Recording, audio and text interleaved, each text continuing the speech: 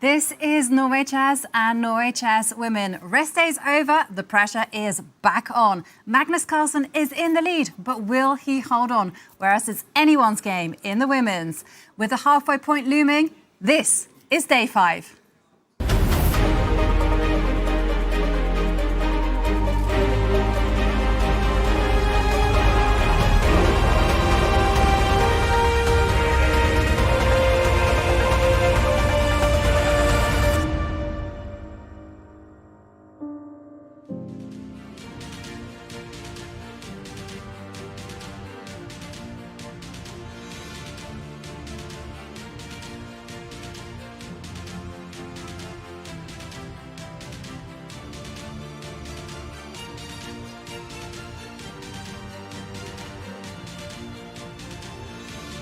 Master David Howell. So we are back after the rest day, back together once more. How's things? Oh, what a rest day. I had a fantastic one. I mean, we've seen what the players were up to. It's all over social media. But I had one of the most beautiful experiences of my life. Went up the pulpit rock, stunning views, but also the most painful. Honestly, halfway up there, I was questioning every single life decision. But once you get on top, right there with those views, it blows your mind, takes your breath away. I mean, shout out to our producer, Bick, who not only pushes all of us to greater heights, but also helped me get up there. So that was awesome. And, you know, it's just so beautiful that, Yavanka, I feel like you get on top, just takes your breath away, you get all emotional. And, you know, that can sometimes lead people to do all kinds of crazy things. Yeah. So how was your day, David? Yesterday was great. I might have asked one of the most important questions of my life on that rock, but that wasn't this year, ladies and gentlemen. But yeah, yesterday was great. Just had a nice boat trip. I was actually at the bottom on the fjord. I was looking up at you trying to wave, but you didn't see me, unfortunately. Yeah, had a hike, had a nice drive, boat trip. Can't complain. Norway is beautiful. I mean, I think you could not have picked a better spot. After going there, it all makes sense. It's just so emotional and stunning. And tell us more about that. How did that go? Did she say yes? She's no longer with us. You know, it was a long way down. No, I'm joking. Yes, maybe. Yes. She would say yes. Well, a good time. Thanks, guys. It was a good day all around. And in fact, the players did have a rest day. They did not visit the pulpit rock, but they did do some Wild West experience. Take a look at this, because whilst we were traversing the hikes and the beauty, the players were there playing and being cowboys, horsing around. Who wonder whether Hikaru will manage to stay on the saddle, but there we see them being tested. And physically and mentally, some escape rooms. Oh, wow. Wow. Wow, they're going to be putting those skills to the test today. Some work needed with the axe throwing, maybe, but this looks so much fun. Lasso throwing, that looks hard, though, I've got to say. This must have been incredible, though. The players seem to love it. Like, I've spoken to a few of them. They've really enjoyed this experience. You know, we were talking about how competitive players are, whether it's on the board, off the board. So I think these Norway chess games really gets that going. And even though it's a rest day, they still want to get that blood pumping. And yesterday, they were really at it. I know Humpy had the best shooting target, by the way. Really? Yeah. She won a prize as well. And it was all very cool and fun. Don't want to get on the wrong side of her. Well, yesterday the players were horsing around, playing at being cowboys. Well, today it is back to business as they are here in the Finansparken ready for day 5. And here you can see, as always, big matchups. And incidentally, this is the last time the players will be playing their opponent, because from tomorrow it is that double round robin. And there you see Arjun-Hikaru plays white against Hikaru Nakamura, a much-needed white after having 2 blacks in a row. But Tanya and David, as always, these are mouth-watering matchups. And one of the big ones, we see the head-to-head scores between all of these competitors. One of the big ones, of course, Fabiano Caruana against Magnus Carlsen, not just because of the history between them. We see so many games in the past, Magnus with the upper hand, but also because it's number 1 versus number 2 in the standings. Fabiano chasing Magnus with a big chance to overhaul him, to overtake him today. These two giants have danced this dance so many times. It's an epic rivalry. Of course, the 2018 World Championship match, Fabiano-Caruana, the only player, the last player to push Magnus into a World Championship tiebreak. They face each other again, but I was surprised to see their classical head-to-head. I mean, that is pure domination, 6-14 by Magnus. We see another player, Vachier-Lagrave, who had a much-needed win, her first win of Norway Chess just before we went into the rest day. So I think she's going to come in with renewed energy. I think chess just hits different after the rest day. It just feels like all the players get that reset. Yeah, it feels like a fresh new tournament, especially if you've been having a tough time. A rest day is like a godsend. If you've been doing well, sometimes you don't want the rest day because you want to keep the streak going, you want to keep the momentum. So yeah, let's see how the players are affected, who is able to bring full energy, who might be even more tired after yesterday's antics in the Wild Wild West over there. Yeah, it's really something special, right? To come back after the free day. You still get those kind of nerves, but also for some, it's almost like a break, right? The first part of the tournament is over. You get the chance to just re-establish yourself. And for Arjun-Hikaru, he ended that last portion with 2 losses in a row. Now he's back to the board with the white pieces. There we see him make his entrance along the red carpet. I love this. Something very special to Norway Chess. Will he stop for interviews? He just said no. Did you see that shake of his head? He wants to go straight, I think, into the playing hall. He's playing against Hikaru Nakamura. We saw that in the head-to-head earlier, that they've actually only met once over the board in a classical, and it did end in a draw. So we might be seeing, I mean, we will in the end see a decisive result, whether it's in classical or in Armageddon. He lost to Magnus going into the rest day, Arjun did. But I think there's so much to learn from that. You know, both these Indian players, especially I think Gukesh and Arjun, up and down so far, but they're ready for the fight every time. For Humpy, she's got a big matchup ahead of her, as well as she takes on Lei Tingzhe, and Humpy is one of the leaders. Yeah, she is one of the co-leaders alongside Anna Muzychuk. And definitely, with the white pieces, you're always looking to get that victory in classical, which would net you 3 points. And that's the beauty of this scoring system. 1 classical win, and you rocket up the standings. And here comes the man in second place, Fabiano-Caruana. He has a big test ahead of him as he faces off against Magnus Carlsen. But I just think this tournament is such, with the stacked field, every single game is tested by fire. Every round, there are no easy opponents here. You know, you've got the top 5 players in the world, and then you've also got Wei Yi, who is the world number 8. So an incredible, incredible lineup, and I think the players are just mentally prepared to sort of give it their best, regardless of what happens in the previous round. And Fabi, so far, I mean, he did have a blip against Gukesh. You know, he could have taken it in the classical, but eventually landed up losing in an Armageddon. Perhaps a painful day before the rest day, but some positive takeaways there for him as well. Yeah, he's been playing great and looking very relaxed, most of all, Fabiano. And despite not quite getting the ball over the line against Gukesh, he was generally on top. And nice to see him stop for a few words here with Sveta. Yeah, Fabi is one of those competitors who always has a moment or two just to get in there and share his thoughts. And there you can see round 5 pairings. I was just wondering, what's that emblem on Fabi's coat? Did you see that? It looked very, very cool. Not sure what that was. Gonna be looking out for it now, that's for sure. Who's the sheriff? And who is the one that's going to get thrown off the horse? Wow, this is going to be such a big shootout today. We have to continue with the cowboy references, at least for a while.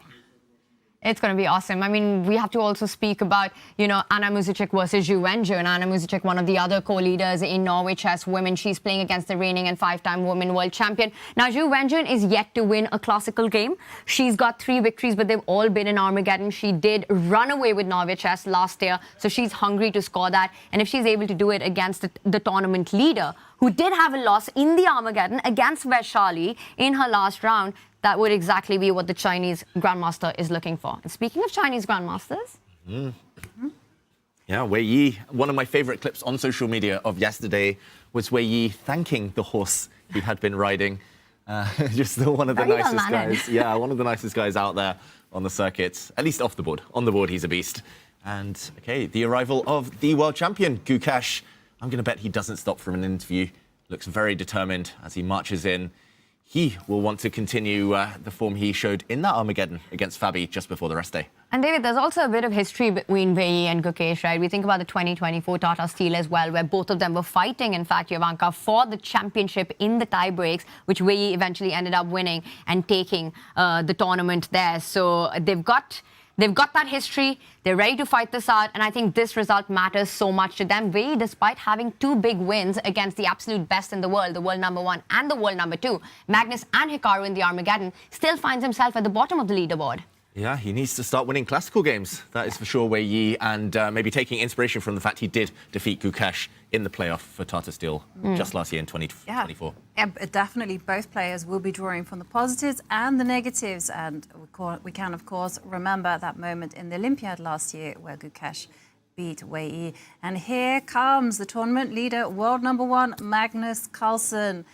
He enters the building first, generously signing some autographs, and I like the fact that the interview is given outside. Oh, so cute. Oh, look at that. You gotta love these scenes. You know, I've noticed the one thing about Magnus, whether he says no to interviews, he might not even be in the mood to sign autographs, but when it comes to kids, he always stops. He's always there for photos, to sign, and that's just so endearing to see. Yeah, he's going to be a great dad. Like, he loves kids, like more than most people I've ever met. And Magnus was actually in town earlier today, and he was getting swarmed. He was getting flooded. It's crazy. He can barely walk anywhere in this country without getting pursued for autographs, selfies, but he always takes it in his stride.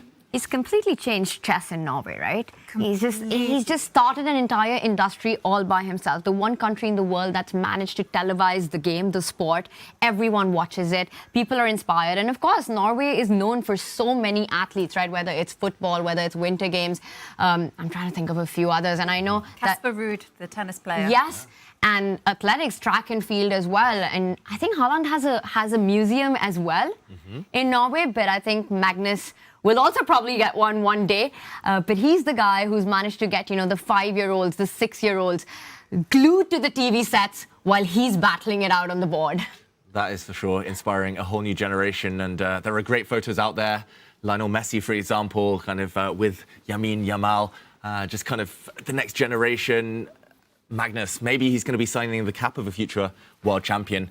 He's just seems relaxed, and the great results keep flowing for him. 2025, he's been winning everything he touches so far, and will that streak continue? That's the big question. You said he was about in town before the match today. Was he getting lunch, or what happened? I can neither confirm nor deny that he was fueling up, getting ready for this match and handshake.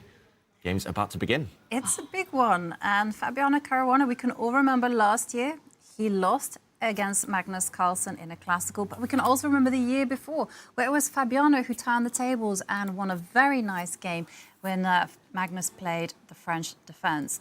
So good and bad memories for the both of them. Yeah, they've beaten each other. There's a huge amount of mutual respect here, both as people, as rivals, as chess players. I think if it comes to Armageddon, Magnus will become a favourite, despite his poor score in Armageddon so far this year. So Fabi will want to get it done with white. The 3 points could be vital come the end of the tournament. I get the feeling, looking at the way Norway Chess has progressed in the first 4 rounds, and I think we're going to have handshakes really soon. And there we are off round 5 of Norway Chess, guys. It has begun, and there we see E4 being played. And what is Magnus going to respond with? Copy? Do something completely different? Depends on how his preparation has been, right? How do you approach such a game? You're playing against Fabi, you know each other so incredibly well. And we'll dive into that. But I'm just wondering, for all these other players who are playing against Magnus, do you think just getting to the Armageddon and getting at least that 1 extra point in the bag feels like step 1, rather than being ambitious from the start? Normally, I think, especially for people like Wei Yi, we saw how happy Wei Yi was just to get the draw and then beat up Magnus in Armageddon. I think for others, a draw in the classical is a decent result, but for Fabi, who will be looking at tournament victory, I mean, the only way to overhaul Magnus is to take him down with white. That is your best chance. So I think we will see a real fight in this one. We should mention that Magnus has started with E5. We see the Spanish, the Roy Lopez, and I think Fabi will have predicted this because this is exactly how Magnus set up against Hikaru earlier in the tournament.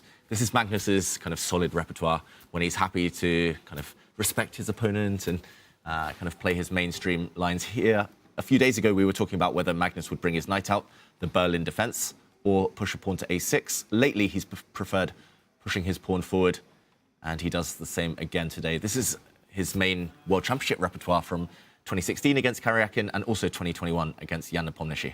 Yep. And it's also a repetition of the game that they played last year in Norway Chess, which Magnus won with the black pieces. So there we're going to see knight f6. Gets up and leaves. Last year, I think it was round 2 when he lost to Pragnananda. And then after that, Magnus was just unstoppable in Norway Chess. So I feel like coming on to those difficult moments in a tournament really fuels him up. You know, we saw him with 2 tough Armageddons this year and then bouncing straight back with his classical win. I also want to point out that this scoring system at Norway Chess, it just incentivizes the players to fight in classical so much, right? Magnus, despite having 2 Armageddon losses, is still at the top of the leaderboard exactly because of that, because he's managed to score in the classical. We've got Wei Yi, who's had 2 Armageddon wins, but still finds himself at the absolute bottom. Why? Because of the scoring system. Right. So you need to be motivated to make the most of these whites coming to that point of will Fabi try in the classical or take it to the Armageddon? Absolutely. A classical victory is very necessary with this scoring system and with this fighting chess type of tournament. But we have our bird's eye view and we have that beautiful collection of colours. And on a personal level, I'm going to draw attention to the top right, the one in green, because I can already recognize that pawn structure. It is coming from my beloved Caro-Kann. But a kind of interesting idea has been employed by Gukesh. Shall we dive in or shall we have a look at other games? Love it. I mean, I know you're a Caro expert and we'll go there, but I also want to point out what's going on the top left board. I mean, that's fireworks already, right, David? With Arjun versus Hikaru. Arjun with the white pieces, h4 on the board. Very Arjun, very Alpha Zero-esque. And with Hikaru, we know how he's always ready for a fight. This does look like it's come out of a Slav opening. Still a thematic battle, but this last move of Arjun is something that I'm not very familiar with. Yeah, new to me. I think it might be new to Nakamura as well. Does that mean I have to break the tie and choose where to go? Yes. Okay, I think we won't linger too long there, but maybe start with the Caro-Kann. Yes. And then we'll go to the other game. I have a feeling Nakamura is going to take a long, long time to think in this next position. So we start with the Caro. It's got the world champion stamp of approval, Jovanka. That must make you That makes me happy. very, very happy. And we should do an action replay just to show how we got here, how those pawns got traded off. And it all began with e4, once upon a time. Black played c6, put those pawns on light squares. Yeah, great move. I'm just going to endorse this one as well. There we go. Wait, double question mark. Brilliancy on move 1. Best move for black. And okay, first time we've seen it this tournament, I believe. And d4, d5, and as Jovanka mentioned, exchange variation, take, and the bishop comes out. The black knight hits the pawn in the center, c3. This is the main position, the start position of the exchange variation, Jovanka, and as you mentioned, a rare idea, pawn to e6. Yeah, a very rare idea, because normally you try to avoid locking in your light square bishop, but here Gukesh has voluntarily gone for it. It's much more standard to kind of either, instead of playing e6, to go queen c7 or develop the knight to f6, and you're trying to get the, yeah, exactly, David. That piece is not happy behind its own pawns. But that's what you're trying to do. So I'm kind of curious, how is Wei Yi going to react? My guessing is it's designed to fight against Wei Yi's dynamic style. He just wants to lock the position down, just turn it into something a little bit more unconventional, get out of preparation. Yeah, and just to mention that there are several moves here for white. According to the chess.com database, bringing your bishop out is the most popular, and most likely the black bishop will come out and trade. That actually transposes to the London system directly. And I wonder whether that's something where you would like, a trade of dark squared bishops, leaving just white's very, very pleasant light squared bishop here versus the stuck counterpart on c8, or white can just develop the knight, and very pleasant. I think in this game we'll see Gukesh actually delay the development of his own knight and put a pawn on f6 most likely himself, just to cover some central squares, maybe even prepare a central push a bit later. Interesting from Gukesh, shows he wants to win this game.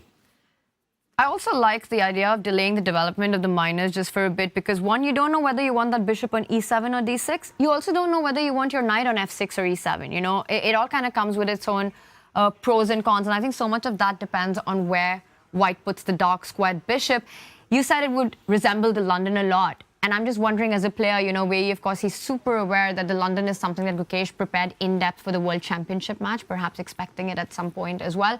So is it really something he wants to go to? Can he fight for an advantage? Will be interesting to see how this goes out. But I have to ask you, because you're definitely the Caro queen of the world, not just of the studio. What's the first word that comes to your mind when I say Caro Kanyavanka? What's the first word? Yes. Stable. Oh, nice. Because it's a stable opening. You want to build this solid foundation, and then you want to wait for the counterattack. So you have to be patient to play it, and it's not for everyone, but it's good. You love it. Yeah, it's pretty simple as well. Well, I've never played it. Oh, you're missing out, Tanya. Instant 200 points on the rating. Instant. You'll be world champion immediately. But like, I do notice it's very popular among streamers. It's also Gotham Chess, Levy Rosman's favorite opening. Dina Belankaya, it's been her favorite opening since she was very young as well. And several other big streamers, they play the Caro. It's kind of got this growing reputation around the world because of their influence. And then when you see these top guys play it, I think that just becomes bigger and bigger, right? I wonder how many people in our chat have played the Caro. So we'd love to see the Caro poll out there. But as this one develops, should we head to where the fireworks are already on the board? I think a first big move, top left. But David, maybe we just do a quick overview with this, with our super pretty bird's eye view. Take us through what's happening across. Yeah, so the top left, I think we'll jump into in a moment, so I won't go too deeply there. The clash between Arjun-Hikaru, the dark blue board on the top left of your screens at home. That came from a Slav defense. In the middle, on the top row, it was a delayed Spanish exchange. Very interesting between Fabiano Caruana and Magnus Carlsen. Magnus, the first to think there. Fabi clearly came prepared with a surprise. We saw the Caro-Kann top right there, the green board. Bottom row, Arjun-Hikaru against Lei Ting-Jie, the red board there. I believe that could still go in several different ways, but it has started as a kind of symmetrical type of opening, going towards the King's Indian defense now from Lei Ting-Jie. And in the middle on the bottom, I knew it was going to come sooner or later, the Berlin defense.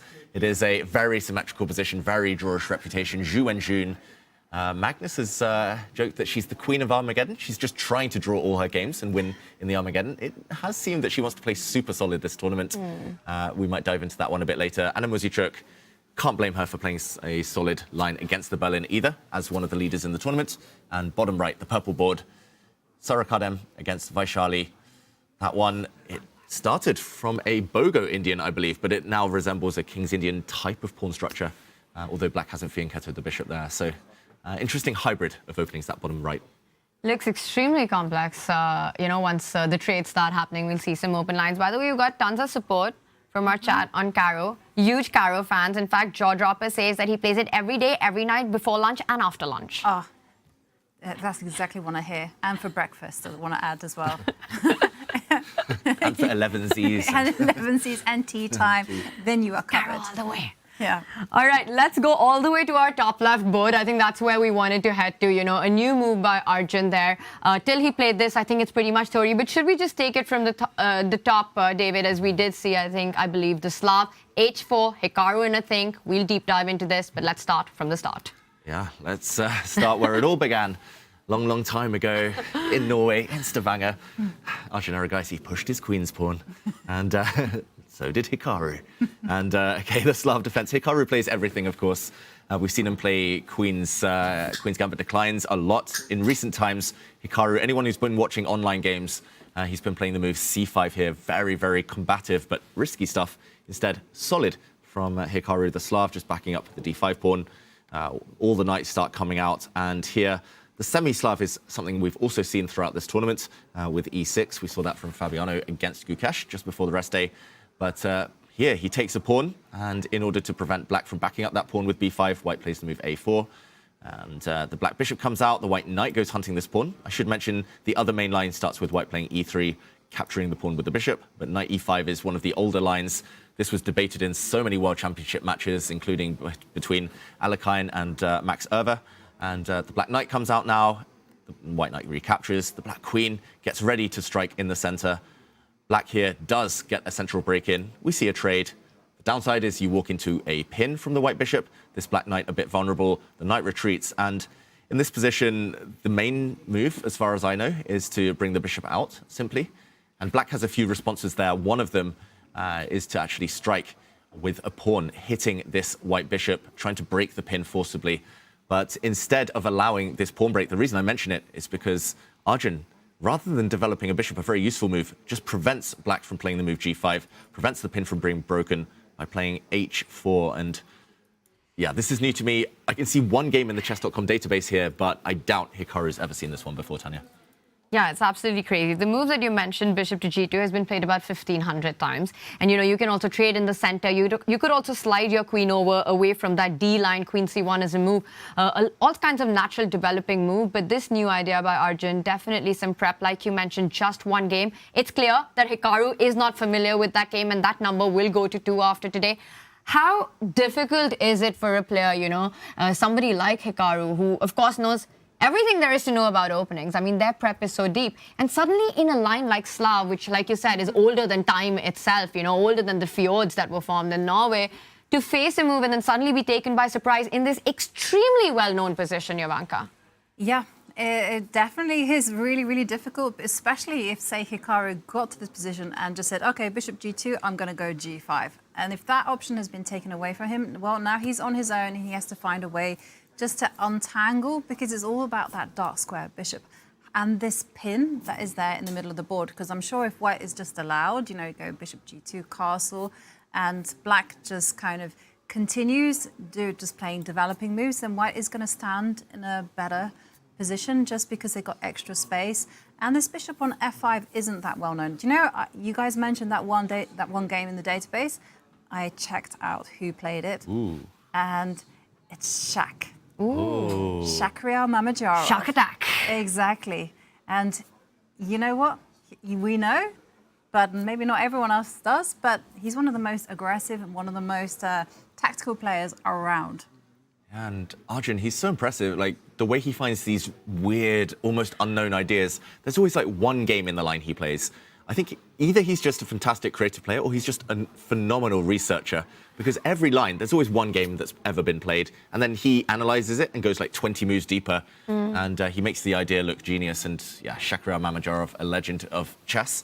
Hikaru replies surprisingly quickly, I'm going to say. Normally when you get hit by your first opening bomb, when you're trying to kind of recenter yourself and find the path, normally you invest 10, 20 minutes, and that's well known, and you kind of get to terms with things. He plays f6, guarding the black knight. That's also a known move if white had kind of developed the bishop instead. So maybe he's just relying on other patterns, but the bar does slide up slightly for white. And I think, to me, it just reeks of rest day prep by Arjun, sitting down, knowing he's playing against Hikaru and finding these offbeat ideas, because we've seen that, especially in this time format, how important that element of surprise can be to get your opponent thinking early on, and then by the time you're scrambling for move 40, it all comes into deep play. Now, f6, like you said, a very thematic move in the Slav in these openings, just solidifying the knight over there. One of the things that comes to my mind, we mentioned bishop g2 as the move, the main move for white. But let's notice that h4 does keep that bishop flexible. And I wonder if Arjun's idea is to combine it with the bishop f5 development that you mentioned happened in that shock attack game, that perhaps you want to neutralize black's strongest piece in the game. I wonder if Arjun actually has it on his mind that he wants to put that bishop on h3 instead of g2. Oh, yeah, nice. If he plays that quickly, Arjun, then he's still in preparation, because that's a difficult move, kind of foregoing the rights to castle for white. If there's a trade on h3, the white rook will have to move. Yeah, that makes sense. Incidentally, that's exactly how the Shaq game continued. But OK, in that particular game, black didn't play f6, they played bishop e6, and then bishop h3 has some logic to it, saying, hey, if you've wasted some time after the trade of knights. For a trade of knights, yeah. So arguing that this light squared bishop for black is worth trading. And actually, that makes a lot of sense. We should mention that in this variation, black often castles to the queen side. And yeah, often the play becomes very, very sharp. So we'll see. Castling kingside now does look a bit scary. Now that you're vulnerable on the light squares, the white queen will come out on this diagonal if the black light square bishop is taken off the board. So we'll see. Maybe he's just trying to force Hikaru to castle queenside, and then he's going to push some pawns. These positions do become quite weird, quite wonderful a bit later. Fascinating. I love it from Arjun. We're going to see a row fight on this board.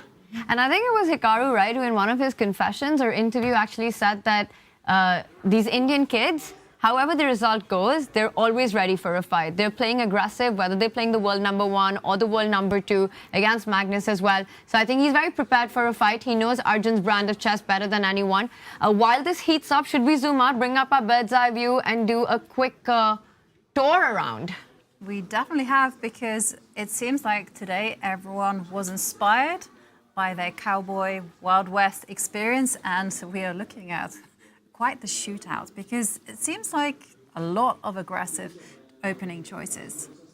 Yeah, aggressive opening choices. I think the games on the bottom left and bottom right are going to heat up very quickly. And in the meantime, we've had some developments. Magnus had a long, long think there.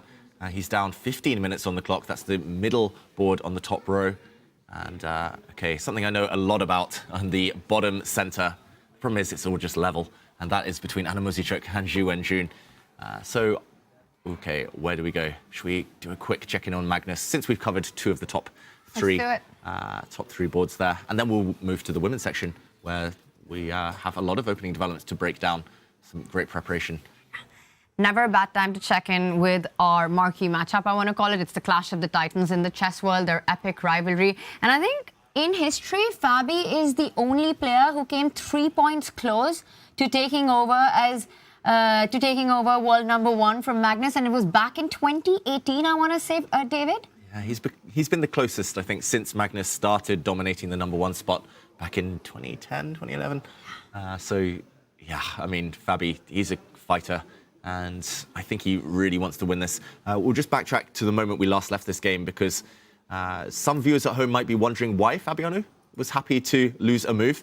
Because back here, we left it with the white bishop being attacked and actually sliding back. Taking this knight immediately is known as the Spanish exchange, and play becomes very forcing. But here, after white castles, if white grabs this pawn, we should mention queen to d4 wins back the pawn. Double attack on the knight here. So after white castles, black has a lot of moves. You can put a pawn on f6, which is one of the main lines, very healthy. You can bring your bishop out, you can pin the white knight, a whole bunch of moves. But by waiting, allowing the black knight to come out first, and only a couple of moves down the lane, now taking on c6, yes, you've given black a free move, but that free move is a6, which isn't really useful. On the plus side, you've kind of forced the black knight to the f6 square, getting in the way of a pawn blocking and kind of defending on that square. So the knight drops back. One of the main moves. You can also bring your bishop out. Queen d6 was recently played by Gukesh, I believe. But knight to d7, and he opens the center. Caruana, if the pawn is captured, he might even bring his queen out on the next move. And we will see two bishops for black against a slightly better pawn structure for white. It's an interesting choice, especially because it's not so played, I would say. Because everyone, especially in the lower levels, was trying out bishop takes at c6, the exchange variation, especially taking inspiration from Bobby Fischer. You know, his kind of ideas revitalized that opening. And now here we have something completely different. Space versus the bishop pair. What side do you prefer? I always like the bishop pair, but I think in this position it's so much about activity, right? Because even though it's Fabi who's fighting against the bishop pair, it's his choice to open up the position with this last move. And that has so much to do with gaining more space on the right side, on the king side. If that pawn's traded, the queen comes forward, starts attacking the g7 pawn. You win tempo, you win time. Eventually the f pawn can move up the board. The bishop can slide up to f4. It just feels like you're relying on your piece activity and Magnus's doubled pawns on the queen side for that compensation against the bishop pair. So usually team bishop, but here I do like the activity that this last move does offer Fabi. And one of the concrete reasonings, especially in the exchange variation, is basically that in an endgame, white has the extra pawn on the king side. Is that still very much in play here? Yeah, I think long endgames. I'll just put a couple of moves on the board to make this clearer for everyone at home. In this position, you can take either way. Taking with the queen, much more popular than taking with the knight. But yeah, to highlight Jovanka's point, these 4 black pawns don't ever get past these 3 white pawns. And 4 versus 3 on the other side for white. Yeah, I think most endgames, especially if you can trade off 1 bishop, maybe for a knight or for your own bishop, if you trade just dark squared bishops, then more often than not, you have an endgame advantage with white. But yeah, long way before that happens. Magnus will be trying to fight against that, or at least keep his 2 bishops intact to compensate. This pawn structure also arises from the Berlin endgame, where white's pawn is normally on e5, but there you lose some light square control. So yeah, interesting. This whole line, Magnus just defends the pawn. That is very rare, we should mention. Only 1 game I see in the database here. But this whole line was revitalized in the Nepomniachtchi against Ding Liren World Championship match, where Nepomniachtchi used it against Ding, got a very promising position very quickly with white. So maybe Magnus a bit scared of prep. This feels clumsy though. Bishop on f6. It just doesn't feel like the right square you want your bishop on, right? Trapped between its own 2 pawns. Yes, of course, you're aiming at opening up the diagonal and ensuring that it's not the white queen that captures it, that comes to the center of the board. But while you do that, you're also placing a piece at a strange spot, because now your knight can't jump there. You know, if it was needed to, the f-pawn can't move f5. Also, I want to point out, if white was to go bishop e3 and trade with the bishop on d4, your idea of just get rid of one of the pair of bishops, neutralize that advantage, and then in some ways you're playing up a pawn almost because of the pawn formation.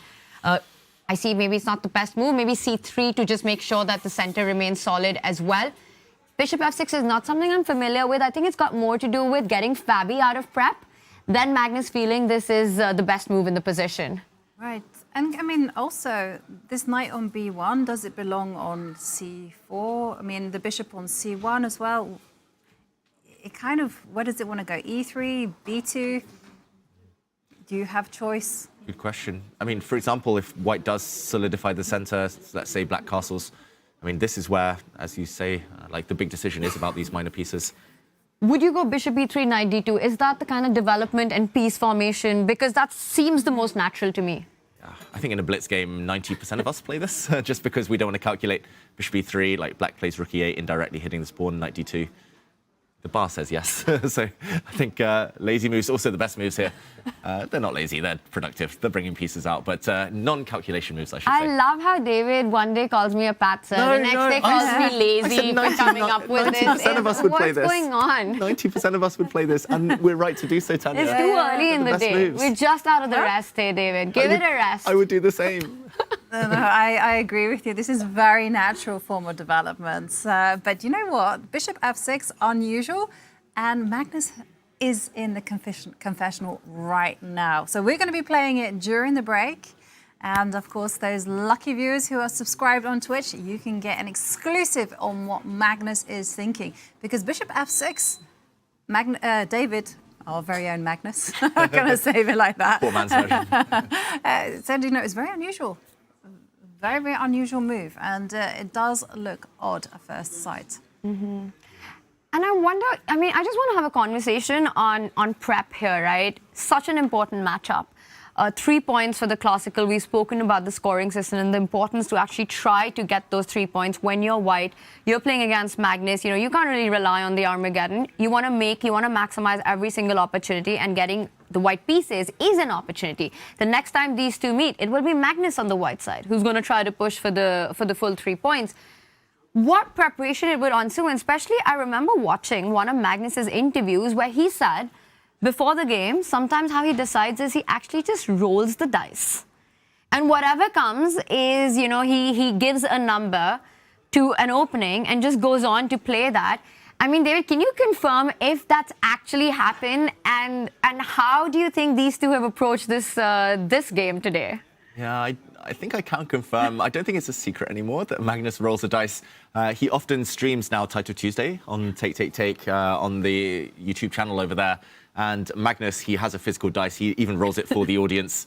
And I think it's... Love it. Yeah, it's a dice with 20 numbers on it. So there's it's a special one. And he allocates, for example, pawn to a3 is like number 1.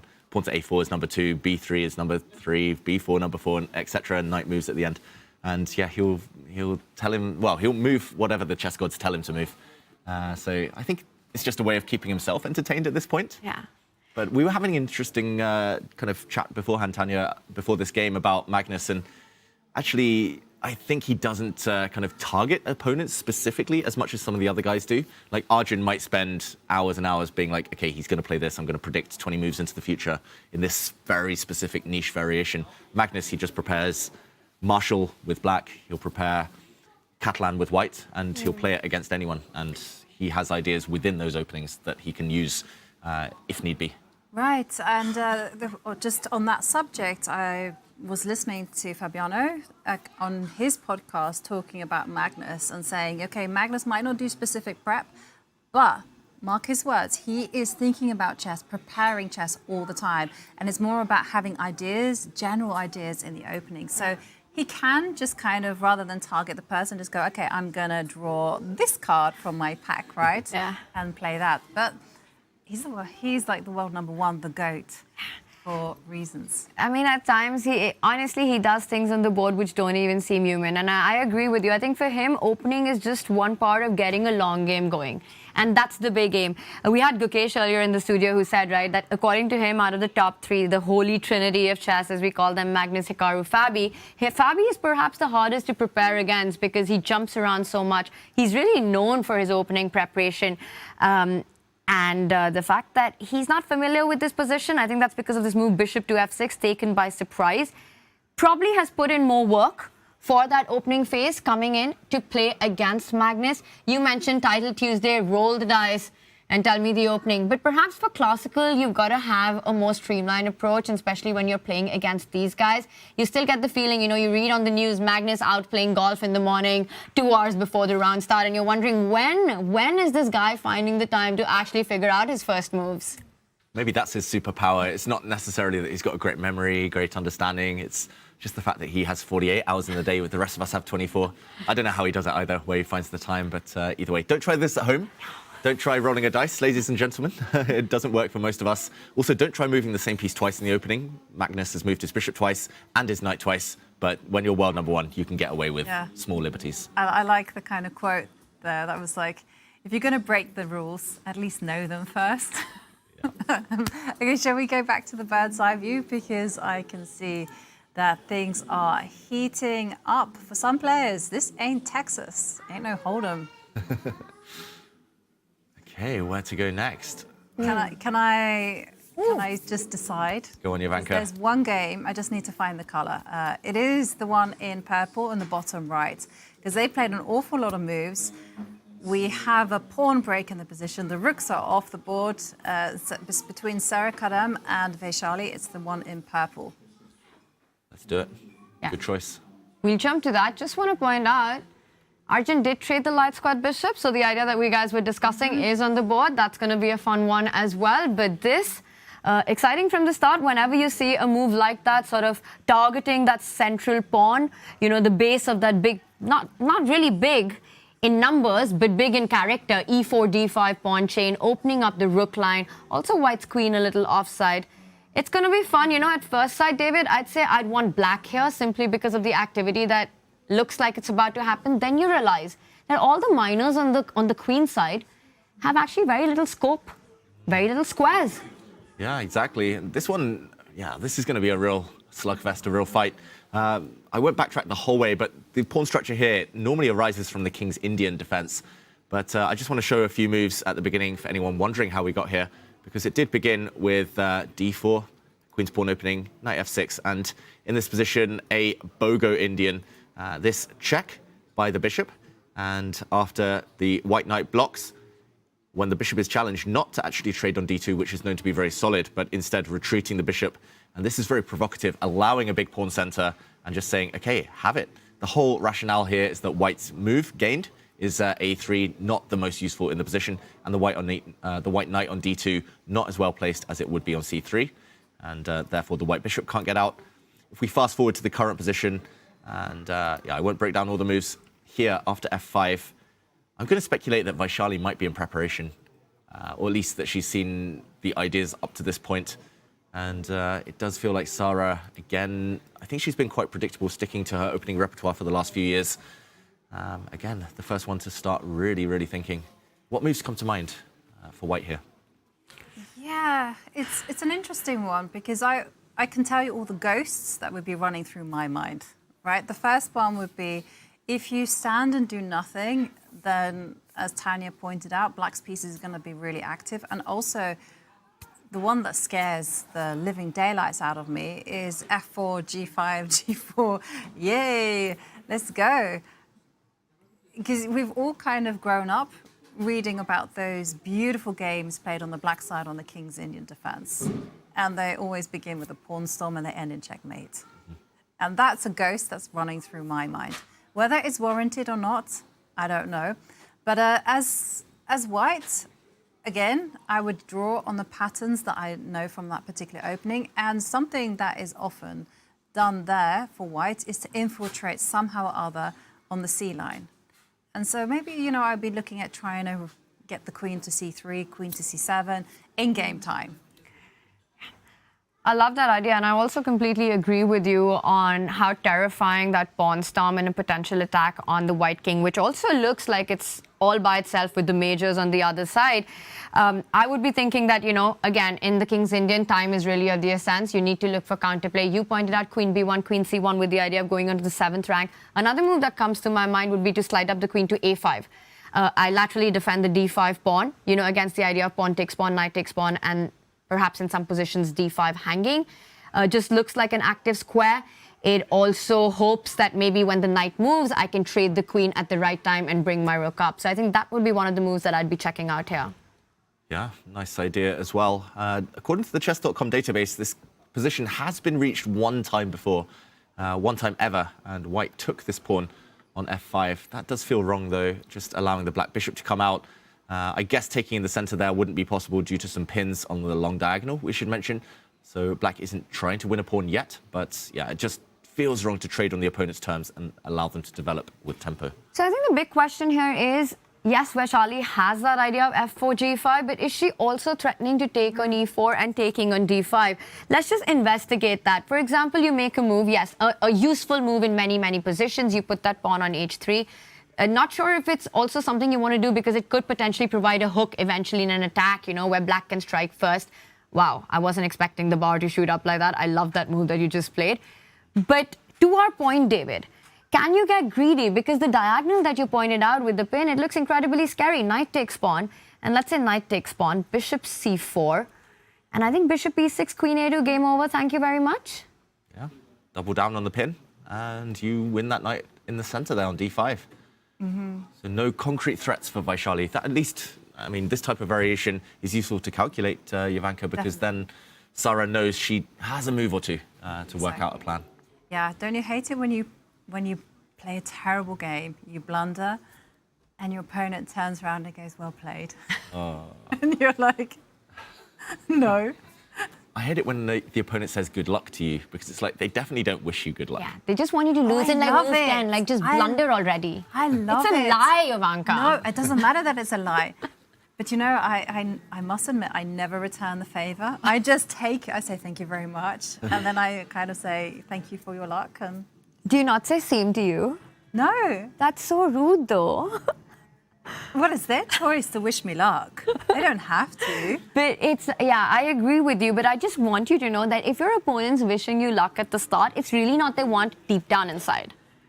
Right. So you're saying it's rude that I don't wish it back? If you like it, It's not rude. it's fine. You're just being honest to yourself because you're like, okay, I'm going to take that. But I'm not going to wish you good luck. Yeah, and that's fair. I mean, chess is competition. Okay. What's I feel better now because for a split second, you made me question. Okay, what if, have you ever refused a handshake? I've wanted to. Yeah, I've wanted to. Deep down inside so many times. I've once been to the bathroom and then I saw my opponent there. They didn't wash their hands. And Oh then my a few moves gosh, later, that is a horrible story. A few moves later, they offered a draw. I was like, no thanks. Let's keep the game going as long as possible. I had one incident where an opponent was picking their nose and then, you know, resigned soon after. But I was like, oh. You shouldn't. Yeah. Anyway. You shouldn't what? Like refuse the handshake or pick your nose? Which one? No, but I mean both. But I think you shouldn't be obligatory, right, to shake hands. You should be able to kind of go, thank you very much. Thank you. Namaste. It was nice meeting you. Namaste. See you later. Have a great day. Yeah, I don't think anybody here in Norway Chess is wishing each other luck before games. I think they're all just such serious competitors, experienced competitors, that they just want to fight, they just want to play.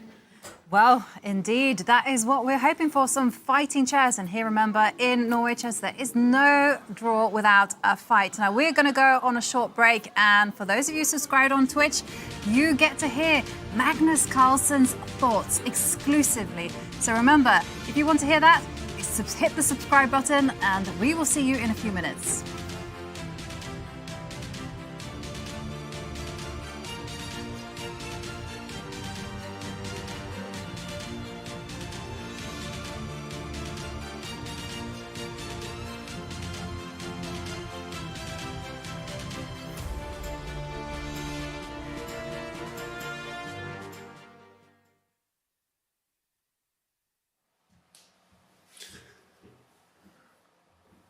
I actually thought about it when he played 1e4. I thought, oh, he's gonna play bishop takes c6, isn't he? Because like I had no clue or recollection of. I think it was a game, Nepomniachtchi Deng from the World Championship match where he went for this e takes d4, queen takes d4, castles, bishop f4 line, and so on.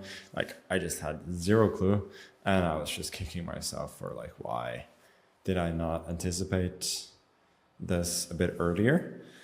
And so I went for the line that I would like to coin the Berlin regret line, which is basically I'm trying to steer the game into a Berlin-like endgame with bishop f6. He's thinking a little bit now. I mean, he may have stopped thinking while I'm in here yapping, but the hope is that the move is so bad, or at least so uncritical, that he hasn't really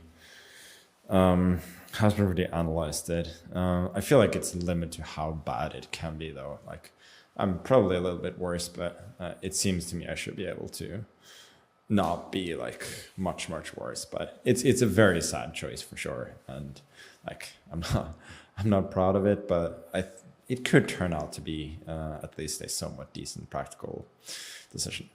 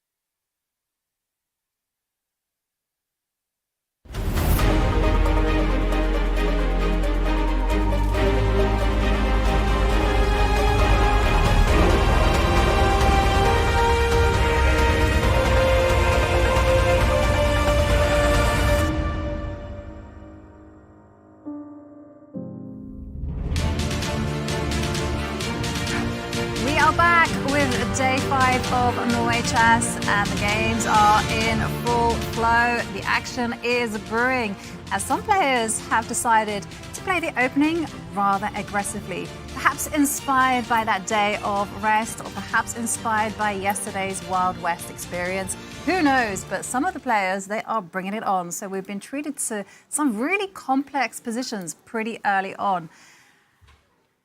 Absolutely. I think we've got aggressive play from some of the players. We've got the strategic fights. We've also got a couple of Berlins to deal with as well. So it's a full board of action, different kind of action brewing everywhere. And I think we're spoiled for choice. Mm-hmm. Should we cover the rest of the games that we haven't yet touched on? Let's do it, David Howell. Grit our teeth and have a look at those Berlins that Yes. have been played Can't wait. in Berlin. the middle of our sixth board viewer. Okay. Then we'll go to the sharpshooter, Humpy, who apparently was great at the Wild West games yesterday. But first we'll start with the Berlin. And Anna Muzichuk, one of the leaders, against Zhu Wenjun, the world champion. Okay, how much do you want me to nerd out here? Shall I? Go, 100% geek complete mode. nerd mode. Let the rant begin. The floor is yours, David Howell. I won't rant too much. Let's go from the beginning, though. Let's go and talk about the Berlin, because it is one of the openings I've probably spent the most time in my life studying, much to my shame, especially as black when I play higher-rated players. So, okay, the Berlin is marked by this move, knight to f6, rather than a6, which Magnus played. Here, if white wants to keep a real fight, then pawn to d3 is regarded as the most tense way to do that. Castling, allowing a capture on e4, now commits you either to the Berlin endgame, which is starting with d4, knight back, a couple of trades, and the queens come off the board. Something we might see, a similar pawn structure, at least in the Magnus-Carlsen game a bit later. But rook to e1 is regarded as the safest of moves. You often do ask black some questions, but without taking too much risk in the process. White wins back the pawn in the center. Big threat of a discovered check, so black blocks the white bishop under fire, retreats. And if we just fast forward after some exchanges, this move, knight to e8, it's a bit of a risky one. There are several moves which are regarded as decent for black, like hitting the white rook is the main line in this position. But knight to e8 is known to be fine, but after d5, bishop c5, you really have to know what you're doing here as black, because you've spent a lot of moves with your knight. This is the fourth move with the knight, and the rest of your piece is still asleep. After the white rook retreats preemptively, here the most aggressive move, the most dynamic move for white, if you want to fight for an advantage, is to bring your knight out to try and land in this square. I'm trying to get the action going. I just want to show that this can get exciting if you know what you're doing with white. Bishop to f5. Let's say this bishop trade offered. Black can bring the queen out, defend this bishop, and now if you really want to try and win, which you probably don't play rook e1 for earlier, but knight e4, you sacrifice a pawn on the f2 square, and you just say to black, I've got the bishop pair, I've got potential attacking ideas. The queen actually needs to retreat before she gets trapped. Next move with rook f4, and after queen f6, yeah, you're going to bring your bishop out this diagonal, and it does get quite spicy. So there are ways to make Berlins fun, but not the way Anna Muzichuk played, unfortunately. I should mention bishop e3. A trade. You can actually leave the bishops on the board and just play knight f6 or bishop f5 in that position. But, okay, down the line, this is the position we get to. I don't want to get pessimistic here, guys, but I think Armageddon is the most likely of the possible outcomes from this classical game. Maybe, but that would be a small victory for black, right? And if you want to make me really excited about this, like, what would be the winning chances for black? For black? For black, yeah, because, you know, you don't always play an opening just to hold the draw. So I'm just looking at the pawn on d5. And if I go on also full kind of nerd mode, I'm just thinking, ooh, b5, a5, you start to unbalance things, or maybe knight e4, you take control of the e line. Small things make me very happy. I love how both of you are trying to make this sound exciting. First, David, with the most aggressive move in this position is knight to c3. Love that. And then Jovanka trying, way to like take fight control for of black. the e line. But I mean, I'm kind of, yeah, the e line, the only open file. I think that's a good point. And I believe, like, very often we see a ton of trades happen there, when the majors come off the board and eventually you have this simplified endgame. But I would think, Yovi, that, you know, with white having that one pawn that stepped over the halfway mark, the halfway line on the board, you kind of get a little bit of space in a d4 square nicely to plant your pieces as well. It also makes the c7 pawn slightly weak. You know, so for me, I get the feeling that if anyone wants to even think and dream about getting ambitious in this position, it perhaps would be white. I mean, for black, it's just hard to imagine a reality where you get play going. You know, white's got slightly more space, a pretty square. The knight on c3, I mean, I don't know what more to make of it. I feel like we're running out of ways to make Berlin exciting. I have seen endgames even... Wow, this is so depressing. I've even studied endgames, by the way, with the queen, the knights, and the rooks all exchanged, where it's just this pawn structure and it's just the bishops. And it should just be a dead draw, of course. But if white gets a king to the center and gets, like, pawn to b4, pawn to c5, there's actually some decent winning chances for white. You push pawns on both sides of the board.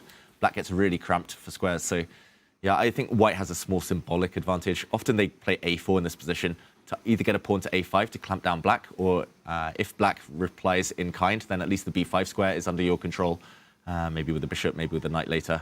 Queen on d4 is actually very strong often for white.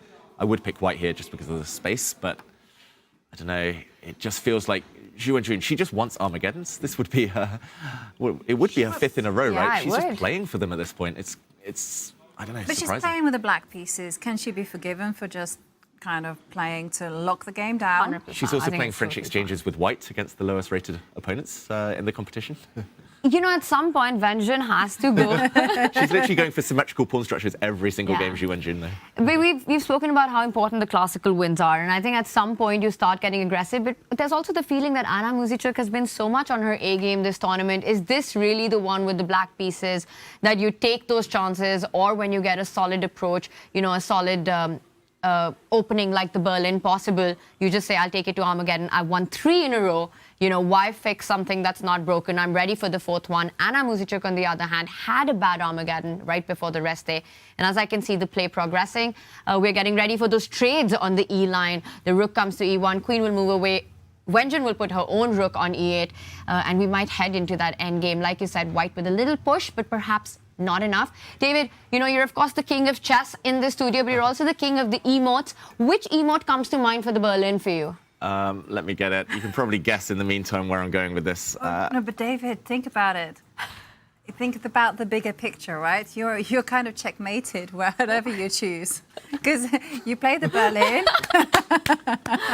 I like So You can't call your own opening. All over the board. I mean, I make myself fall asleep sometimes playing these lines with white and with black. And yeah, I mean, Zhu Wenjun, I don't think this is going to be a strategy the whole tournament, but David, now not- she wants the draw. And I'm not going to snore. I'm not a bore. No, you're not. Let's move on and look for more. Yeah, oh, nicely done. But you're not going to mince those emotes either. So love that. Agree with you. Jovanka, we've got our bird's eye view up. What more catches your attention here? Okay. What do you adore? What do I adore? Okay, so we've had a look at most of the games on the bottom row, but we are still kind of missing out on a Humpy against Leighton J. That's their bottom left. So would you say it's time to go to board 4? Ooh. Just according to our screen. Wow. Who knew that I was seated next to perhaps some of the finest poets in the chess world? We're poets at our core. Wow. But also know about all the folklore. Oh, let's jump in. Let's go back to the chess. Humpy against Leighton J. It's the red board. That was just too quick. I'm very scared from both of you, actually. Okay. What do we make of this position? Because at least more tension. No symmetry here. Let's backtrack just to the beginning. Quick action replay. First 10 moves or so here. We saw the Reti opening transpose with symmetry at first. Later to a King's Indian defense. Instead of playing d5 here, black plays d6. That is the King's Indian, this whole setup for black with a fianchetto. The white knight comes out to c3. I've seen Jovanka play this, I believe. With white. Yes. It's my non-theory, theory. Yeah, so the whole idea with knight c3, obviously you can do it via rook e1, it's as easy as that. So you go e4 and, get a4, a5, and then, just say, hey, space. That's what I like. Yeah, and I know that d5 is one of black's main moves, just to lose a move, but also arguing that the knight on c3 misplaced if e4 isn't played. What do you make of this then, Jovanka, as the resident expert on this line? I must admit, I've never played knight c3 myself. I just feel wrong putting a knight in front of a c-pawn in most openings. But knight d7 instead of e4, a4, is that normal? A4. Yeah, A4 is normal, but I mean, normally once you're given the opportunity to go E4, you kind of take it, just so that you can meet C5 with D5 if the case need be. Or you also want to kind of threaten like E5. You know, you don't really play E5, but it's definitely in the air and something to calculate. But A4 is designed with the whole idea of going A5. You want to meet B6 with A5, so C5. And in it comes, A5, grab that space. And I just want to mention, if E4 had happened, like this type of position, it's like a direct transposition to a Sicilian Najdorf. Not Najdorf, Sicilian Dragon, I should say. And where white Fee and Ketos, it's just interesting how openings transpose to each other. And this, yeah, C for D pawns is the Sicilian, but okay, she keeps her pawn on E2. I wonder whether it's because if black had traded off here, just keeping this bishop open adds more kind of fruity flavor to the position. A6 coming in, so black gets the rook off that diagonal. And now Humpy does actually trade pawns and bishop to E3. And okay, I must admit, I quite like the ideas that white is showing off here, even if black should be fine, it feels like. Well, there's a concrete threat already, like B4. Let's snack on the A7 pawn. I'm really glad you pointed out, because I was about to suggest the move bishop d7 and walk straight into that and lose a pawn instantly. I would love to put the black bishop on c6. That's the point that I wanted to make, and try and get rid of that fan-catted bishop. And I think those trades would be something that would be ideal for black, but you have to first fight against b4. How to do that? I guess you can move this knight out the way, put some pressure on this diagonal. I think playing the move a6 feels wrong, just because you leave a hole on the b6 square anyway, getting that pawn onto a defended square. b6 somehow feels wrong with the white knight about to jump in. Oof, no. Not so many options.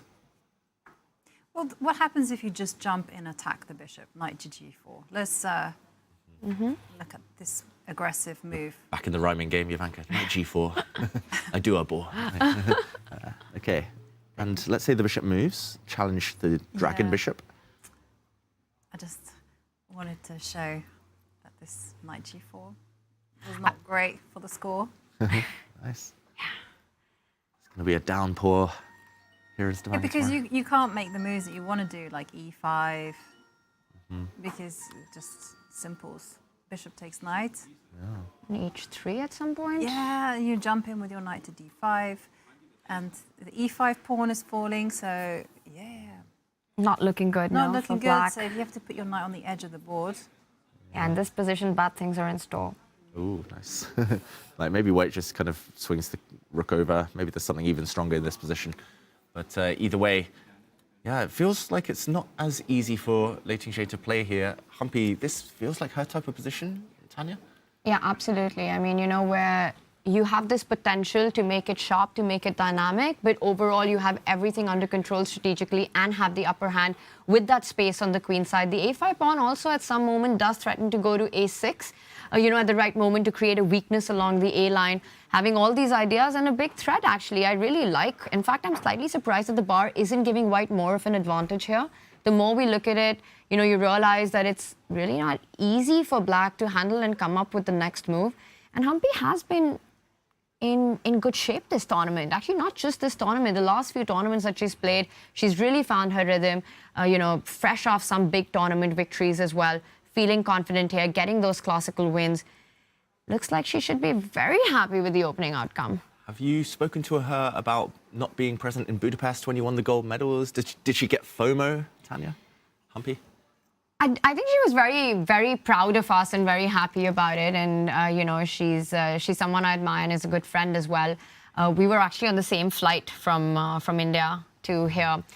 So we met a lot of times after the Olympiad, and she was so happy that finally, you know, something that was such a big dream for all of us, for the Indian women team, we got the gold. And she had to miss it because there was a Grand Prix that she was playing right after that. So she's trying to balance family time with her professional play. And that's never easy, you know, especially when you're right at the top. So I think she had to make a choice and yeah, and then I'm sure she's had these fantastic performances after that. I was so happy to see her win the World Rapid Championship, you know, after that, because I'm sure that everyone would have loved to be a part of Team India in Budapest. But her winning that World Rapid Championship, winning the Grand Prix in Pune as well, it's great to see Humpy back. Yeah, I mean, New York, she seems so emotional with that victory. You know, I think it just means so much to these women players, especially when you've got a family, you've got a child at home, to take out the time, the energy and everything that it takes to be competitive at the very top, not only to go play tournaments, but also for training. So when you have those disappointing results, I think it just makes you question so many things. And I think that added effort and added everything that it takes, it just means a lot to get these results. You know, yesterday at the Norway Chess Games, I think Humpy said it, right? Like, I wish my daughter was here because she would have loved what was happening. Yeah. No, it's definitely one of the biggest sacrifices that a player makes. And Arjun-Hikaru, he said it himself, you know, the thing that he sacrifices in his quest to the top is family time. Yeah. Yeah, and I think another Indian player, by the way, who's super good with kids is Gukesh. You have to see him. It's unbelievable. He's like a baby whisperer. But he's pretty young himself. Yeah, you know. it's amazing to watch just how patient and how, it's actually quite adorable. But I agree, I think for every chess player, and the older you get, once you have your own family, you know, kind of finding that time and motivation it takes to stay at the top just becomes that much more difficult. Yep, it certainly does. So we can appreciate the sacrifices the players do make in order to stay at the top or get there. And going back to the bird's eye view, well, I'm drawn to the top row. And I see that some moves have been played in the game between Caruana and Carlsen. It followed the lines of what you were saying, the lazy person's kind of, well, not lazy, I would say the natural response. I did say 90% of us would play this. Bringing that up. Yeah, and it's continued in that way, and I like it. I mean, 95% of the chess world, we're all also patsers. You also brought that up, you know. No. Just don't try it. Don't put words in my mouth, Tanya. I didn't say 95% of the world are patsers. Well, I mean, like, you called me a patser. I'm just saying that, you know, the percentage. But that's fine. I'll let it pass this 5th time. Fake news, everyone at home. If you're just turning in for the first time, fake news. But yeah, I shouldn't say that this is lazy. Let's actually just quick action replay of the last few moves. Bishop f6. What I meant was, if you don't want to calculate in this position, if you don't want to, for example, trade off pawns, maybe even trade off queens and work out what's happening long term in an endgame, probably you're just going to back up your center, support your nice pawn center. You bring your bishop out, you support it with a pawn here. And when the rook slides across to hit your pawn indirectly, then you develop your knight. This is, I don't know, I think Magnus himself would call this lazy chess, or Fabi as well. It's logical chess. It's just no calculation involved. Pieces on nice, pretty squares. That's beautiful chess. That's how I see chess as it should be. But you know, David, I don't see lazy as a pejorative. I see it as a being practical, because a lot of us, we're not that into calculation and like just spewing out the moves. We kind of want to play good practical chess with not that much risk, and this is perfect. And you know what? I once wanted to write I think I found some books that I had written, you know, I think it was around about 2005, The Lazy Person's Guide to Chess. And then I was like, oh, this is a lot of work to write this book, so I gave up. It's very fitting. Lazy to write it. But you know what? If Fabi is going for this, I'm taking it, David. Here, do you want to feel a bit better, Tanya? Do you know what Magnus's nickname for me is? And his wife, Ella. Do you know what they call me? What is it? LD. Do you know what it stands David? for? Lazy David. Lazy David. So it's, yeah, I was talking about myself, if anything. But I think it makes a lot of sense, right? This natural piece placement that the players have chosen here. And now we finally do see a trade in the center. So this is going to get fun now with those 2 pawns ready to roll down. I mean, how quickly do you actually want to advance them? Because ideas like e5, put that knight on e4, you know, plant the queen on c2 and already start eyeing jumps on g5, creating some weaknesses. To me, once again, optically, visually, I'm team white here. Yeah, white has a pawn center. Like, that's the first thing we're taught in chess, right? Occupy the center with pawns, then step forward, back it up with pieces. It's beautiful. Follow the formula. That was my motto when I was a kid, and I like it as well. Yeah, I think Magnus must have something quite concrete here. Just to point out, like taking in the center here for viewers at home, again, like breaking the tension. Normally you want to do it on your own terms. You don't want to kind of blink too early because now White gets full control. I think it's purely because the Black Knight was a bit stuck defending the central pawn. The Black Bishop didn't feel great, felt a bit claustrophobic. And another idea, for example, I'm going to just put a few moves on the board. They're not the most logical moves in this position, but one idea for Black in this type of position, let's say if you get a few moves, this is, again, borrowed from the Berlin defense that Magnus mentioned in his confessional. Normally, to challenge this pawn center, you need pawn breaks yourself. And one idea from the Berlin in this structure is to play the move f5 to break the head of White's pawn chain. Here, it doesn't quite work due to some checks and the White Knight jumping out. Let's say instead I'd played another move.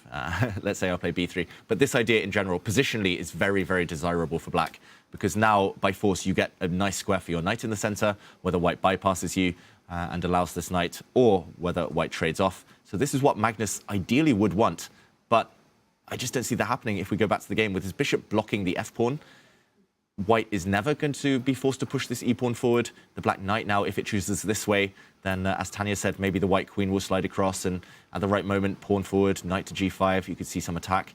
If it goes back to f8, maybe this is the way forward, but then it's miles away from that dream home on d5 we mentioned if the White pawn does decide to move. It does feel like Magnus is maybe just going to set up with his knight on g6, if I'm predicting anything. But it just feels so nice for White. You're going to move your queen out, centralize your rook, and only later decide which pawn to throw forward. Yeah, it's looking really promising, actually. And just to kind of mention, in the confessional, Magnus was using like patterns that he was familiar with. His whole concept of playing bishop f6 was to try to get positions familiar to a Berlin. And so, it's nice that he's trying to draw on those pattern recognition that he's learned from other openings. But here, it doesn't quite make sense. I mean, I was also looking at c5, but I don't like c5. It doesn't break up anything, and it just encourages White to push further up the board. So, yeah, you can just see the evaluation bar inch forward, and e5, d5 is unstoppable, and, kind of gaining space.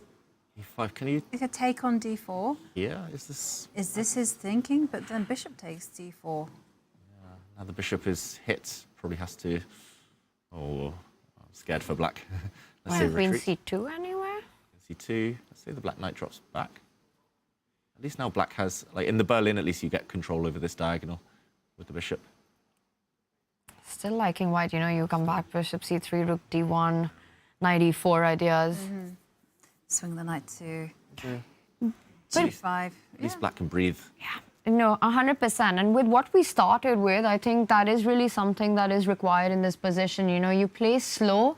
I feel like it becomes more and more difficult as the game advances because the next few moves are so easy for White if Magnus doesn't strike with the move like c5 or at least starts to threaten it. Queen c2, rook d1, e5, all the plans that we pointed out. And also Magnus can't be enjoying to play to defend these kind of positions, right? You're always looking for that counter play. So I won't be surprised if we see your idea, whether the bar computer likes it or not. I think practically players are always thinking, especially at the very top, they don't want to just sit and suffer. What do we predict? Should we have a prediction round? Before we talk about Armageddon, that's coming next. Okay, this is Magnus game. going to play c5? Is he going to break out? Move. Is he going to get impatient? I did see the bar in Chup when c5 happened, but I'll still say it does. I think Magnus goes for c5. It's between c5 and knight f8 for me. I think he goes for c5. Okay. It's your move, Yovi. I know. The thing is, gotta back it up. When David goes, "What do you predict?" My brain went, "I predict a riot," and it cannot. c5 is a bit of a riot on the board. Great song. I know, and now I cannot shake it, and now I just had to tell the world that, and now I've lost track of the move that I want to make. So not c5, another move. Magnus is Magnus. Magnus doesn't play that direct chess, and so he's a bit like a wily fox. So I think he's going to go knight f8 and then kind of aim his c5 later on. Yeah, me too. I think he's very tempted though, Magnus. Oh, I don't know, Tanya. Sorry. Why do you have to gonna break the tie. apologize to me?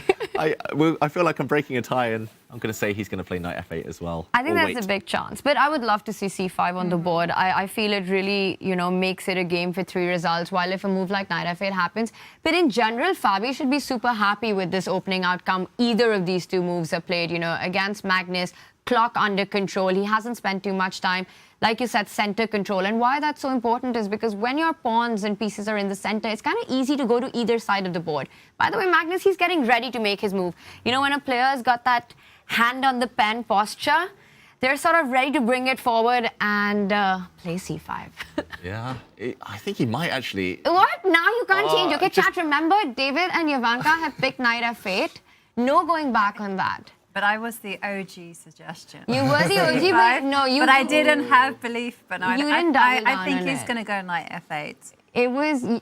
Now we can't see his hand Yeah. anymore. We could just see the chess.com logo on his jacket, on his shirt there, Magnus. He's What does chat teasing think? us. Okay, c5 or no c5. In the meantime, should we talk about the other bets? Let's do it. And where are we standing on that? So this is the halfway mark of the tournament, by the way, today, round 5. And, spicy chess, spicy predictions in our studio in the Armageddon. As far as I remember, I got 2 days right. I think you were on 2 as well. It's your day, I'm Ivanka, on I believe. Castle condolences. queenside times twice.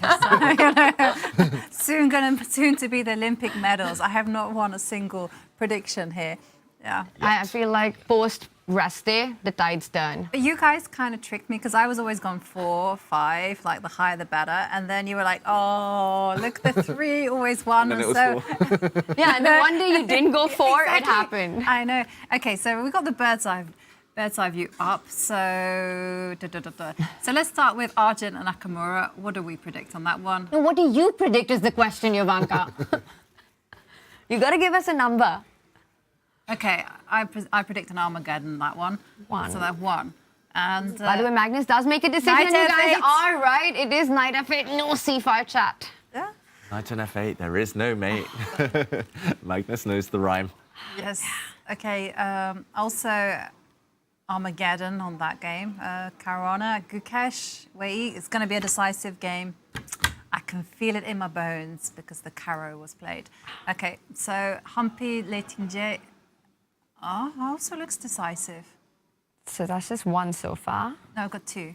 No, you said yeah, Arjun. two Armageddons, 2 decisive, and then that's going to be Armageddon.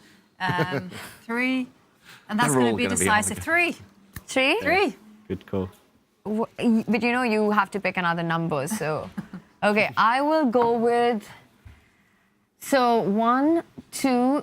I'll go with 4. I'll go with 2. Okay. Happily. Happily. Now I just feel bad about my prediction. All right, so it's 2, 4, and 3. 3, yeah. And I appreciate you guys giving me first choice, first dibs. I believe you, Ivanka. I should have just said, 7.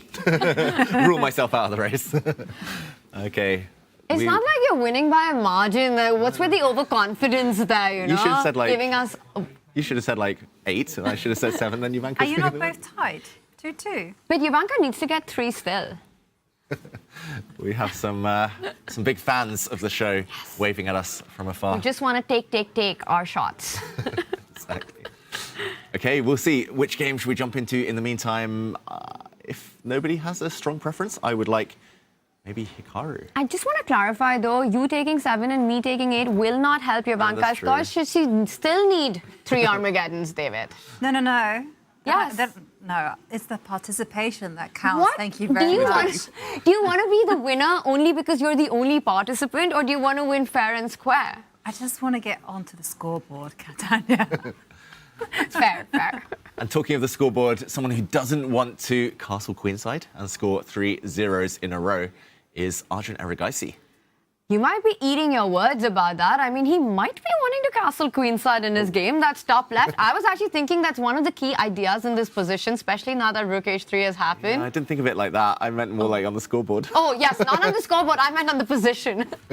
Yeah, let's jump into that game. We had the video roulette. Good work by our producers there in the top right corner. It landed on this one, so chess gods have spoken. And a quick action replay just of the last 3 moves since we were last here.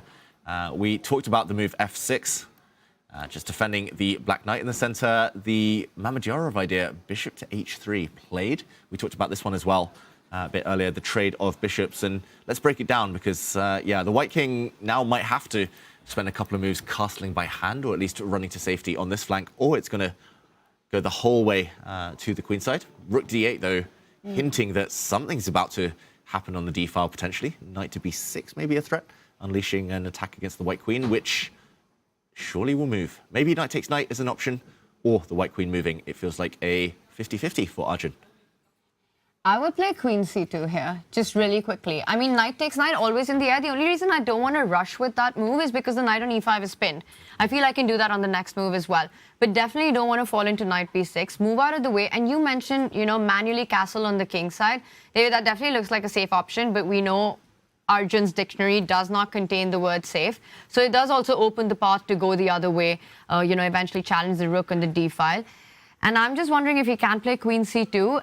And how does Hikaru want to react in this position? Because do you want to go bishop b4, shot castle? Are we going to see opposite side castling and then some sort of a race to each other's, you know, kings? Yeah, it's very possible. Just to mention as well, Hikaru spent 27.5 minutes on rook d8, clearly surprised from the opening. And now Arjun's been spending 22 minutes himself. We see on the top left of your screens, everyone at home, 22 minutes and counting. That's rare from Arjun. But it's a really unconventional position, though, because the rook is there on h3, and I'm just thinking ahead, like, what on earth? King f1, king g2. You want to start with that?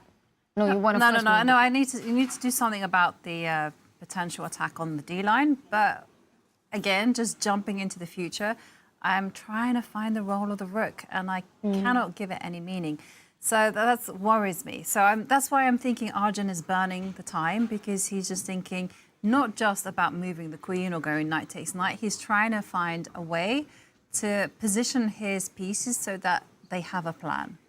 It's a weird rook for sure, and some of you who are just joining us wondering what on earth or how did that rook even get there. Let's just remind everyone that there was a light squared bishop trade that happened at this point right here, as David's pointing out, and this was picked up. So Arjun does get the rook on h3, loses the right to castle on the king side. To your question, I think actually at some point, either Arjun activates that rook with a king side attack, you know, h5, g4, or he might actually have to find time to come back and reroute that rook from h1 perhaps to the center of the game if the king was to either get to g2 or longside castle. You know, one of the things about Arjun, one of his biggest strengths, apart from the chaotic position and how much at ease he feels in them, is his time management, his clock management. And his round 4 game against Magnus, he didn't do a good job of that. And that really played a big role in that loss. You know, I feel that he's just not used to it, and he doesn't handle being under time pressure very well. So it's going to be a big factor in this one as well. I don't think he should think for too long. I've often noticed, and I don't know if this has been in your experience as well, but many people I've spoken to as well, you know, that rule of long think, wrong think. Most blunders in chess, or let's not say blunders, even inaccuracies or dubious moves, happen when either you play too quickly or you end up spending too much time. I would say beyond a 15 to 17 minute think is when you're very likely to make a bad move. I can't get it. The hands. This is Gawain Jones's like favorite pose. Sorry, just to mention, but fully agree. Like 10, 15 minutes is, there's no real reason, unless it's like a 20 move variation you're calculating, to spend over 10, 15 minutes. I do it all the time, but that's out of indecision and perfectionism, and it always comes back to bite me a bit later on. Right, and I often find that the reason you go into a really long think is because you're so obsessed with your own plans and your own kind of moves. You completely forget, first of all, to focus on the bigger picture. Secondly, that your opponent has moves as well. And so often what will happen is either you like, oh, there's a really cool move, I want to make it work, and you spend ages, and then you think, okay, either I'm just going to make it and play it anyway because I've used up so much time, or you just play any random old thing. Zero calculation, zero concrete thought process behind it. Instincts are so important at any level. Like these top players, they've crunched, I mean, tens of thousands of positions, hundreds of thousands of positions in their life. So like their instincts are so well honed at this point. If you spend half an hour and go against your instinct, often that means you're talking yourself out of a good move, out of the best move. Yeah. And very often, the longer you think, then you're just sort of going over the same variations twice, thrice. And in the end, you know, just sometimes out of panic, sometimes out of, okay, I need to make a decision because it's been 30 minutes, you just play something that you're anyway not happy with. We saw Hikaru play Queen D6 out of those kind of situations. We've seen that storyline across this tournament. So big moment for Arjun. By the way, Arjun, you know, someone tell him, look at the board, you might play faster. Well, we've been talking a lot about time, and it's, of course, break time for us. But guess what? Hikaru, who is playing Arjun right now, has a 4-minute confessional. These are for people who have subscribed to Chess on Twitch. So remember, hit that subscribe button. But Norway Chess as well is better with a subscription on Twitch. It's as simple as that. Unlock exclusive emotes of your favorite players, no ads on chess.com, and best of all, exclusive confessional booth content from the players here at Norway Chess. So use !subscribe in chat to level up now. And on that note, we are going to go on a short break, and when we return, we are going to dive into all of the drama, all of the moves, all of the action.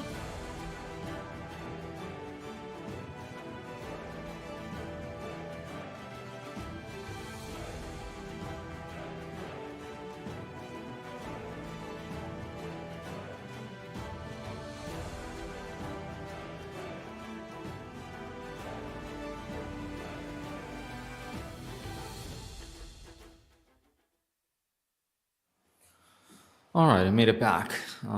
Every day I kind of wonder if I will make it back based on the opening and how much time I have to use. So the fact that I've spent so much time this early in the game means that it's very unlikely I'll be talking a lot just due to the time control with no increment. One thing I mentioned before the game, which I think is actually relevant because I see a lot of people kind of glossing it over, is that I think the results so far in the tournament with so many classical games being decisive has much more to do with this time control than the scoring format. And I think a lot of people are saying the scoring format is what's providing the decisive games, but I actually would argue that the actual point is the time control. And so I think if we're looking at chess from the view of a spectator and wanting more decisive games versus draws, it's not necessarily that you have to have shorter time controls necessarily, but you need to have time controls with no increment because then blunders will happen. As we've seen in many games, Arjun-Gukesh, Gukesh, Fabiano, etc.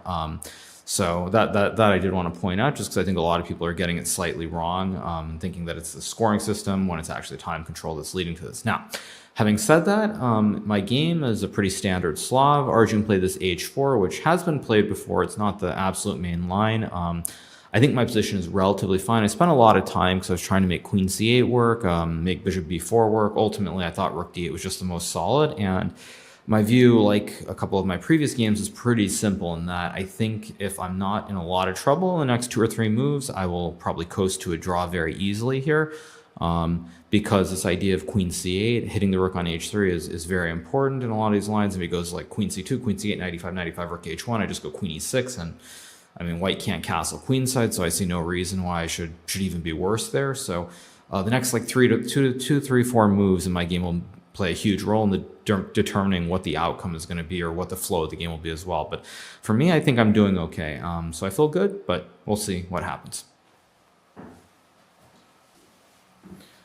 Yeah, I came back once again, primarily because Arjun is deep in the tank thinking here, which means that my position should be more than fine, or at least he's out of his preparation, which means I have a chance to talk a little bit more, because there won't be an instant move. Of course, as soon as I say that, he might just make a move randomly while I'm in here. But here's what I would say. So just talking about the game in general, my game, I think I'm fine. We'll find out, obviously. Magnus and Fabiano is going to be an interesting game because Magnus has the bishop pair. Fabiano has the big white center with the pawns on d4 and e4. So objectively, these positions, I think the computer actually likes white in general. But knowing that it's Magnus and knowing that the long-term play with the 2 bishops is very good, I actually rather like Magnus' situation. So that probably will be a dynamic game. I don't see any way that can end quickly in a draw, for example. So there's going to be a lot of life.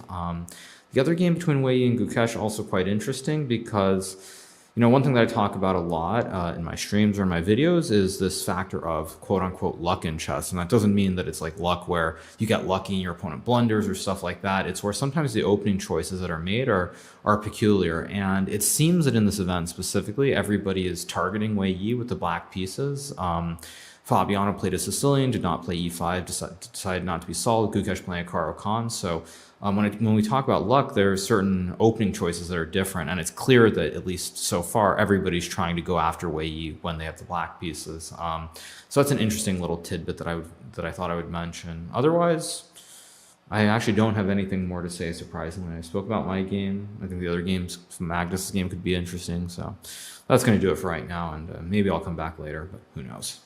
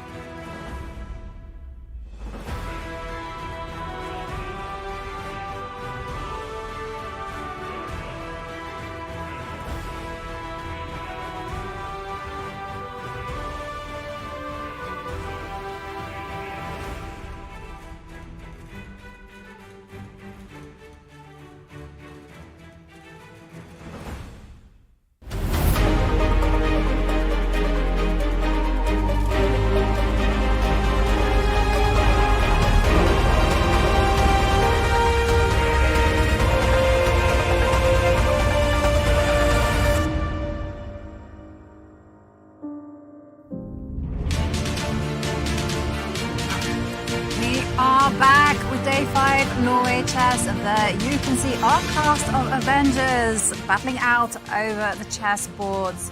And it has been a rest day yesterday, so the players have come back refreshed and ready to fight. And there, as we see the players deep in thought. Well, we heard from Hikaru Nakamura, who seemed to be very, very chatty, sharing with us his thoughts on his game against Arjun. And, well, we can dive into that game and just kind of square off his thoughts with the actual position. Yeah, let's do exactly that, because both players have reason to be happy. Both players seem to quite like their positions. Hikaru saying he felt that he was close to equality with his last move, Queen c8, but quick action replay of the last couple of moves. It was Hikaru in the confessional predicting that Arjun would move his queen out of the way from the eye line of the black rook. Queen c2 did happen, as Tanya predicted. Queen to c8 was the solution, the remedy he was proposing, Hikaru, based on the fact that a knight trade now, he takes with the knight and there's no time to take in the center because the white rook is hit. Just to mention it for everyone at home, if the black queen, for example, were to move and you couldn't take this rook, this pawn structure is the one that black is trying to avoid. You want to avoid knight versus bishop when you have an isolated pawn in the center, because the white knight has a beautiful outpost for the rest of the game on e4. So very important, super important. Two superheroes here, but super important that the queen hits the rook. And Arjun runs away with his knight. So no attack on the rook, but discovered attack potential. What do we make of this step back by the white knight? You had to take a decision, right? And Arjun wants to keep more pieces on the board. I think that knight eventually also wants to land to the e4 square. So keeps that as a possibility. And somewhere you realize, the deeper you look, that Hikaru actually doesn't have a great knight jump that eventually wins or essentially wins anything, right? You can attack the rook, but that rook perhaps anyway wants to fall back to h1 and just reroute itself. I still predict a queenside castle in this one by Arjun. Yeah, and knight, I must say that knight to d2 and Arjun, did you guys notice on the camera? He leant back folded his arms and say, how do you like them apples, huh? Because I'm sure often, like you're calculating forward moves. And this is something we've seen from every player in the confessional. They've always been calculating and sharing with us the most forcing lines. Quiet moves such as knight d2, saying, hey, no trade. Yeah.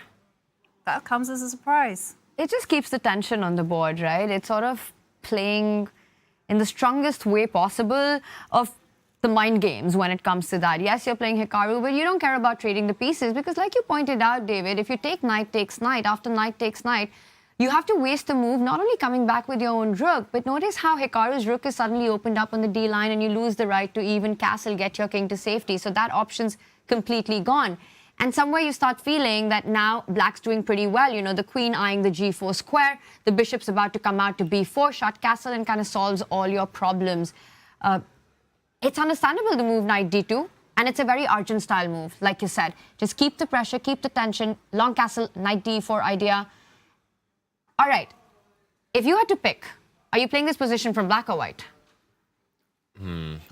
White, but I wouldn't say it's for any specific reason. I wouldn't be unhappy with black, I think. Also, I would say it's a Hikaru Nakamura type of position as black because he's still very solid, flexible. White does have some holes like this square for a bishop. I don't know, I could see Hikaru outplaying a lot of players in the world. Arjun, I'm not sure, but there we go. He moves his knights, hitting the white rook.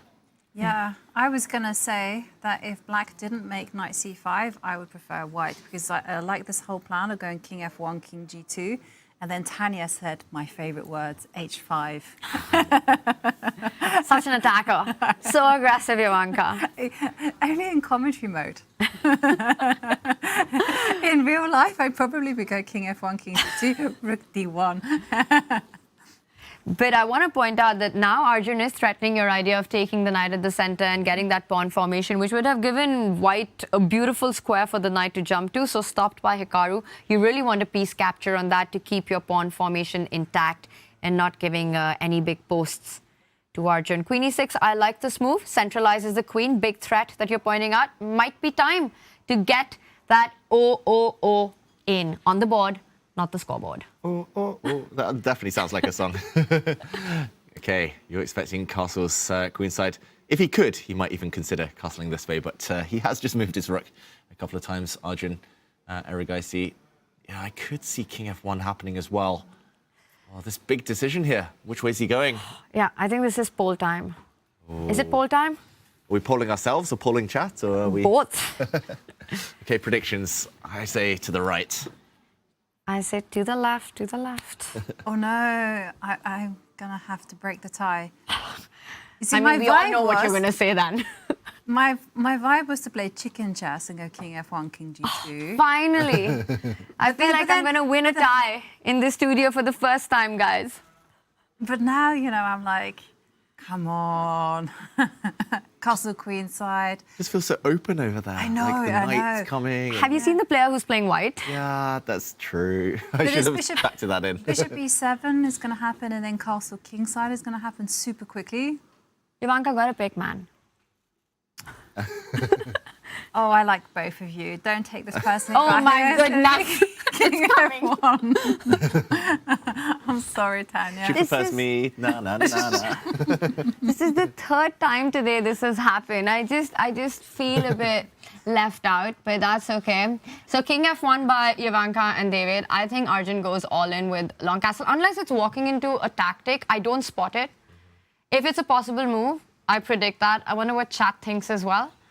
Big moment. Will that also tell us something about Arjun's sort of mindset in this game, depending on what choice he makes? Yes. Yes.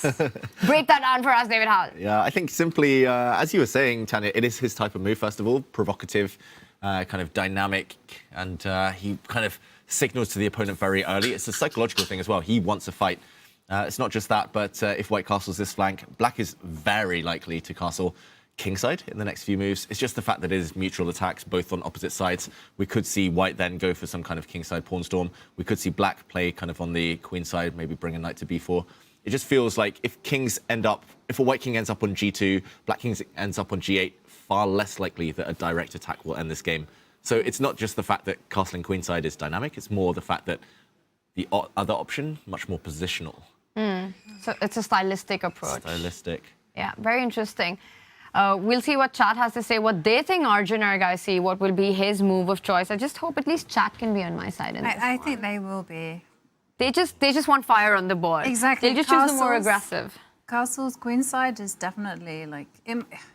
Also, I can see how it could be a good move positionally as well, because I can see that Castle's queenside and then you swap off rooks. Yeah. That probably wasn't the direction you were going for, but I was thinking, you know, get ready for an endgame, right? Saves time. Like Yeah. it. I mean, that's why I get both approaches. Okay. Well, this one's very complicated, and whilst we're waiting for Arjun-Hikaru to come to a decision, maybe we check up on the bird's eye view, because earlier on, I was tracking the evaluation bars. It was there on our bottom right of the screen, and as a Caro-Kann player, I was a bit offended to see that the evaluation bar was saying that Wei Yi was doing very well. I guess you Caro-Kann then. Yeah, and that was the game in the top right. And also, maybe before we even look at that, there's been a big shift in the evaluation bar between Sarah Kadam and Vachier-Lagrave. That's their bottom right. Big action there. I just want to point out that our top row, it still seems pretty much in the balance, you know, somewhere in the middle, but a lot of action in our women boards. If we see Humpy, Lei Tingzhe, again, that one looks dynamically balanced, but a position for all three results. Anything can happen. You know, that Fianchetto Bishop is being offered right now. Muzichuk, Wenjun as well. It's the Berlin. It's the one that we expect to finish soonest, by the way. Muzichuk has planted her queen at the center of the board, defended that c2 weakness. I wonder if she's feeling ambitious and that queenside pawn advance that you were talking about, how much will she push in this? But I think it will go to Armageddon, but take some time. Should we check in with Sarah and Vachier-Lagrave? Because that's really where the bar is far away from being level. Yeah, and this is the live position. The computer indicating that Black's best move is to bring the queen down to d7. Just shift her one square. I guess this multi-purpose move, maybe some tactics on this diagonal later. Also clearing the black rook to slide the whole way to a8 to kick away the white queen. I just want to backtrack because the last few moves, this has changed enormously. We were last here just 4 moves ago, but suddenly Black has an almost decisive advantage. Ooh. Breaking news! Oh no, Tanya's got a smile on her face. It's happened! Castle's queenside. Breaking news! Chat and I 1, David and Ivanka 0. Arjun-Hikaru did castle queenside. Let's go. It's the Indian synergy. You just know, you're all Olympic gold medalists. You just have this bond. And I can tell you that your chat was on your side, Tanya. 33% said that there was going to castle. And actually, hang on a second. I forgot to read the top part. Sorry, castling is for noobs. Castles, and 9% of you thought that castle kingside was possible, but it wasn't because the rook has already moved. I mean, we meant king f1 when we said the king marches to the right side. Okay, to break this one down, f5. This was the last time we were here. Queen a5 was played. One of the most logical moves we mentioned, putting some pressure on this diagonal. Black defends the knight. And now a capture. I'm not sure exactly where Sarah goes wrong here, but at least the first moment that the computer starts to sync for white was retreating the queen. It feels like here, indecision. She brought her queen forward, now brings her back to a2. She's lost a full tempo. And the black king now slides out of this diagonal. Bishop to c4 is apparently a big mistake. The bar, we see it slide quite dramatically down, given a question mark as well. I understand the need to protect this pawn, but maybe the possibility of playing more dynamically was here. Maybe knight to g5, slide that knight into e6. Maybe there were other options, but bishop c4, capture on f5. The bishop drops back, still defending this pawn, and let's just put one more move on the board. Let's say we trust the computer. I'm not sure we ever should, but let's say we trust the blue arrow there. It does feel like white's pieces are just clumsy. Like this configuration, I'm going to say especially the white queen here. Rook a8, huge threat. She's almost trapped. Wow. And if you ever move her, the d5 pawn falls. Black just going to be up a clear pawn. So easy, natural move for Vachier-Lagrave. Maybe there are other ones too, but queen d7 giving it a big, big advantage. Yeah. And it's so attractive, right? Because the rook swings over and to win the queen, it's very natural. You know, it's just so strange to me. It looks like when we checked into this game last, and I don't know how many moves have happened since, but Black's the only one who's made any moves at all the improvement in the position. We were talking about the idea of getting that queen to a2. Yes, it's come, but meanwhile, Vaishali slid her king to h8, unpinning herself on that diagonal, so really creating a threat on d5. She set up a queen trap idea, taking away that b1 square because of the bishop. The trade that happened, I think the biggest mistake here has been that somewhere Sarah probably traded on Vaishali's terms, right? She allowed that bishop to develop, come out, her knight's still stuck on d2, and you often want to keep that tension. You're okay if it happens, but it needs to happen the way you want it. Had it been Vaishali who had taken that central pawn, Sarah's knight would have moved forward, so we would be talking about a completely different position there. So, misplayed last couple of moves by Sarah Kadhim? Definitely. Definitely. And there we're seeing Vaishali. She has queen to d7, which would be a big move. And talking about big moves, Magnus has been in the confessional booth saying that he perhaps made an absolute stinker of a move.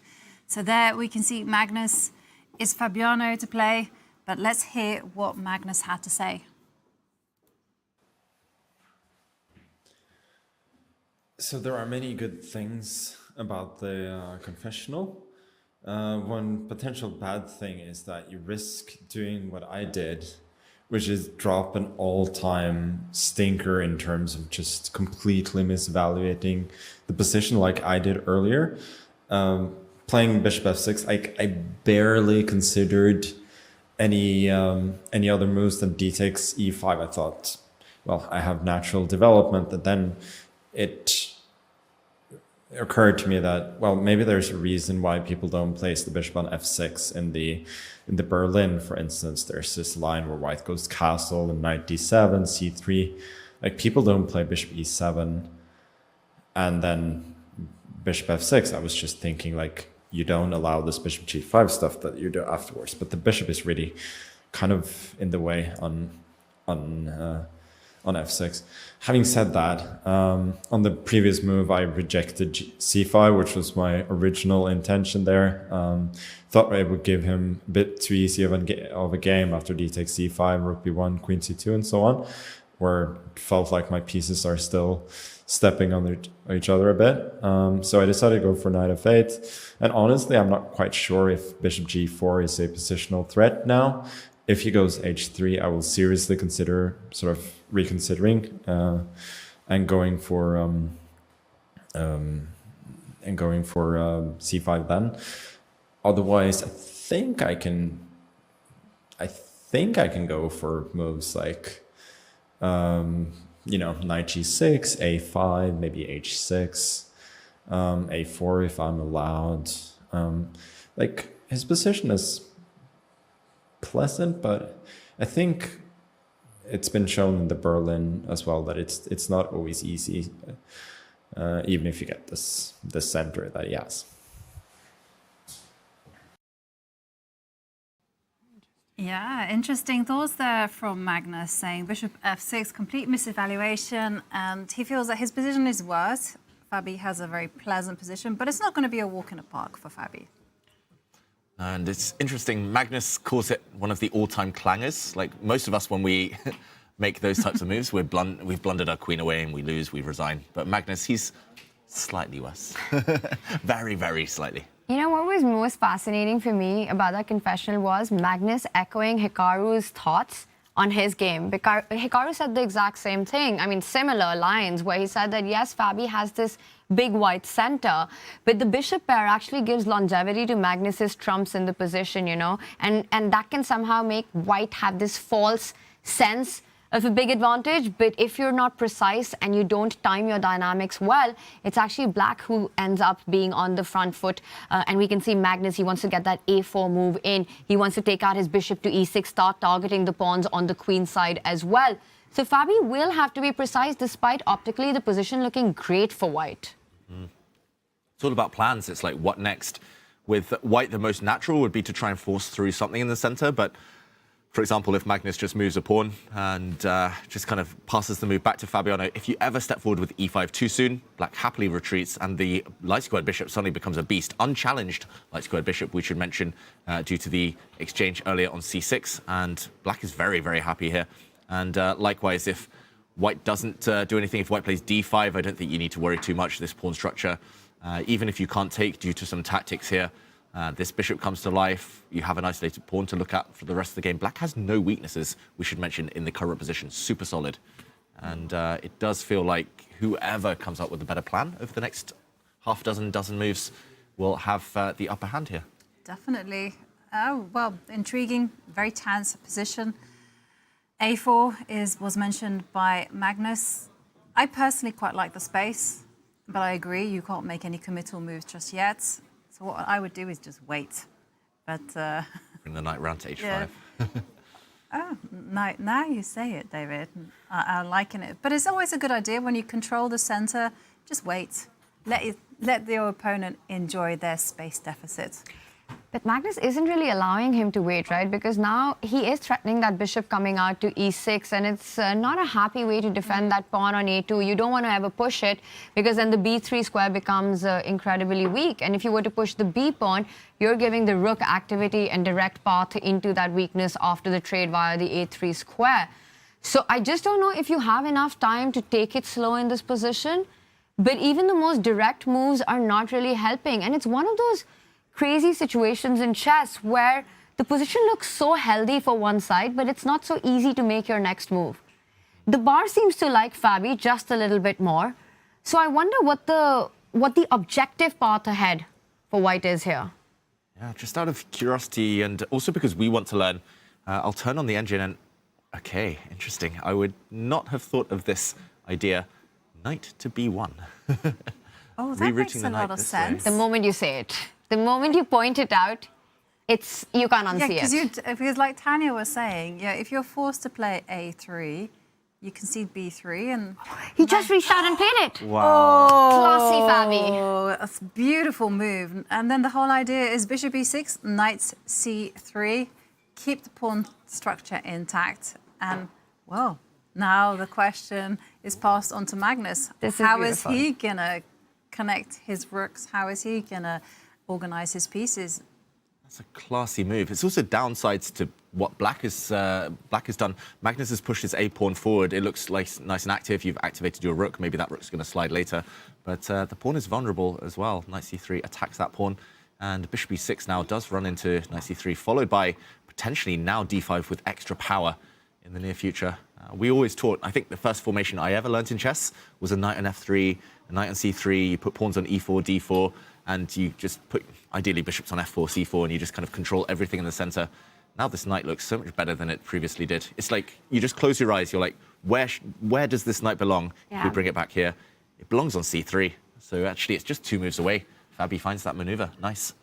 It's really cool stuff. And, you know, one of the ways that I think it was Boris Gelfand when we had a camp with him, and I think this has also been mentioned in Jacob Agad's book, something that helps a player guide them towards their next move are these 3 questions, right? One of them is, what is your opponent threatening? If you just put the knight back on d2, you realize that bishop e6 is an idea that Magnus is threatening. The second question you ask yourself is, what are your opponent's weaknesses? And right now, that's not a question that's too easy to answer.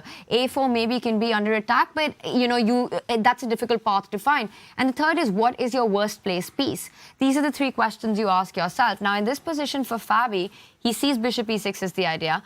Everything's developed, but the knight on d2, I think you guys felt it intuitively as well, right? You need to get it out of the way. You were talking about another route of knight f1, knight g3, because you could feel that the knight doesn't belong here. But when you combine these concepts, suddenly you understand that c3 is really the square the knight wants to get to and not g3. And then the maneuver just plays into your hands. You see a4 becomes a target. You defend your weakness, and you've also improved your worst placed piece. Beautiful multi-purpose move from Fabi. So logical. Again, as you both said, once you see it, it's so obvious.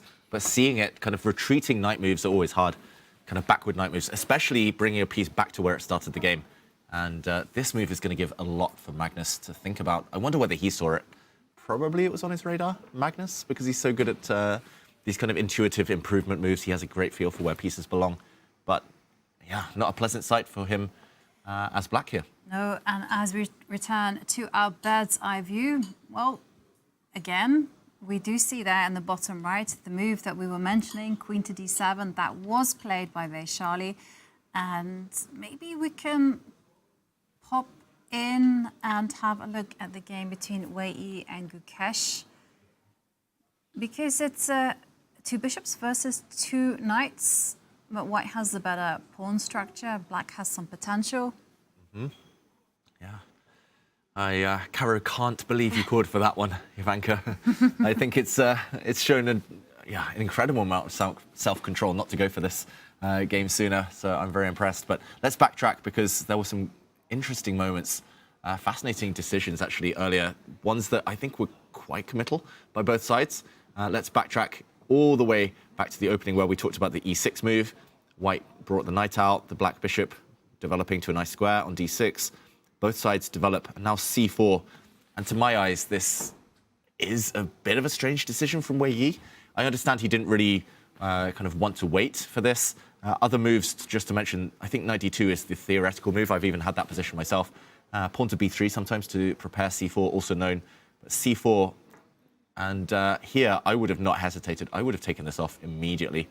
And this would lead to an isolated queen's pawn position. Black can, for example, fianchetto this bishop, or black can put a knight on the d5 square. It's a totally different type of position. It's level chances probably, but here Gukesh is relatively safe. He's already got a nice easy blockade of this central square. Instead, he moved his knight forward and very ambitious, and that marks his play, Gukesh, ambition. He wants to eliminate this bishop. If the bishop retreats, we should mention now he would trade, and he's kind of gained this move for free. Now he'll park his knight on d5 very, very happily. Instead, an advance, though, from Wei Yi, attacking the black bishop, bishop for knight trade.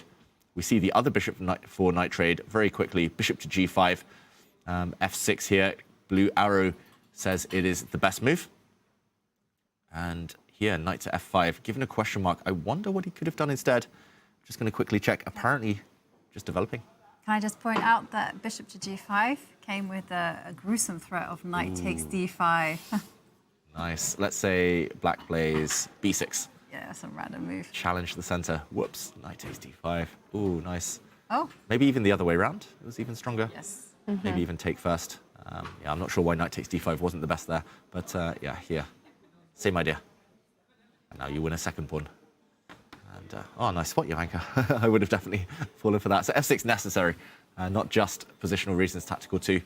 And apparently developing the bishop was better. Knight to f5, not the best. Because now actually trading knight for bishop isn't what the computer likes. I guess the bishop's lacking potential. It's quite a blocked center. Bishops do struggle when the center is completely blocked up. This bishop kind of gets in the way of its rook. This bishop tied down passively to this e6 pawn. Do we agree, though, that white's advantage is this big? The computer on the eval bar, we see 0.7 for white. It looks like a bit of an overestimation, but perhaps as long as the bishops remain slightly inactive and white's quick with the plan, and I think the plan has been made clear by Wei Yi in his last move, David. You know, when he played b3, white really wants to expand on the queen side. You want to get a3, b4 in, right? But had he gone for it immediately, black gets a stronghold with the move a4 and really clamps down, and then it becomes that much harder for white to break free. So b3, Wei Yi is making his intentions clear that his next 2 moves are going to be a3, b4. Meanwhile, if you're playing black, you've got the bishop pair. I would be dreaming of getting an e5 break-in at the right time, defending the d5 and the e5 pawn, but it's perhaps really difficult for Gukesh to achieve that, and I'm just wondering if the power on the queen side play that Wei Yi is setting up, b4, b5, just coming in, is that the reason why white's looking so strong here? Yeah, I think you're right. And black might just be one move too slow to actually set this up.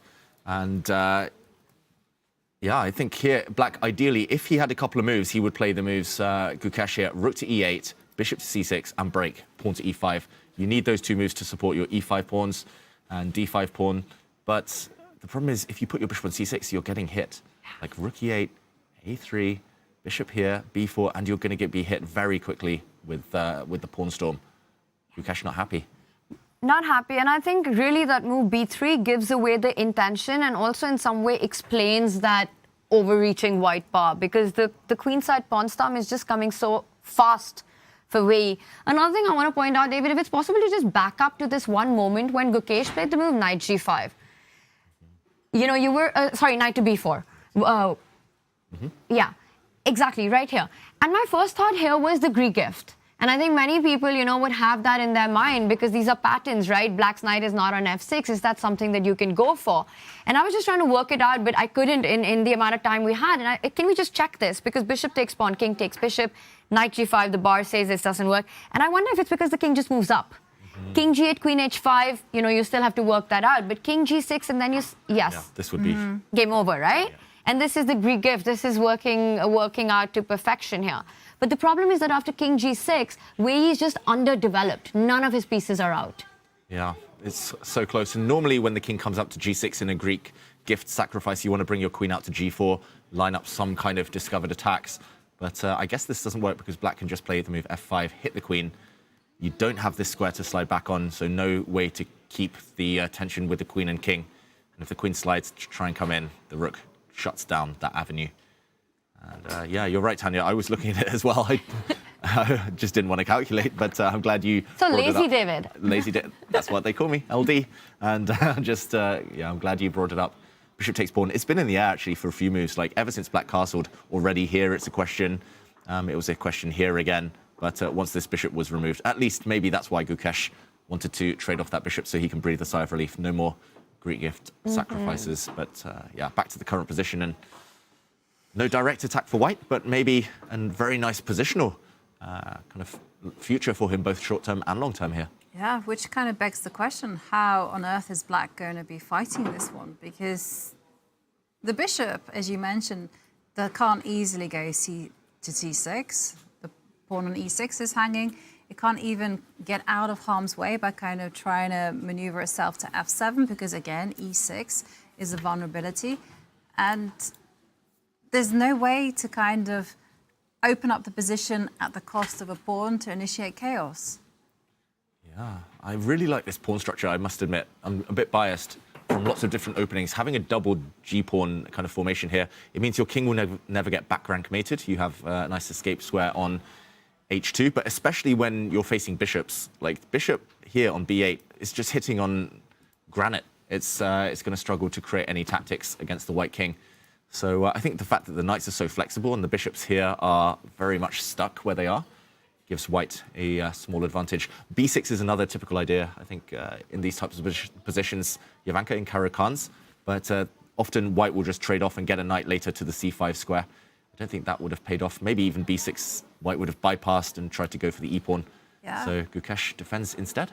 I was also worried because I was trying to calculate b6 when you were talking, and I was trying to work out, like, even if you allow white to capture on c5, e5 is still really, really slow. You just can go a3, b4, and now get two passed pawns. Or, yeah, a3, b4, maybe even quicker, like you said. Oof. Yeah, hard to actually stop some sacrifices here. So then, with the move that Gukesh has made, maybe that's what he wants to go for. And the big question is he in time? If Wei Yi went a3, you go bishop c6 because you need to defend the d5 pawn. Rook e8 sets up e5. So you go b4, let's say. And now, can you get e5 in, or is it still too slow? Do you trade b4, e5? Don't ask me questions. Let's trade. Let's trade just first. For fun. And then trade the rooks as well. Exactly. So that there's less pressure on e5. And what happens? How are we evaluating this position? Because b5 is met by e4, I think. Or is it? Probably. Although maybe the white queen moves and, I don't know. Maybe even this position is slightly favorable for white. Not sure. Bishop on b8 is so bad. Yeah, bad bishop versus good knight. Yeah. That knight will land on b6 at the right moment, has some beautiful spots to transfer itself to. What is that bishop even doing? But yeah, maybe there's something even better for white. So after e5, I wonder whether it's just tactics. Let's take. Takes. I have a trick in mind. Pawn takes pawn? Oh, whoops. Oh, I pressed refresh. Last slip. Sorry, everyone. Not b5. D takes e5. F takes. Am I walking into your trick? Oh, I don't know if it works. Rook d1. So I know what you want now. Yeah. Setting it up. So e4 doesn't work because you've got knight takes pawn. Let's show that. And the rook takes knight. Queen takes Queen rook. takes rook. Cheapo, Yeah. by David Howell. Cheapo merchant. That's my name on the streets. Okay. Okay, let's back up. Okay, so that whole variation. Let's say go back to e5. Pawn takes pawn, rook d1. And do we want to, because d4 just feels like you're losing out on some light squares, but I think we need to try it because the bishop can eventually land on d5. Okay, do you have a threat? We will not tell you that. That's how I keep It'll pushing. come out of nowhere, David. So do we take on F? Oh, gosh. Still a pin on the D file. Now do we have E4? Is that a move? Oh, no, Queen C4 check. That's not happy. No, I think this is not the way to survive this one. Agreed, but Rook E8 does hint at the idea that he wants to set this up. I mean, if not, then Wei Yi is anyway going for A3, B4, B5, right? Okay. But can you, like I said, after A3, Yes. I just want to explore what happens if you give up material. Because sometimes you can just give it up and, you know, go, hey, bishop pair. How is the question? How well? How well do you guys know me? How well do we know Gukesh is the question right now, David? Yeah. That's true. I don't really see what else he's doing, though. Like, if not bishop C6, what else? B6 now? But... It looks like a very tough position for black. Can you just sit there and just go, I'm a bit embarrassed to even suggest this, but like G5, H5. I mean, Bar stays where it is. So This is the best move. well, I doubt it's the best move, but say white pushes. yeah, and then you just wait it out. Yeah, let's step up. King G7, let's cover some squares. Should we go B4? The problem is white's just going to, like, rook here, maybe knight A4. Right time, C6. Just like steamroll, right? We need to create some play before Wei Yi gets all of this if you're playing with black here. We can't let the Caruana-Carlsen crash to disaster like this. We need something with black. Gukesh taking big risk. What do you guys think of Hikaru's comment saying that Wei Yi, everyone's just targeting him, everyone's kind of playing more aggressively or more risky, at least, against Wei Yi when they have black? Yeah, to me that was actually really interesting to hear, especially because Wei Yi is the player who's actually defeated Magnus and Hikaru both in the Armageddon, you know. So probably classical is where the players think is their best chance against him. But with white, I think he had that one game, David, where things didn't go his way. And yeah, it's still too early to say. I mean, Wei Yi might be the dark horse simply because he's the world number 8, the lowest seed player, but he's still one of the absolute best in the world. You know, we've spoken about how at 15, he became the youngest ever player to break the 2700 barrier, one of the strongest attackers we've ever seen, the biggest prodigy, you know, he was called the Chinese wizard. But then something happened because he kind of fell off the scene. He sort of disappeared for a few years. He was always playing, but not in the news as much. And then over the last 2 years, there's been sort of this resurgence of Wei Yi, where he's gone back, reclaimed that China #1 spot. He's climbed back in the rankings. He's won the Tata Steel last year. He's steadily gone up to world number 8. I think people just expected a lot out of him when he was 15, 16 years old. And I think, David, you've had a few games as well where you've been on the receiving end sometimes of his brilliant attack. Not sure what happened after that, but Wei Yi is back. I beat him when he was young, when he was 15, but then he got too good. He's 700 though at the time. You know, I also played him when he was 2700. Oh. Yeah, it was a big fight, and then but I ran down on time, and then he won with some brilliant tactics that made all the tactic books. But I was just going to say, when it comes to Wei Yi, I always felt that it was a matter of circumstance. You know, because I just think that, you know, if he'd been born in a country other than China, which has so many legendary players, you know, he would have been known and he would have been invited to a lot more tournaments.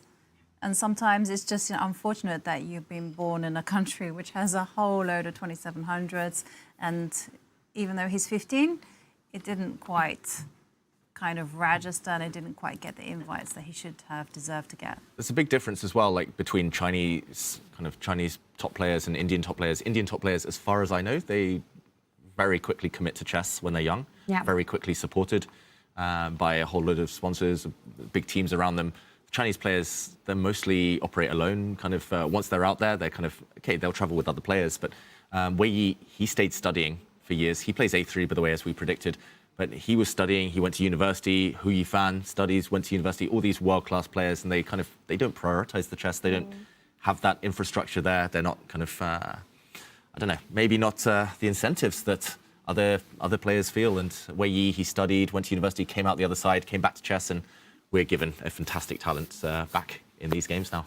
Yes, and on that note, we're going to go on a quick break, and when we return, of course, we'll find out whether Gukesh manages to survive that dodgy position that he has against Wei Yi, and of course, we'll be updating you on all of the action. So stay tuned.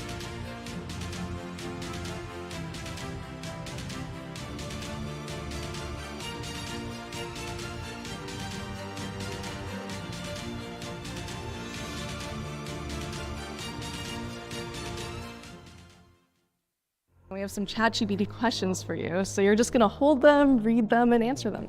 Okay. Oof.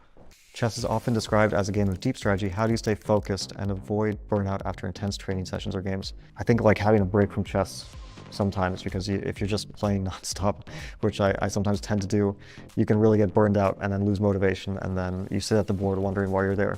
And that's usually a bad sign for your chess. So definitely taking a break sometimes. What was the moment you realized you could become one of the top chess players in the world? I think that it was a kind of a process that took a while for me after my teenage years, because there were moments when I was not so confident and when I wasn't sure about my improvement. And then probably like the pivotal moment was 2012, when I did really well in a tournament and I rose in the rankings in the Tata Steel tournament in 2012. And then after that, things kind of went well for that year, and that was probably the moment. But I was already between 19 and 20 that year, and I had already like had success, but there's definitely a difference between having success and then having the success to become one of the best players. In your view, what separates the world's best players from the rest? I think a lot is very circumstantial too. And it's like very fine details. So it's not like one specific thing. A lot of it is, psychological things like being able to deal with disappointments and losses, which come inevitably, and also motivation, which is very individual. But you really need that motivation to stay, just even to play and not to get depressed. Playing chess tournament after tournament, sometimes dealing with a lot of disappointments, sometimes having a lot of successes. Don't get too down on yourself when you're doing badly. That's definitely a big part of it. But there's like a million details. You've had a career that spans so many years. What has been the most significant evolution you've noticed in your own game over time? Well, I think for me, it's probably different for everyone. But as I've gotten more experience and a bit older, I've definitely gotten a bit more intuitive and perhaps also lost a bit of the intensity that I had when I was younger and maybe a bit weaker and lacked the understanding, but compensated a bit more with intensity. So that's a bit of a trade-off, I think, for players who have played for a long time. If you could change one rule or aspect of competitive chess, what would it be and why? I don't know what I would change. I would definitely change never-ending tiebreaks, so we don't have any split world championships anymore.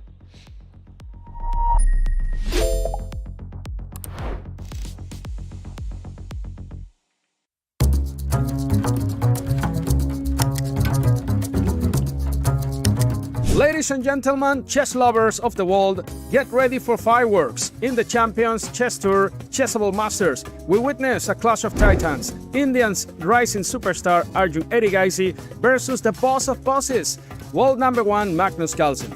The game kicked off with e4 from Arjun, and before long we had a Maroczy set up against the accelerated dragon. Carlsen goes for queen b6, the trendy move these days, hotter than TikTok dancing. And after knight g4, Arjun is basically saying, hey buddy, allowing to capture on e3, that's a chess war crime. Then comes a5, and the bishop goes home for Christmas. Why? So that after a4, the knight can cozy back to d4 without any tactical nightmares down the big diagonal. Smart, clean, elegant. Now buckle up, Hikaru goes turbo mode with e5 and then e6. He's shoving that pawn straight down black's road, but Carlsen, cool as a cucumber with nerves of steel, calmly holds the position, doubles up on the f-file and starts poking an f2 like, you sure you're safe there? Are you sure about that? Then, after queen b6, we hit one of the most educational moments of the game. White had the chance to play the brilliant c5 with the sneaky idea of placing the bishop on c4. But instead, Arjun played bishop g4 straight away. eyeing that e6 square like a predator. Few moves later, queens come off the board and we're into an endgame, Carlsen's natural habitat, like a shark in water. Knights are traded on e4 and Arjun tries his luck down to the a file, while Carlsen starts a city center invasion with his king. Then Magnus plants a pawn on e3. Dangerous, sure, but also a potential weakness. It's walked a bit too far from home. Then comes rook d5 and Magnus goes all in, risking it to play for the win, because that is what he does, always plays to win.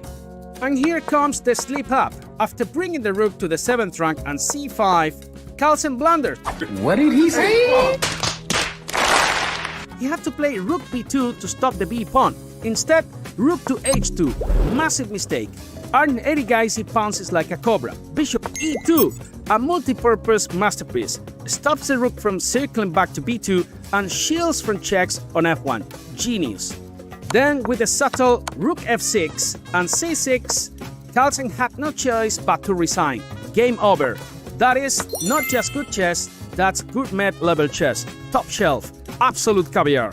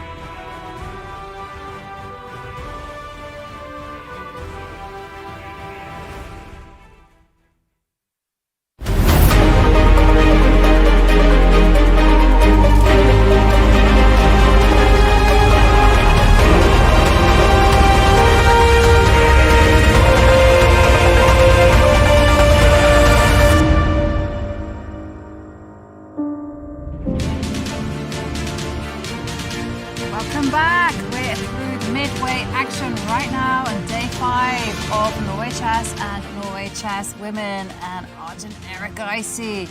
Well, when we left this game, he had made a big decision, quite a committal decision, to castle his king to the left side of the board. And Hikaru said, well, if you want to play active, I can also do the same. And these two players are really bringing it on today. It's really kicked into action, hasn't it? Yeah, it's a position. It's an absolute dogfight already. I mean, we're talking about a Slav that's developed into this. You know, you've got black with the king in the center and essentially playing without a rook still on h8, the bishop not developed. But look at the piece activity in the center, right? You've got those two knights.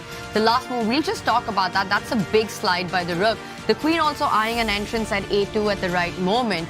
But the idea that Hikaru set up, and I think this is something you pointed out about 3 days ago, David, that the b4 square is really something that's a long-term weakness for black to plant one of the pieces. And Hikaru sets up that rook over to b4, a very creative maneuver, I want to say. You know, usually a rook left stops at the 3rd rank or the 6th rank. Here he's gone all the way up to the center of the board, rook b4, with ideas of that central knight either jumping to c4 at the right time, or perhaps in some cases also watch out for a threat of knight g4. I just want this to be on everyone's radar, because very often this f2 pawn after the long castle becomes a tender spot. This is going to force Arjun into a think, and I think it's already been about 12.5 minutes, just shows how complex it is to come up with a move. I would be a little worried if I'm black about the rook on h8. You know, it's far away from getting into the game. I mean, you give black 2 moves, bishop e7, short castle, put that rook on d8, and very happy with black. The bar says Arjun's better here. To me, position-wise, it looks like Hikaru's the one coming in with threats. How does Arjun respond? By picking up your king and pretending you didn't castle, you cough, and then you put it on f1, you put it on g2, and you're like, yeah, I'm on the safer side of the board. Congrats, Tanya, by the way, for winning that bet earlier. I mean, you know the man, so you know. No. But like, you know, the man, like, this was him. This is his style. He needs to back it up. He's still better, which is the main thing. I don't know. The first move I would start looking at is already like exchanges in the center of the board. We were talking about how you ideally want to take back with a piece, not the black pawn. I think you can take back with a piece here, the queen. But just to put it on the board, for example, if you take with the queen, the knight can come out to f3 with a fork. You're forced to trade off rooks. And I do wonder whether in a position like this, now your material or your development advantage with white starts to show. We see the bar really start to rise up. Maybe the downside is that taking with the pawn now for white isn't such a big deal. You don't gain too much. You maybe gain a square, but the black rook even stronger. Now it's supported by a pawn. You can't play e3 due to some checks. Potentially, I don't even know where to start. Bishop takes knight is the first move I'd look at. Maybe bishop e3, threaten some stuff here. Maybe knight f3. Yeah, I was just going to suggest that move. Trying to get rid of that knight on the e file. If you take, I'm super happy because the rook slides over to e1. The king is still in the center. This looks like the trade that white would want, right? It looks like a dream position, right? When the two rooks are just lined up and pointing at the enemy king. So you definitely do not want to go knight takes f3. Then you're going to have to do some awkward maneuvering with the king. But if... Oh, whoa. But if not that, then you have to just move the rook. So, as David's highlighted, rook to b4 for the score. Well, where's the score coming from? I mean, you get a check on b3, but that doesn't look incredibly dangerous. Why is this so much better? You have some tactics. So it's like something that I'm just looking at is like knight takes a4, followed by the queen swooping into a2. And then you're going to back that up with rook takes b2 at some point. But okay, but that's a whole jumble of moves, and you know, white does have some defenses. So what other moves do you have to break open the position? You can jump in with your knight to c4. So it gets really messy. And if white goes knight d4 here, then there are tactics again, right? Rook takes knight, rook takes rook, and knight b3, so you don't have that. Very complex position. I think Hikaru is just going to put it here no matter what, and he's just going to hope that tactics appear later. Pre-move. Pre-move, oh, well, yeah, almost. Maybe you'd pre-move f takes e5, capture first. But then, yeah, this rook is coming. I don't think any way to stop it, landing on this square. Just got to hold your nerve. Arjun, we should mention Hikaru earlier spent 27 minutes, then Arjun spent around 25 minutes a few moves ago. And then Hikaru, just on rook to d4 here, spent another 25 minutes. And now Arjun's replying with a 16-minute think. It's like they're mimicking each other on the clock. But this is just such a strong move to make, and I think it was time well spent by Hikaru because it really forces some decisions and thinking by Arjun, right? It's not easy to respond to this. Hikaru's keeping his options open. He wants to slide the rook to b4, maybe take the bishop out next, maybe jump with the knight to c4. He's also giving Arjun options to respond, right? And that's one thing that I've noticed the top players do so incredibly well, where they give these choices to the opponent. Do you take on e5 now? Do you not take? Do you simply come with the knight to f3 offering a trade? Or maybe you slide the king away. Maybe you improve the rook on h1. And the more options and choices you give, the more you're sort of making your opponent vulnerable to mistakes. And that's how at the top level, where margins are so little in terms of strength, you end up getting those big points in. So rook d4 just seems like the kind of move where even if Arjun's feeling comfortable with his position, it's not easy to decide exactly which move you want to go for. Exactly, and every move will carry a price on it, right? If it's a mistake, it could be a big mistake that completely changes the nature of the game. And take a look at the bar. I just want to point out, look on the bottom right. The bar has significantly gone up in the game between Wei Yi and Gukesh. So it seems like Gukesh, let's have a look. Let's go there, because we could be seeing Gukesh make a big blunder. Yeah, and blue arrow appears, the ominous, fateful, doomful blue arrow, saying that here Wei Yi has to push his pawn forward if he wants that big advantage, if he wants to kind of bank what we see on the eval bar right now. And that bar might just continue to increase. It is forcibly creating a passed pawn. It is a logical move. Maybe some risk, but I think it's very findable. You know, whenever our Silicon friend gets that blue arrow on the board, and the first question I ask is that how easy it is for a human to find the move.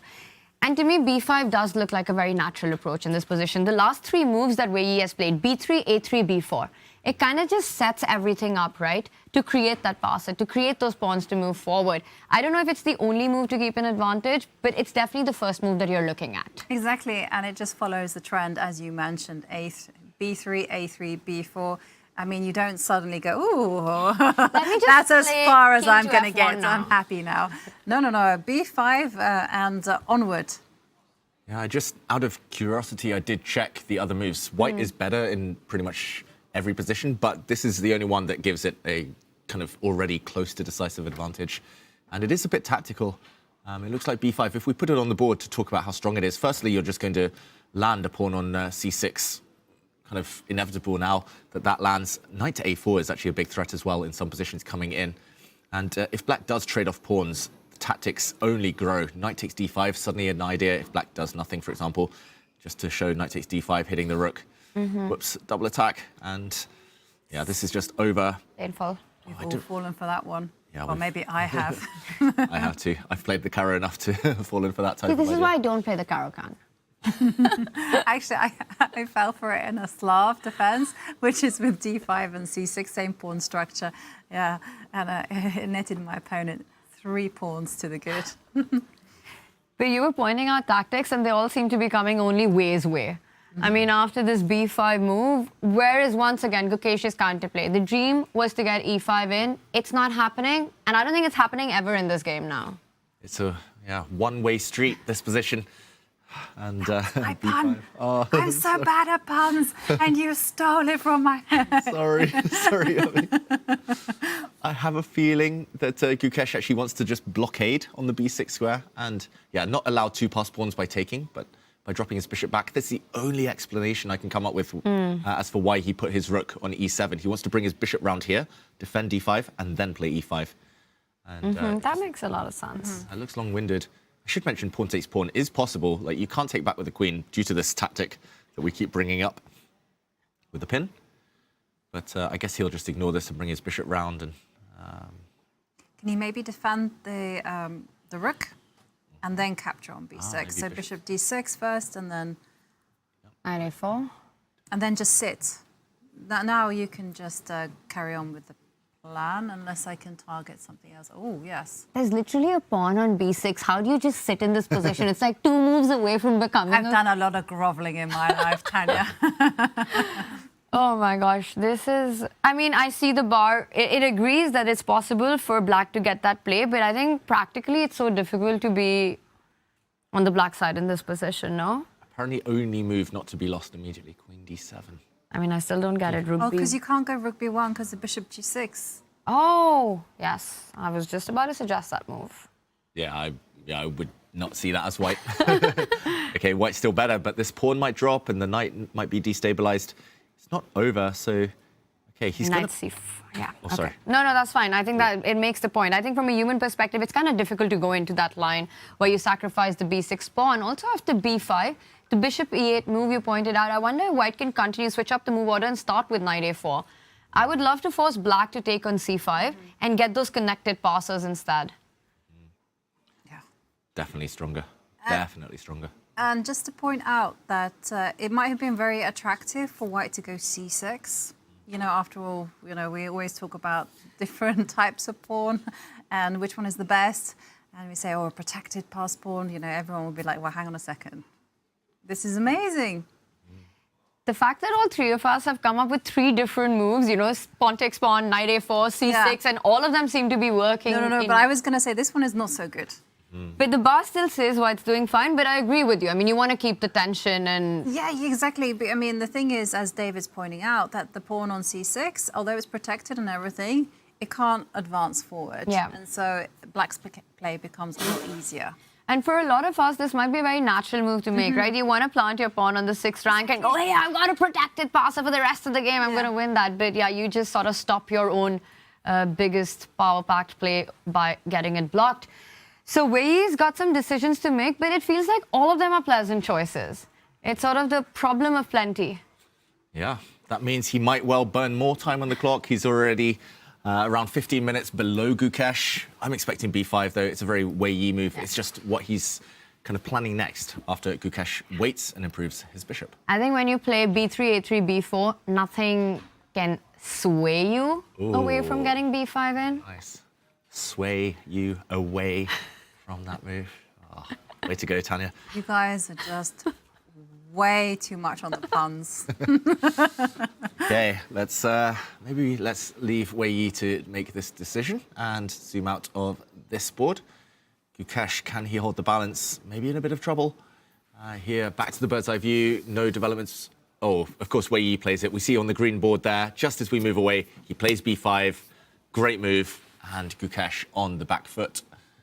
Okay, other boards, a couple of moves with the Magnus game, but nothing too dramatic. Maybe it's time to check out the women's games because it feels like that's where we might see the first blood. Yeah, and I would like to go to the game between Anna Muzychuk and Zhu Wenjun because we had written that one off as a boring Berlin. Yeah, someone was snoring, you know, with the emotes. Do you remember that moment with the snooze button on? It wasn't me. Okay, but this position, anything but boring now. It is an endgame, queens and rooks, but Zhu Wenjun's been taking some big risks, and she's not liking her position at all. She might look calm on the camera, but look at the clock. She's down at 36 minutes already, and she's been doing some damage to her position. If I'm being honest here, so let's go back and just quickly retrace our steps, because Anna Muzychuk with some really nice possibilities in this position. She first we left it with playing Queen D2, Queen F8. Good level. And suddenly there was a resurrection that happened when I look at... No, David, show us what happened. No, keep going, because I agree. Suddenly in the main position, there's a pawn on a4. Yeah. Pawn on a4. There we go. h6, a5. So it was reborn. This pawn and queen to d4. I love this move, by the way, like aiming to go in if the black rook ever moves.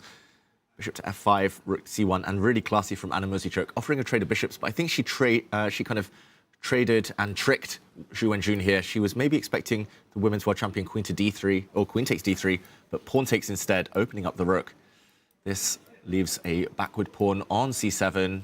And that's how it occurred. Because I was thinking, how on earth did white get back the e4 pawn? Fell off the board, what, 20 moves ago? Exactly. And here we go. Charlie, the c-pawn, becomes Eddie, the e-pawn. And suddenly, this pawn attack, she didn't want to sit passively and defend Zhu Wenjun, but the computer really doesn't like this move, queen to b5. Is it time to grab? Or do you just lock it down with a move like pawn to b4? It is an extra pawn, right? Because yes, a5 is hanging, but after rook takes pawn, b7 will be hanging as well. I think you have to go deeper into that because black gets some activity. There are checks that are possible. So let's just dive into this line. And what is the compensation that the world champion here is looking at? So a1, e1, I would be tempted to go e1 closer to the f2 pawn and also eyeing the e4 pawn, king h2. It's kind of easy to work it out up till here. But what's next? Do you bring your rook into the attack via c8 or via e8, eyeing the e4 pawn? Because you are down material here, you know, and you give white one more move, e5, d6, it becomes tricky. Yeah, actually, it's not so easy to defend this one. You can go rook b4. Yeah, rook to b4. Now I'm going to go... No, wait. Can I? Yeah, I've changed my mind. Rook c8. Oh, the bar doesn't like that move. Oh, it's not bad. on back. Ooh. Maybe you just go rooks. Rook c4, there'll be a trade. And f2. Yeah, maybe it's not as Queen easy. e3 or something. And On the previous move. chicken out. I mean, you see rook c1, rook c2 coming in. So one thing's clear that Wenjun's ready to sacrifice material for piece activity here. She wants to get her rook and queen into the game, which means that you could either go for this very direct line if Wenjun feels that this is not enough compensation for...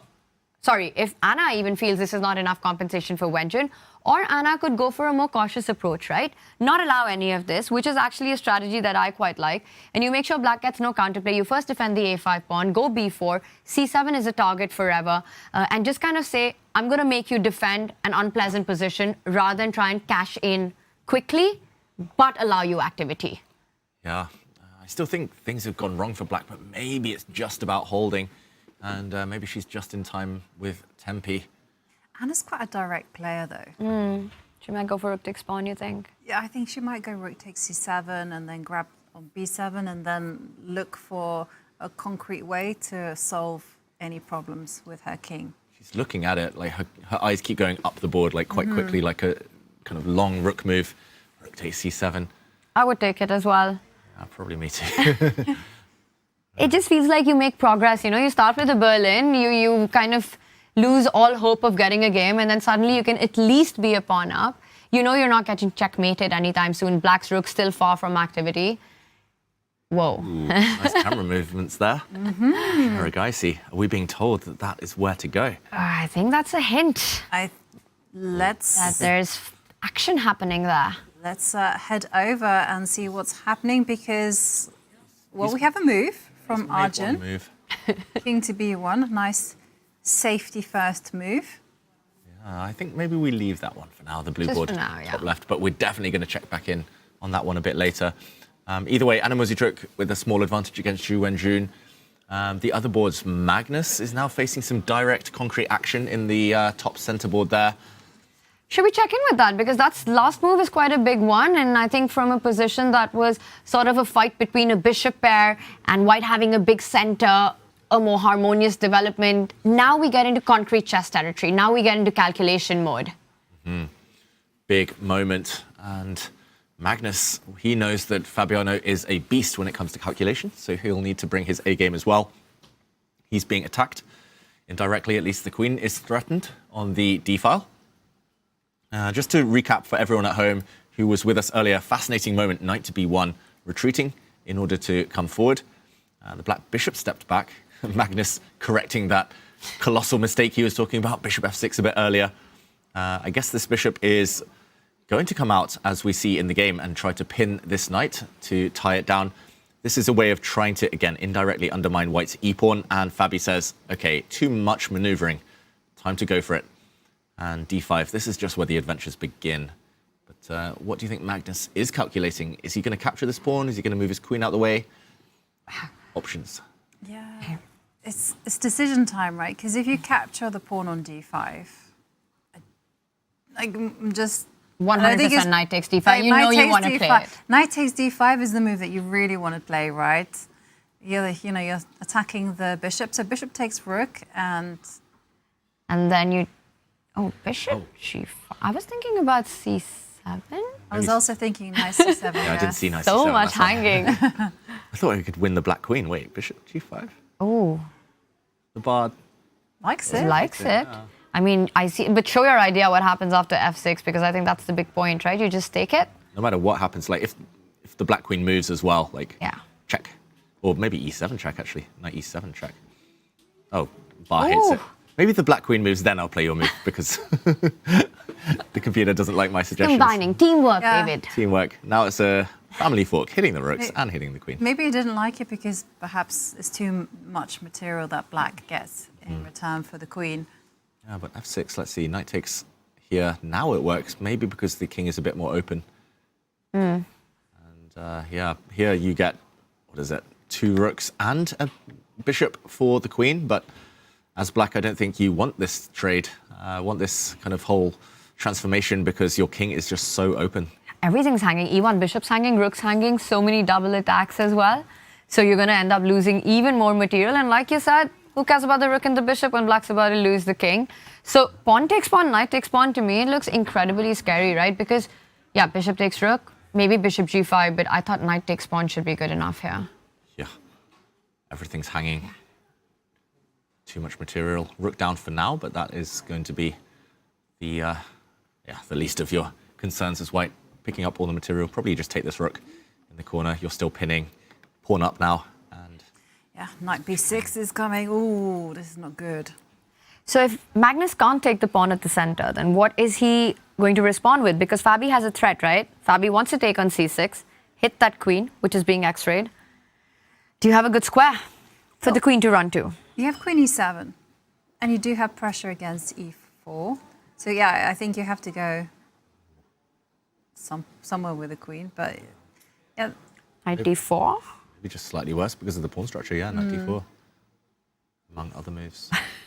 I mean, Maybe I should check with the engine, but what should Magnus be playing here? The blue arrow hasn't appeared, and okay, wow. According to the computer, Knight h4 is something I was thinking of. h4. Wow. Nice, Ivanka. That was... To play. And that makes a lot of sense, because if you go pawn takes pawn, you want the intermezzo. Given knight takes knight, check.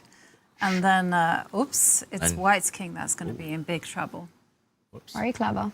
Yeah, this is really nice. I mean, it takes full board awareness. That's going to be like the bazillionth time the knight has moved in this game. The knight started on g8, went to like f6, boom, boom, boom, boom, coming around. But knight h4, it's just to kind of carve out a square for the black queen, right? It's just to remove a defender of the white king. Black is starved of space for most of the pieces, so especially because white has the pawn center. So yeah, it does make a lot of sense. Trade pieces when you're a bit cramped. It's really amazing. I mean, you highlight that knight movement, you know, journey to center earth only to trade itself. Also show us what Magnus has done with the bishop. Yeah, it started on f8, it went to e7, went to f6, went back to e7, now out to b4.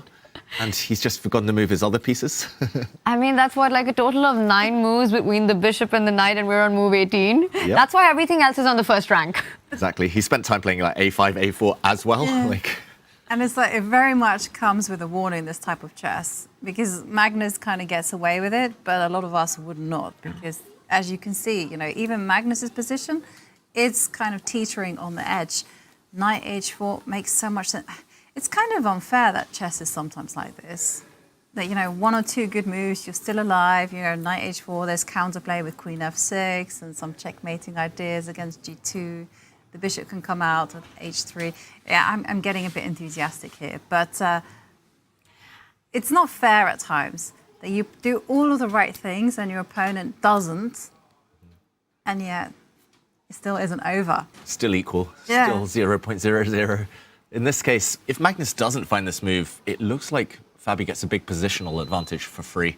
It's not game over. It's not going to be lost for Magnus if he doesn't find knight h4, but he might be in long-term trouble after a trade of pawns on c6. He'll be left with some horrible weaknesses on that queen side. So big moment, potentially. And I think somehow Magnus is the one player who gets away with it the most.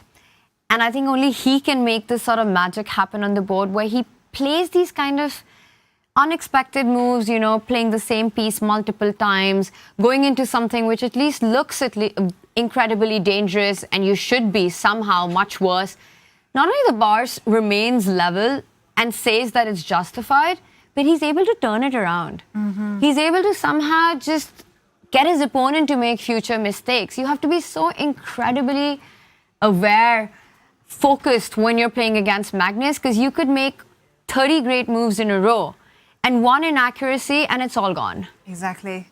He has like this crazy superpower. I've seen him convert slightly advantageous positions flawlessly. Great positions he converts every time. But even when he's in trouble, even when he's in the back foot, it just feels like he knows how to get it going for himself. It's like playing a game of snakes and ladders, right? You have to keep avoiding snakes. Oh. Move. Mistake. Speaking of inaccuracies, David, he doesn't find knight h4. Yeah, question mark appears. We see the accuracy levels at the bottom of the screen. Magnus was up at nearly 98% or around there. It's dropped down to 96. Fabi frowned when he sat down at the board and saw Magnus's move. Fabi took a second. He was like, really? And I don't know if he'd seen knight h4, Fabiano, but yeah, he does sense now that he's going to get a risk-free advantage by trading off pawns and leaving black riddled with weaknesses on that queen side. I mean, we're talking about how Magnus does the great escapes here and turns it around, but do you manage to play like this and get away with it against a player like Fabi? Is the question. Maybe. Maybe. But maybe we can kind of look at the consequences of queen e7, because after d takes c6, we were just looking at recapturing. I mean, could Magnus's idea be bishop takes knight instead, and then capturing on e4? Oh, hang on a second. No. There's problems with the bank rank. Yes. This is why you need to develop your pieces, children. Some problems here. Yeah. For black, some multiple attacks. I think you're right, though, Ivanka. Like, this is definitely his idea in the next few moves. If he gets a chance, if he can take on c3 and Fabiano can't take back with the queen. If he has to take back with a pawn, for example, then I think he'd breathe a sigh of relief for Magnus Carlsen. Then it's opposite colour bishops, and at least his pawns won't be on an open file if white's forced to take back with the pawn here. Okay, to me, again, the most natural move here is knight d4. And I did see that it's maybe not the most accurate move here, but it also comes in with a big threat. How does Magnus defend it? Because if you go bishop b7, then knight f5 is super strong, right? You hit the queen. I was thinking like b7, but yeah, d7 seems to be the way, you're right. Yeah, this looks scary. And bishop d4 coming in. Yeah, maybe bishop d7. Oh, Bar hates it. Oh, Can we there's no issue, right, with the checkmating ideas? now you want to take on c3. Maybe. I need to calculate. Why do you... No, the bishop just moves away, right? Yeah, exactly. The bishop just moves away, and that's it. Problems. Skewer. Yeah, Magnus. I agree. Like, take. Fabi's looking at this, by the way. I'm 100% in agreement, Tanya. Like, he's going to be looking at knight d4. He's going to be like, what have you got planned here? Knight e5 f4 seems really bad as well. And wow. I mean, Fabi's got to be loving his position, but that's the thing. You can get a great position against Magnus, but that's not even half the job done. Take, knight d4. Apparently, this is only slightly better for white. That is crazy to my eyes. So many threats. Maybe you just defend this pawn with your queen or something, but I don't know. It can't be rook a6. I mean, rook a6 is just Rook a6, you just... Yeah. Surely knight f5, and something's going to happen here. How clumsy black's pieces are. That's a very ugly move. Hang on, you can defend it with your knight. Sorry, not rook a6. I was thinking you can go knight to e5. No, f4. And then c6, the queen's attacked as well, so you just don't have enough time. Yep. Yeah, it comes with a check, otherwise you could kind of take on e3. I mean, what's the move? What's the move? Let's see. Computer says queen f6. Oh, yes, of course. Of course. Just move the queen. You just play queen e7. Of course it's queen f6. You have to move every piece multiple times in this game. That's the theme of the day. Yeah.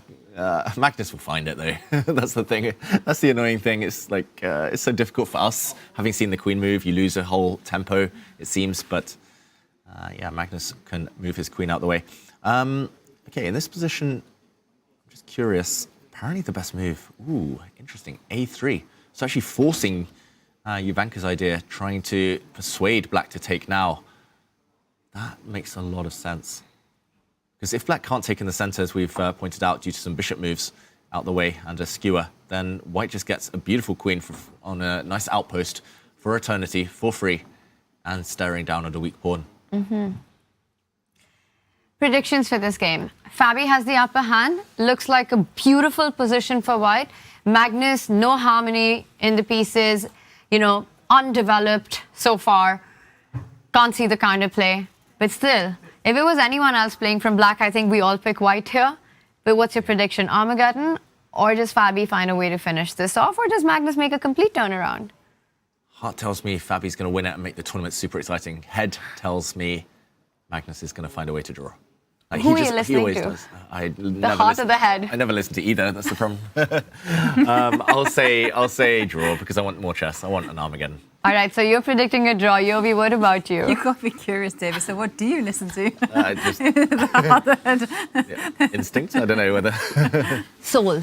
Soul. I listen to soul. Yeah. Ooh. So He yeah. wants a soulful draw here. What about you? Oh. It's a trend, right? Magnus keeps making these small inaccuracies, but still, he's good enough to save it from this type of position. Let me assess on the clock times. It's pretty balanced. I think it's going to be a draw. Magnus going to grovel it out. So you both think this goes into an Armageddon? I think Fabi wins this. I think he takes it in the classical. I really like his position. I like that clock's under control. And it's really not a prediction that I'm happy making because it's so hard to bet against Magnus Carlsen. But I really like the way Fabi's played this so far. And it's pressure on Magnus. Big call, yeah. Possibly a good call. Definitely Fabiano with an advantage in this position. Let's zoom out, though, for now as he mulls over how to proceed, how to try and grow that advantage. And, ooh, Wei Yi, the green board, stacking up his rooks on the e-file, putting Gukesh under even more pressure. Looks very nice for white over there. Fabi, by the way, playing one of the best moves, but not trading pawns yet against Magnus.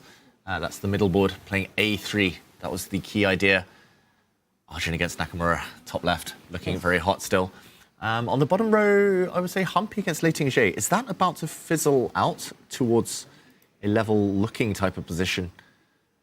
It looks like we'll see much quieter games on the kind of bottom left and in the bottom center, but the purple board, Sara Kardem is pawn down and facing a lot of trouble, potentially an incoming attack as well.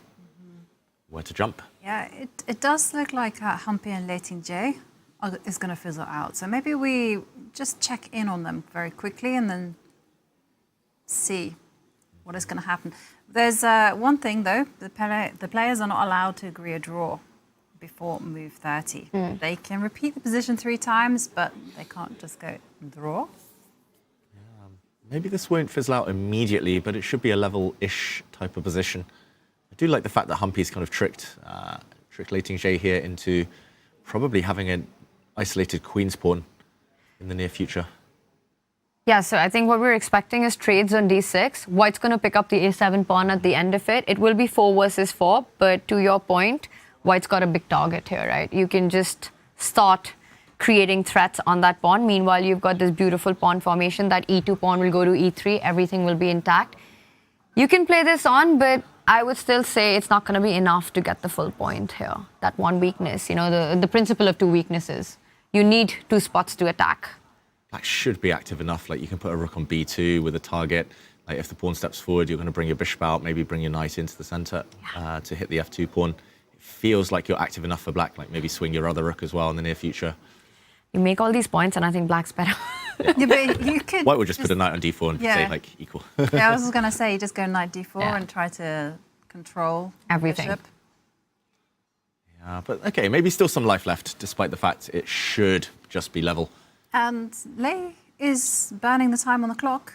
She's under half an hour. I think she's the one trying to equalize this black, just because of the weakness on d6 in those variations. Should we quickly check in on Sara versus Vaishali? Sara in big trouble in that one. You know, Vaishali's been in driver's seat since that f5 pawn was captured. And look at those beautiful pieces that she's managed to form against White's king, centralize the f line open. And it's also an extra pawn to boot. White's just threatening d6 with the last move, so that's a threat that you need to take care of. But it looks like it shouldn't be too hard. You could step up with your queen and defend that pawn. She does go g6. Now threatening knight h3, f2. Watch out, some big, big ideas. Also, potential sacrifices on g2 combining with bishop h3. Yeah, this looks over almost. There's so many nice moves, like the bishop can come to e4 as well. And pressure against g2. Knight takes g2, knight to f4 as well. Under pressure. Yeah. Under big pressure. And I just want to point out, Sara is something that we mentioned with Gukesh before the rest day, but often losing a few moves, losing a bit of time, costs you heavily in chess. And with her queen, with the white queen, she's played queen takes a1, queen to a5, queen back to a2, queen back to a5, queen back to a2, then queen to b3. Only do that if you're Magnus, right? Yeah, yeah. Even then, it's costing him so far in this game. But yeah, she's made, 5-6 moves with her queen now, and yeah, just a pawn down for nothing. It's 2 very strong central pawns as well for Vaishali, and I don't really even see many ways. Maybe you have to play g3 and just hope you don't get checkmated on the light squares, but it does look horrible for white, unfortunately. Yeah, it does, doesn't it? Because knight h3 is also another threat. Pick up the f2 pawn while you're at it. And you don't even have knight h4 because the bishop on d8 takes away that square, so it's going to be tough to even find the move. If you had to describe this position in an emote.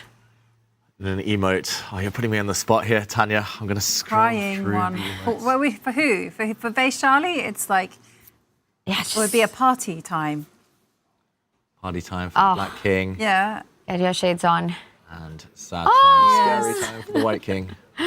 Okay, she does sidestep any pinning threats on g2 as well as the check on h3 with king h1. I'm not sure if there's a knockout move. I don't even know if you need one. I think you could also play slowly. You know, you could get that bishop to the central square, e4, improve your position. But do you spot Any tactics here, or do you think there's still work to be done for Vachier-Lagrave? Ooh, I smell them, but I don't spot them. Spidey senses. Spidey senses, definitely tingling. Tingling. Bishop b4, yeah. There's many moves. I'm just like Queen h5, Bishop e4. Let's go. At some point, bring the other knight round. I don't know. Just so many tempting moves. All right, so Vachier-Lagrave in control in this one, and it's also her kind of position, you know, where she's got the attack. I mean, it's actually anyone's kind of position when you've got this, your opponent struggling for counterplay, you're up a pawn, and you're the one who's fighting for the attack as well. So Vachier-Lagrave looking good here. Let's zoom out, bring up our beautiful bird's eye view, and perhaps head back over to our main section because there's so much that's happening on the Arjun board. A rook has disappeared, a pair of rooks are off the board, but also that last move, I mean, the f2 pawn's gone, the queen's hanging top left, the rook's hanging. We got to go over to that. Absolutely. No? I've had my eye on that one for a while. I was going to compliment you, Tanya, on finding all of the moves. First of all, it began with castle queenside. You also pointed out knight g4. You said, watch this chat. It comes up on the board. And now... We also got to see Hikaru's actions. Like, he was peering. I've never seen him make that face in his whole career. Like, he was literally, like, scanning the board. I mean, I just see him nodding, and I thought he was just agreeing with Ivanka and everything that she was saying. Now he is. There was a bit of lag. Look at this. Like, he spots something. It's a new expression in the Hikaru Facebook handbook, the face expression handbook. Catalog. And the bar says he's doing very well with black. He's about to move his queen, which is attacked. We'll recap the last few moves in a moment. He brings his queen in to c4. Nice square for her. If she can survive there, she's nicely like nestled amongst the white knights. Let's back up. Yep. Let's do it, David. Let's do it. Break it down for us. Arjun, is he in the confessional in the meantime?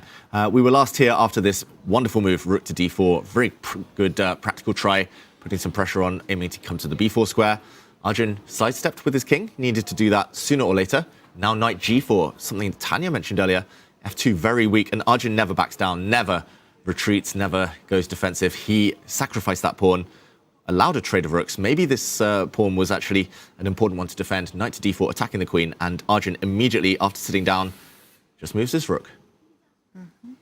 Wow, this is brave. Like, you've given away a key pawn, and look at Hikaru.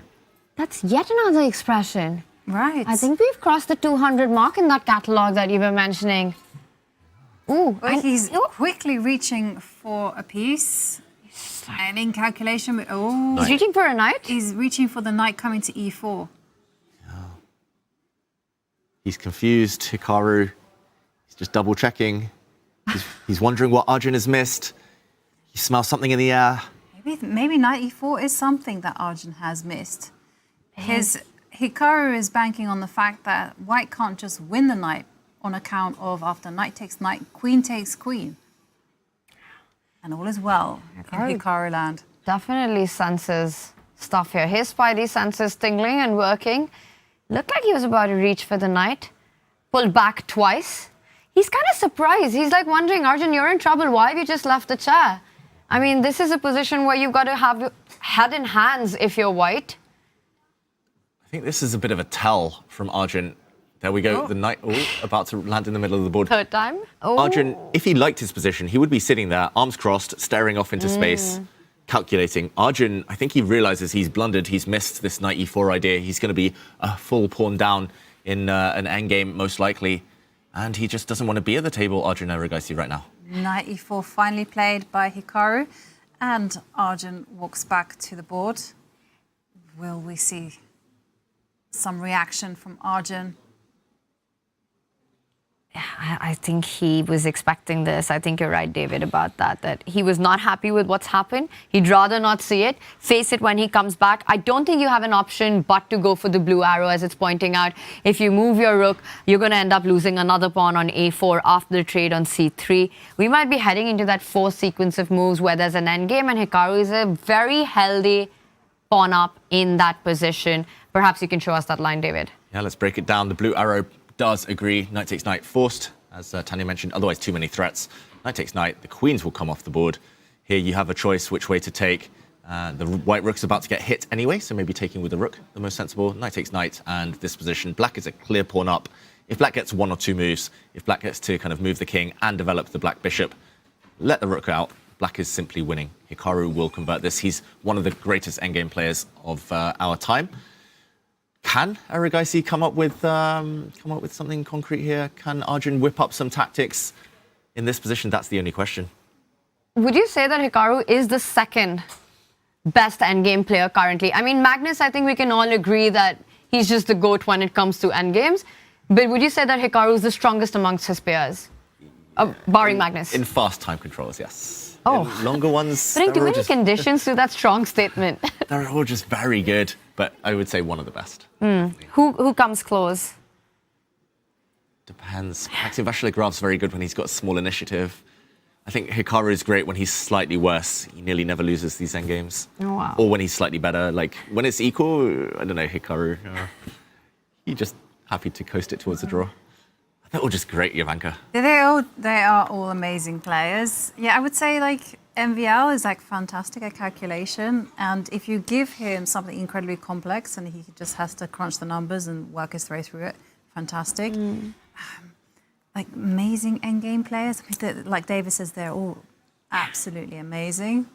I think Hikaru's ability and his resilience, his resourcefulness, you know, people would think that plays out in middle game great because you've got so many pieces. But actually, we've seen him be so tricky in those end games as well, right? Sometimes setting up certain fortresses that are completely not in your... Like his game against Wei Yi, he was prepared to give up a pawn just to hold. And I think his defensive abilities are just like second to none. Yes, I completely agree with that. And I think his speed and his resourcefulness, just up there, I think, with Magnus Carlsen. Yeah, Jan Nepomniachtchi great at endgames involving queens and rooks, those types of things. Everyone's just so good. Wesley So's great. Anish Giri is great in endgames. In the meantime, Arjun, what do you make of the body language here? I know he looks away a lot. He rarely looks at the board. But does he feel like he's in trouble? He hasn't made a move immediately. He's going to be a pawn down. Unless he's calculated something from afar, I could imagine getting tilted here. I could imagine kind of thinking, oh, I'm just going to get ground down. I'm just a pawn down. Why did I play into this whole variation and miss knight e4?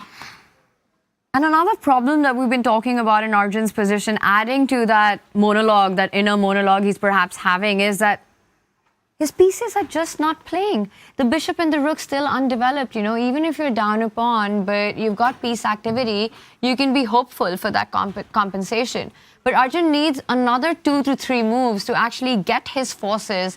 Meanwhile, all of Hikaru's pieces super active, extra pawn. I think what Arjun's contemplating is whether he wants to take it with the king or the rook, and trying to understand what happens. I also see the a4 pawns, the e4 knight that will be picked up afterwards hits the rook on d2. So does that mean that you actually want to take rook takes queen here, avoiding that threat? Or would you rather keep the rook on the open line and say, I'll fall back with the rook once you capture the knight? Yeah, I think that's the decision he's making right now. At least according to the computer here, rook takes queen is maybe the only way to get sufficient compensation. It's based on some very concrete stuff. I don't know whether we show that. Show us. We have to go into it because it is a question of timing. And it's very difficult, actually, to see how Arjun is going to manufacture any form of compensation at all. And just to give you a heads up, Hikaru is in the confessional right now. So can't wait to hear what he's thinking. He certainly was very expressive with his thoughts. He just couldn't quite believe that he's somehow in this type of position. He thinks he's winning. Yes. Hikaru, like no doubt, Hikaru thinks it's game over. But, you know, I'm just going to add, David, I meant that Hikaru's pieces are still not developed. And maybe that's the one thing that adds to Arjun's ability to think of how to create that compensation. Because Hikaru still needs some time, right? You want to move the king away. You want to get your bishop out. Rook c4. You were showing us the direct ideas. By the way, he does take a different decision. And it's not the best one.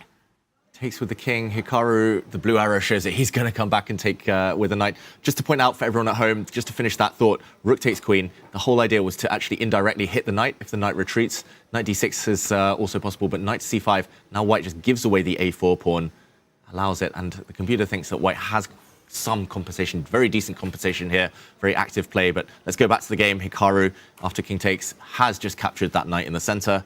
Now the white rook is stepping up. So this is Arjun's idea, to hit the knight, pin the knight. And here Hikaru, if he's accurate, should have a big advantage. The bar now says over 1 point for black because he's one whole pawn up. Right, but Hikaru still has to tread with caution, right? Because rook b3 is in the air, and especially if the knight on e4 retreats to an undesirable square. I think you have only actually one good square here, right? Because knight d6 retreating to that falls into tactics on the d line. I don't know if you want to go to f2 because it just feels like, what are you even targeting there? It's a one-move threat, but your knight's completely misplaced. Hikaru might be forced to put that knight on c5, but it also looks like a happy move because you're attacking a4. Looks like the most natural move. And he's reaching for it. He's reaching for it, knight c5. Plays it. Double attack, after all. Check or not to check? Check. I feel like timing is everything here, even though it does help improve the king's position. Black's just going to move the king, though. That's kind of part of, that's the one, kind of step one out of the three-step plan. Move the king, move the bishop, get the rook out, win. Pawn up. Can you do, you can't really do the whole b4 idea either. It's at least less powerful, right? Yeah. Yeah, just to finish that thought, like rook check, if the black king, I'm assuming it goes to f7, although, yeah, unclear actually which way you go now. Like b4, now it's very much less powerful. With the white rook on c4, you at least hit the knight. But here you even allow like bishop c5 and pin. It's just over. Arjun-Hikaru, I have a feeling he's just collapsed inside now. I think he's not going to put up a huge amount of resistance. He does give a check. His position's getting worse with every move, Arjun. And perhaps this is one of the aspects of the game that require Arjun's attention is, you know, when the position doesn't desire that chaos, that mess, does he intend to sometimes enforce it, which is not objectively the best decision, you know? Instead of sort of pulling the brakes or having a more strategic, cautious approach, he so wants to take it into territory that he thrives on, you know, that aggressive mode, those imbalances that you want to create, but it's not always that it works to your favor. So somewhere, especially against the very best in the world, I think to round yourself to be more universal so that even endings like these you can hold. Yeah, and Arjun just doesn't like to kind of sit there and suffer. Like, nobody does. But Magnus, he's going to sit there and suffer against Fabiano, and he does it. And all the top players, they have this extra gear. We've seen Arjun come last in the Tata Steel Masters in 2023. This year, he was in last place until the last two rounds when he won a couple of games. But he was on tilt for a while. He was losing several games in a row. And yeah, there were several moments where he could have just given away a pawn or just kind of sat there curled up into a ball and probably would have held. Instead, he would just self-destruct. And that was also something interesting, right? Because Arjun qualified for the Tata Steel Masters after completely demolishing the field in the Challengers. But there he was facing opponents that are not the absolute elite in the world, right? Strong grandmasters. But I feel that Arjun's style of play gets him so many points against lower rated players. You know, we've seen him do that in the open section, in the challenges. But when facing these top 10 players, somewhere there is something that's still missing in Arjun's games, that he's not able to put out his best, whether it was Tata Steel Masters, you know, or what we're seeing being played out right now. Yeah, exactly. Experience is everything and practice makes perfect. And whilst we're going to head into a break, we're going to discover afterwards whether Arjun can generate enough counterplay to survive this bad position. But I can tell you one thing, practice makes perfect, and what better way to practice with the friends and family plan. So they have the Friends and Family Plan for chess.com, and with your bundled purchase, unlock 6 diamond memberships for up to 70% of the standard price. Share all the perks like unlimited game review and puzzles with your family, your housemates, your basketball team, or whoever else is catching the chess bug. Prices vary depending on your country, so visit go.chess.com/family or use !family in chat for more information. And we are going to go on a short break, and when we return, we are going to bring you all of the drama, all of the time travel action, and all of the excitement that is to come.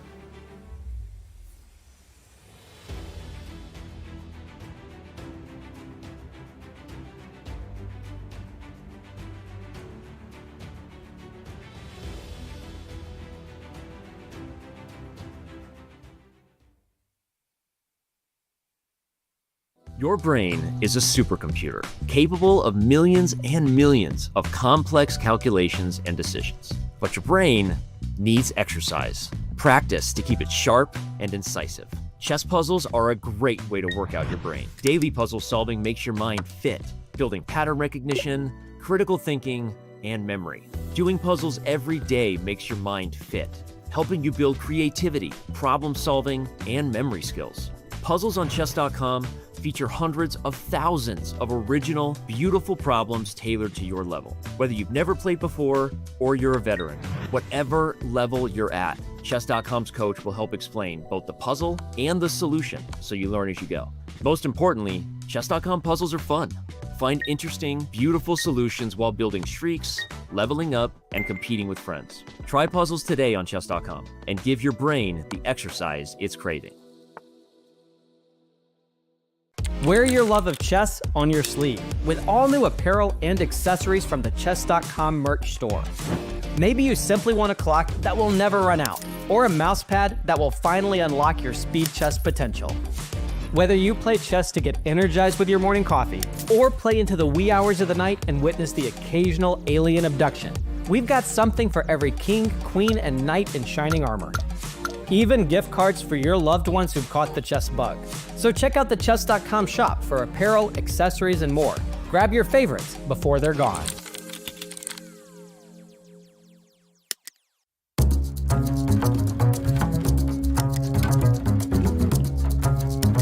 Join me in game review as we break down this chess telenovela. Yu opens with d4, and after e3, white hints at going for a cole or even a cheeky suckertor system. But after c5 ban, Yu throws in the surprise punch with the sideline t takes c5. The idea? White wants to cling to that extra pawn like it is the last slice of pizza of a party. But after b6, white just can't keep the pawn chain together. We end up in a widely unbalanced position where white has two juicy pass pawns, but black has central control that would make a Spartan blush. Both sides keep developing pieces, and in this position, e5 was the best shot, and after e4, c4 would have kept the game spicy and complex. But no, Lei goes for the direct c4 instead, and after bishop c3, white locks down the dark squares and supports that sweet pass pawn on a5. The best move here was rook a2, taking advantage of the pin on the a file since knight takes a5 wasn't possible because of rook f to a1.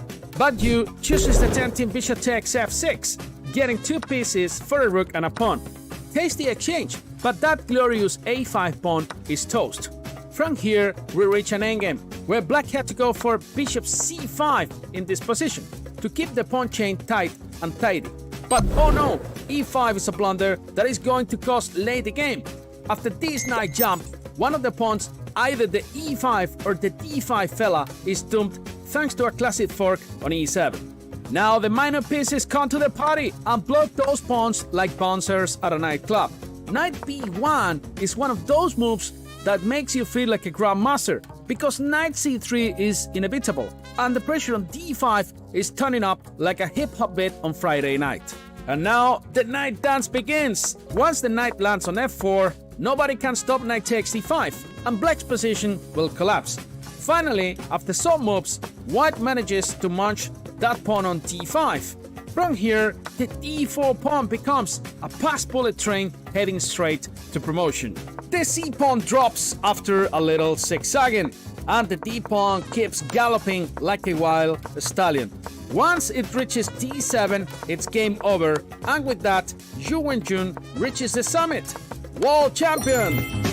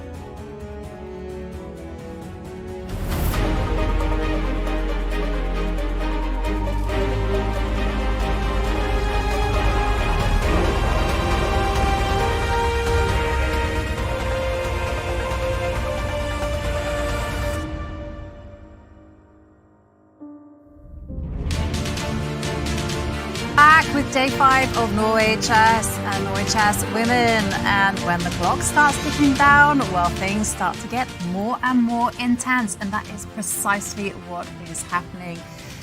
David, Tanya, well, we should, of course, revisit the bird's eye view because, as I mentioned earlier on, Hikaru went into the confessional, shared with us his thoughts, and Arjun is, as we discovered earlier, struggling. Shall we have a look and listen to Hikaru in action? Okay, so I made it back. So in my game, I've been pretty confused for the last couple of moves. Obviously, because I was down so much time and Arjun was thinking, I was calculating a lot of lines on his turn before he played King B1. But I saw this line from basically a mile away, and I thought I was completely fine, if not just up a pawn here. I mean, maybe Arjun can find a way to save the game with some great play, but I'm just up a pawn here. There should be no risk at all, so I have everything to play for. I don't know if Arjun missed knight fe4 or he just kind of cracked because of the looming time pressure that was coming in terms of blunder. I assume he blundered this knight e4 move. So we'll see, but I mean it's great, and if I play well, I think I should win the game, unless he has some obvious tactic in the next 2 or 3 moves. So I'm able to consolidate the extra pawn on the queen side. It should be a very smooth win, but. Again, next 2 or 3 moves, Arjun will obviously try to find some way to mess it up, and I need to be up to the task because, again, time pressure shouldn't be an issue because we're headed towards the endgame already, but you never know what happens if time gets low. So feeling good, but long way to go. You never know what happens when time gets low. That's exactly right, isn't it? Yeah, get low, get low. I can't wait for the time scramble. But in the meantime, Hikaru might have accidentally jinxed himself because this last move, given a question mark, suddenly Arjun back in the game, potentially. But we should mention just a quick recap of the last couple of moves. Hikaru was talking about the position a few moves ago. Arjun here, I think great idea here, great gamble by playing the move pawn to b4. Now, knight takes a4, which we actually mentioned a bit earlier, not met by b5 this time, but met instead by a rook slide, hitting the knight and the pawn behind. If b5, knight takes c6, and suddenly it gets a bit messy. Some pawns up for grabs. Instead, Hikaru retreats to this square. I did check with the computer. Apparently, knight to a6 was the only way to keep the full advantage intact. And meeting a pawn advance by a check. There are some knight slides into the center a bit later. Maybe you kind of back it up with a pawn. This was, I'm going to say, not easy, not obvious at least. He instead retreats, and Arjun still needs to be accurate, energetic, to find any way back into this game. 97 to me is the most natural human move to play, and I think Hikaru really summed it up well in his confession that he feels he's got everything to play for, almost hinting at a game for 2 results, you know. He's got this healthy pawn structure, he's extra pawn. All he needs is really essentially one move, right, David? Get that bishop out, get the rook into the game, and that's it. We've been talking about this, that for Arjun, he has to strike with that b5 move at the right time or continue putting pressure on Hikaru, not allowing that development easily. And as I'm talking, I'm trying to think, how do you do that? Because bishop takes pawn is a big threat. If you go b4, you're kind of giving this tempo with perhaps c5 ideas or even bishop c5 coming in. You know, you can't really let go of that square. Actually, bishop c5 really looks like a move, like a strong move there. I mean, if allowed, you go king b3. Black develops, looks really healthy for Hikaru after that. Yeah, maybe you might have to roll the dice with your b5 ideas. Bishop c5, what do you have in mind? I'm going to put you on the spot just before Arjun moves. What's White's best move? Apparently by a distance here. The only way to keep the balance. I don't think it's b5, because b5, bishop c5, I don't see the follow-up. I thought maybe bc6, we can still have some fun there and try to keep the balance that way. Or there's knight f5. Oh. But b4 is hanging. What's the move, David? Rook d3, and he finds it. Knight takes c6 is on the agenda. Wow. I was going to say, Arjun, wow. I was going to say that is a hard move to find. And that would be an understatement. I was going to say nigh on impossible. Rook d3, invisible move, indirect threat. In the meantime, there has been a draw between Humpy and Lei Ting-jae. That means 1 Armageddon. 3 to go. 1 to go. Well, of course, we'll be following the excitement of that game when it reaches the Armageddon. But rook to d3. Arjun Impressive. finding the best move to stay alive in this game. And it's not easy walking that tightrope. But David, yeah, you were talking? Yeah, I was just saying difficult. Like, I would never even dream of this move, I think. Yeah. And it's just been such a strange path, right? You go along castle, from d1 the rook goes to d2, then goes to d3, then goes to e3, and then back to d3. And all pretty much in succession of each other, right? Just one step ahead. But rook d3 just so incredibly resourceful, and you said it's the only move. But David, can we follow through? What's really going on here? I mean, we've been talking about Hikaru, get those pieces into the game. Bishop takes pawn, knight takes pawn. What happens? Yeah, if the black bishop comes out, finally develops, first time in this game, bishop takes pawn, knight takes pawn. It is a double attack, forcing black's hand. You pretty much have to take the knight, although saying that, maybe you can develop your rook as well. But okay, you take the knight, now rook takes knight. It's a check. You gain the a7 pawn. It's going to be level material and most likely a draw. If anything, white's got the better side of this draw. So this is definitely something Hikaru wants to avoid. The problem is you can't really defend your knight unless you're going to put your king back on its starting square. That feels wrong, blocking in the bishop and rook. Hikaru reacts. He does not look happy. He missed it. He missed rook d3. Yeah, I think, yeah, we can guarantee he missed that move. Yeah. That's such a hard move to find. And the only safe square for the knight really is this one, unless it's going to get traded off. I think knight e5, maybe it gets taken. But knight b6 is also going to get hit by some pawns. This is not over anymore. Hikaru knows he has to find some very creative moves even to keep pressure now. Yep. That's exactly what he needs to do as Arjun finds a way to remain active with the rook and cause some mischief. Can we go back to the bird's eye? Because this game is heating up, but there's also another game which I have my eye on, and I'm thinking it could turn. And it's the one between Fabiano-Caruana and Magnus-Carlsen. Yeah, we got to go there. We have to go there. 2 white pawns on e5 and d5. Evaluation bar also in Fabiano's favor. We've got to break down what's happening. Oof, yeah, quick action replay on this board. We only left it 3 moves ago, but it's exploding as we see over the last few moves. Pawn to a3 was played here by Fabiano, choosing not to trade pawns, not to damage the black pawn structure. Great self-control, self-restraint there from Fabiano. The bishop retreated, not trading for the white knight. The bishop now landing in the center. Magnus found the only move, by the way, to hold the balance. This is not an easy one. To block in his bishop on c8. e5 is a big threat, we should mention, pretty much almost trapping this bishop. So queen sidestepping allowed the bishop to retreat back home to f8. This bishop's had a journey.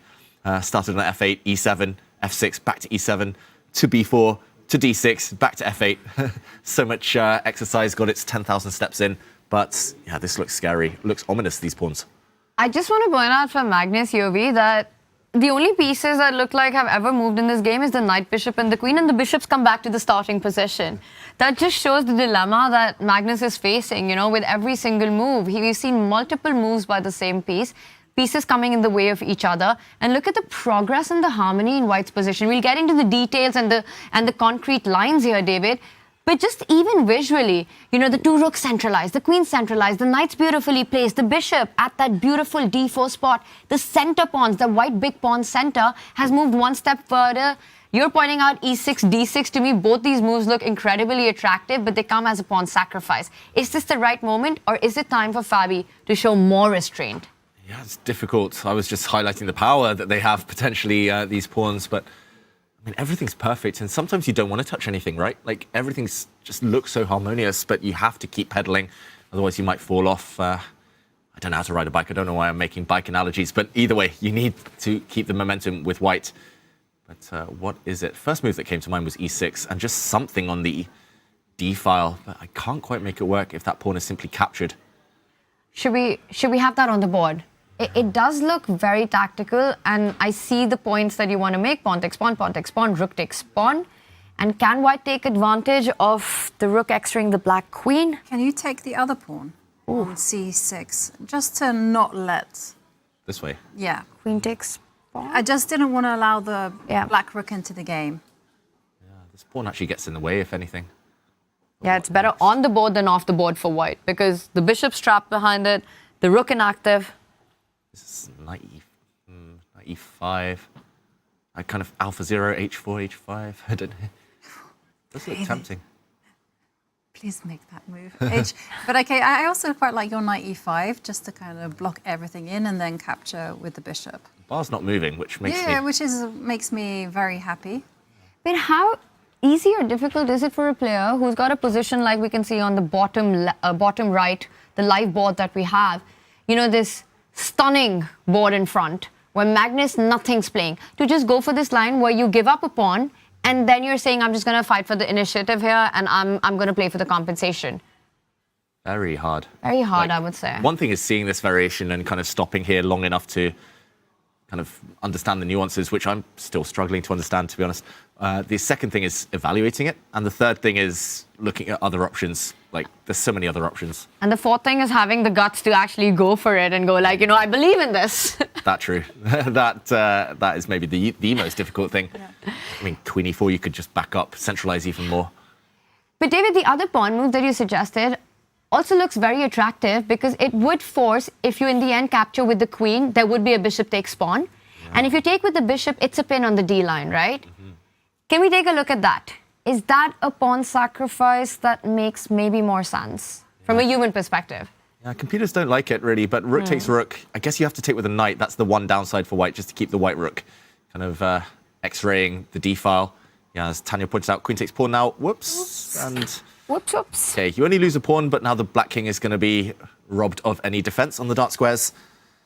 So I'm not sure we can touch this. I quite like this initially, just because of the idea of knight takes a4 and knight b6 as well. But apparently there is a way to escape here for Magnus. You know, I will say that out of d6, e6, if a player calculates the line through up to this point, again, to me, it just feels like this position is easier to go into than the one with the e6 sacrifice. Yeah, especially because, as David mentioned, knight takes a4 is in the air, right? And then you're looking at knight b6, and then if the pawn on d6 cannot be taken, and you cannot go bishop takes d6 either. You just spin it, right? You double down on it with bishop c5, game over. And we should mention, though, that either way, let's put the game position back here. Fabiano only has 13.5 minutes. Oof. Now, to get to the time control, that is 19 more moves. Oh my gosh, that's less than a minute per move. Yeah. And it's still so complicated, so tense. He doesn't have much time to calculate.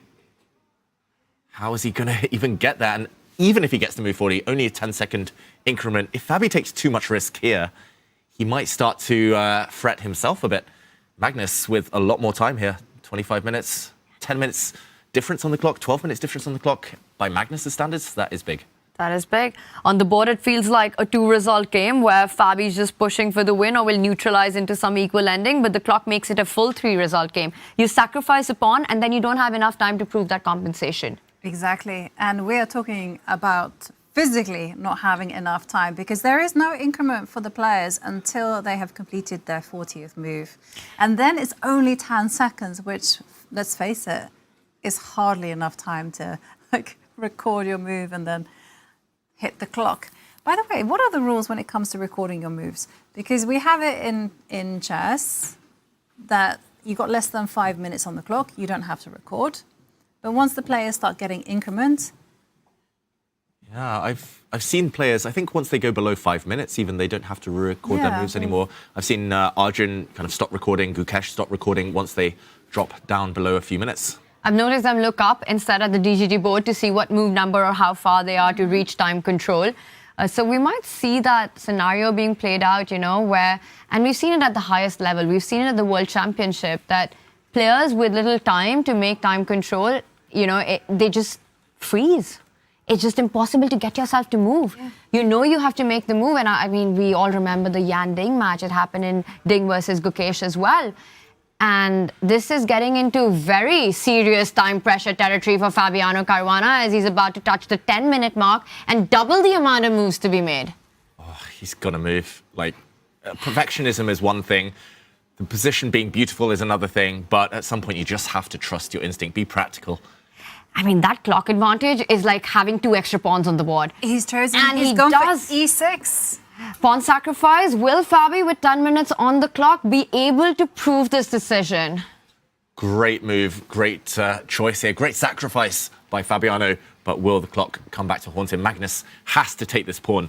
but that might just be where it begins, the difficulties. I wonder whether we just, for now, very temporarily pull out of this game and show the bottom right, the purple board. I don't know how deeply we dive in, but Caruana-Carlsen might be about to resign any moment now against Vachier-Lagrave. If Vachier-Lagrave plays 1 or 2 accurate moves in this position, the king in the corner, on the light squares, doomed. The black knight is attacked. Her last move was to play pawn to g3, but the first move that comes to my mind was knight to d5, and the white queen really struggles to defend her knight on this square. I think that's just game over. Simply, you can maybe trade bishops first. You can maybe even just line up your bishop against the king. Loads of moves here, but everything leading to a black win. Yep, looks completely devastating. Also, this bishop on d8 is still very much in the mix. It can come out to b6 or g5 if needed. But yeah, this is looking very, very bad for Vachier-Lagrave. Sorry, not Vachier-Lagrave, Sarah. Yeah, Sarah with white suffering in this one. And we will keep, of course, we'll jump back to Magnus, Fabi. But before we do that, let's also check in with Wei Yi versus Gukesh. A lot has happened there. I think we will end up sticking with the time trouble on Fabi's board. But let's do a quick roundup. Because Gukesh, his position with the black pieces looks like it's falling apart. We've got these 2 passed pawns.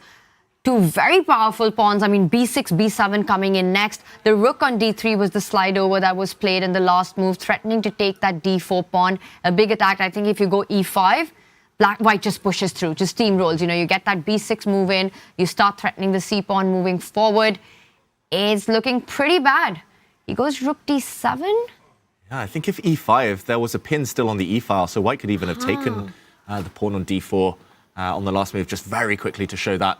E5, I'm not sure which way you take it, but rook takes, for example, and maybe knight takes even better. Pawn takes rook, white captures, and yeah, these pawns will win the game.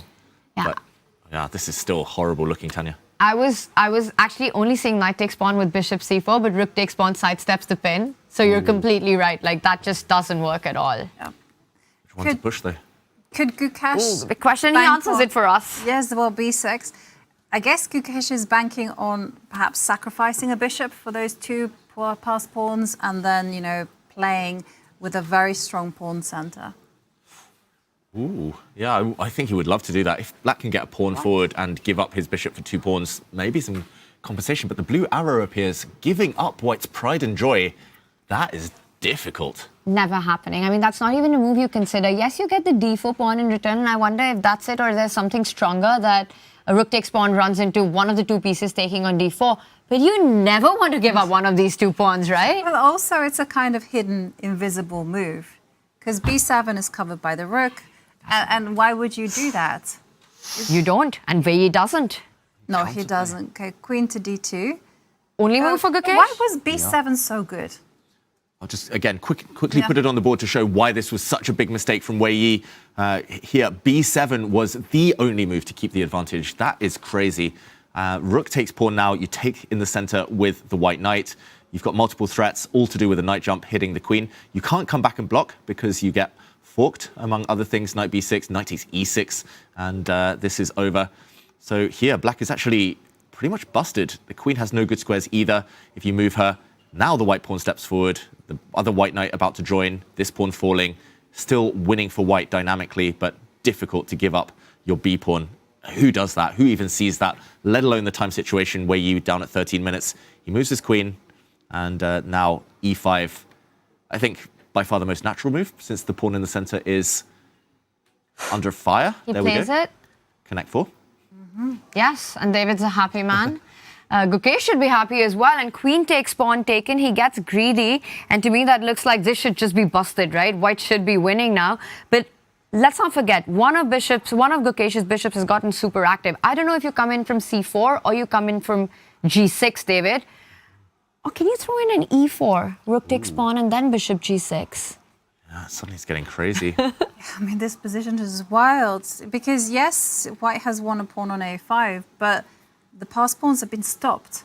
Whereas black's pawns are now suddenly, especially the d4 pawn, very mobile. Yeah. Gukesh has done a great job of messing this up, mixing it up, just making a total kind of chaos of the position.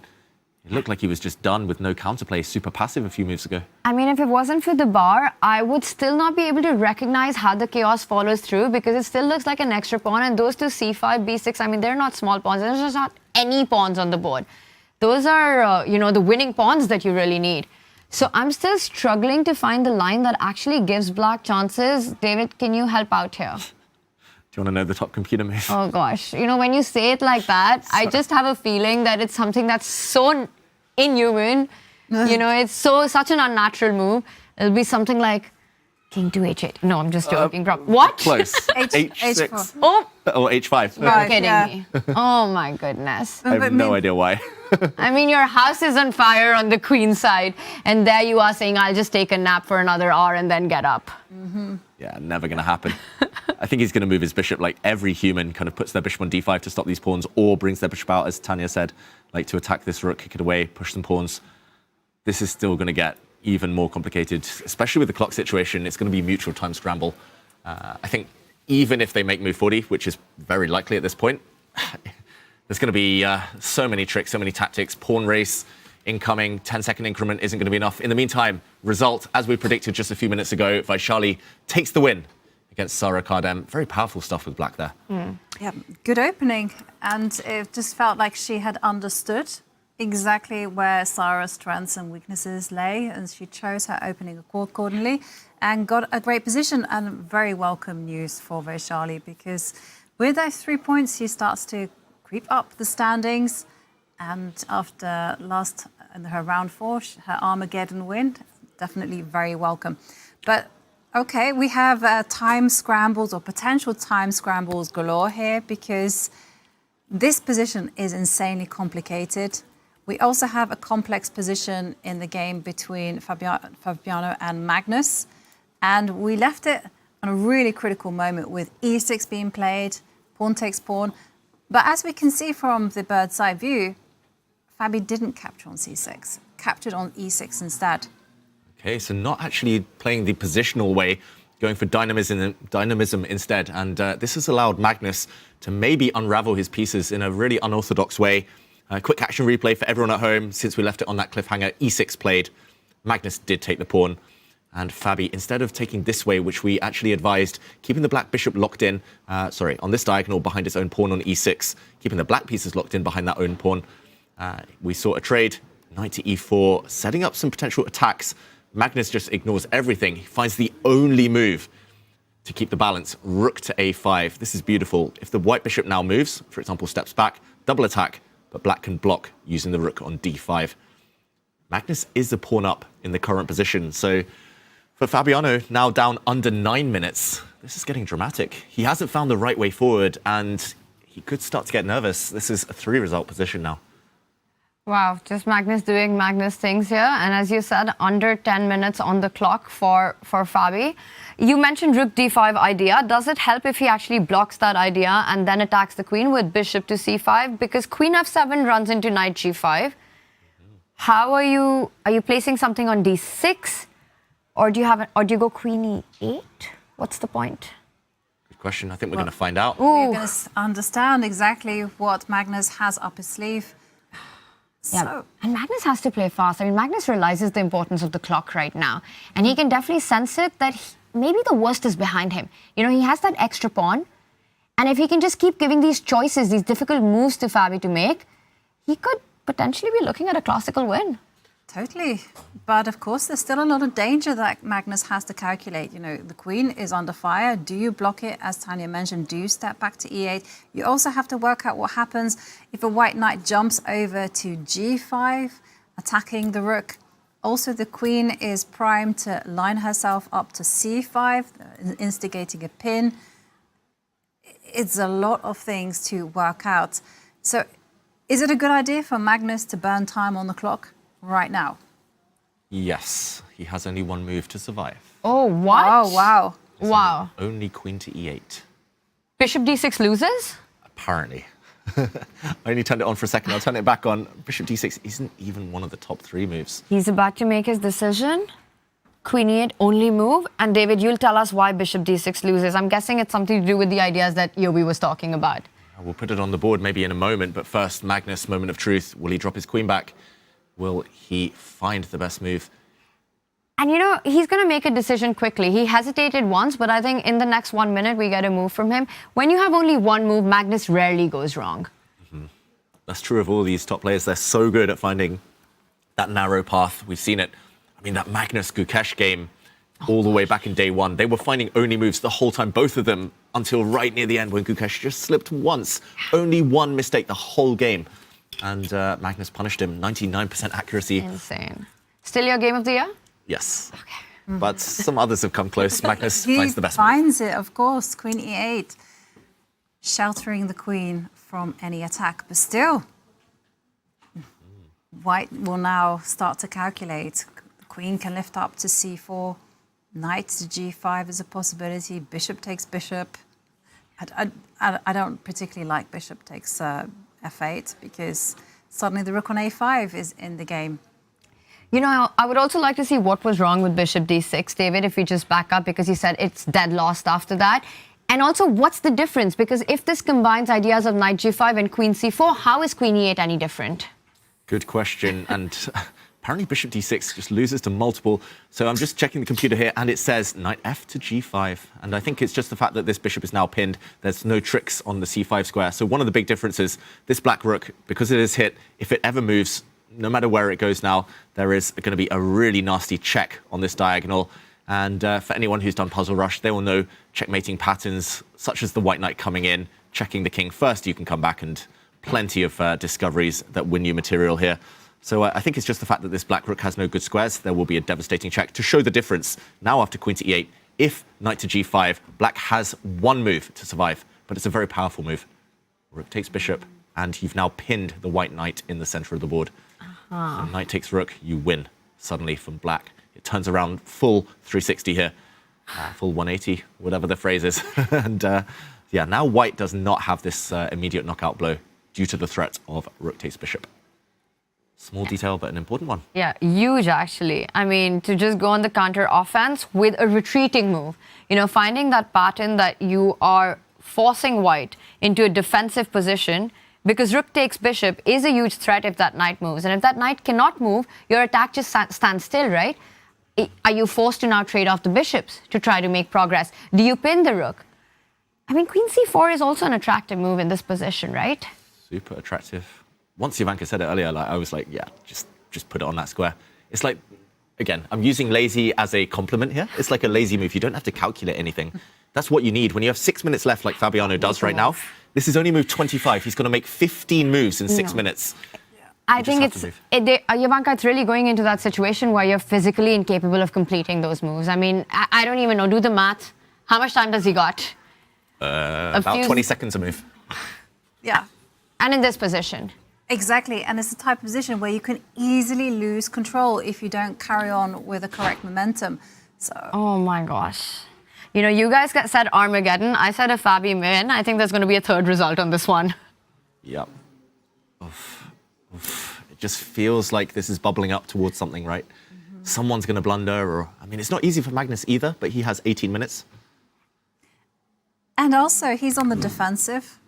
He's a pawn up, which means that, sometimes you can go in there going, well, okay, fine, I'm expected to be worse. Whereas there's a constant pressure from Fabi that he has to find that right energy in order to continue this.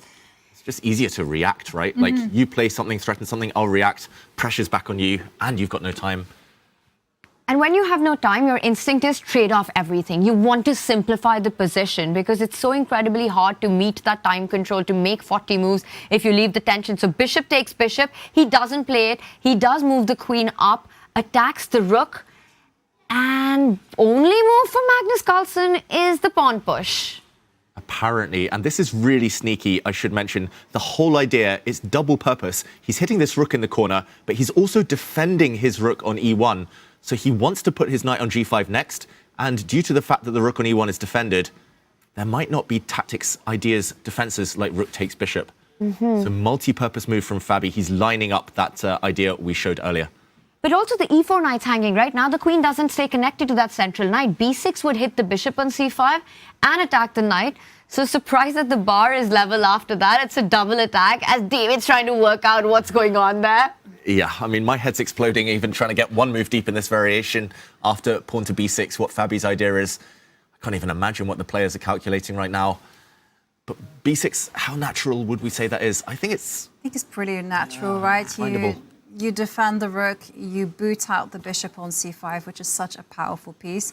And then the onus, again, is on Fabi. It's Fabi I'm worried about, to be honest, because, yeah, he can jump in with his knight, but he has to make decisions every step of the way.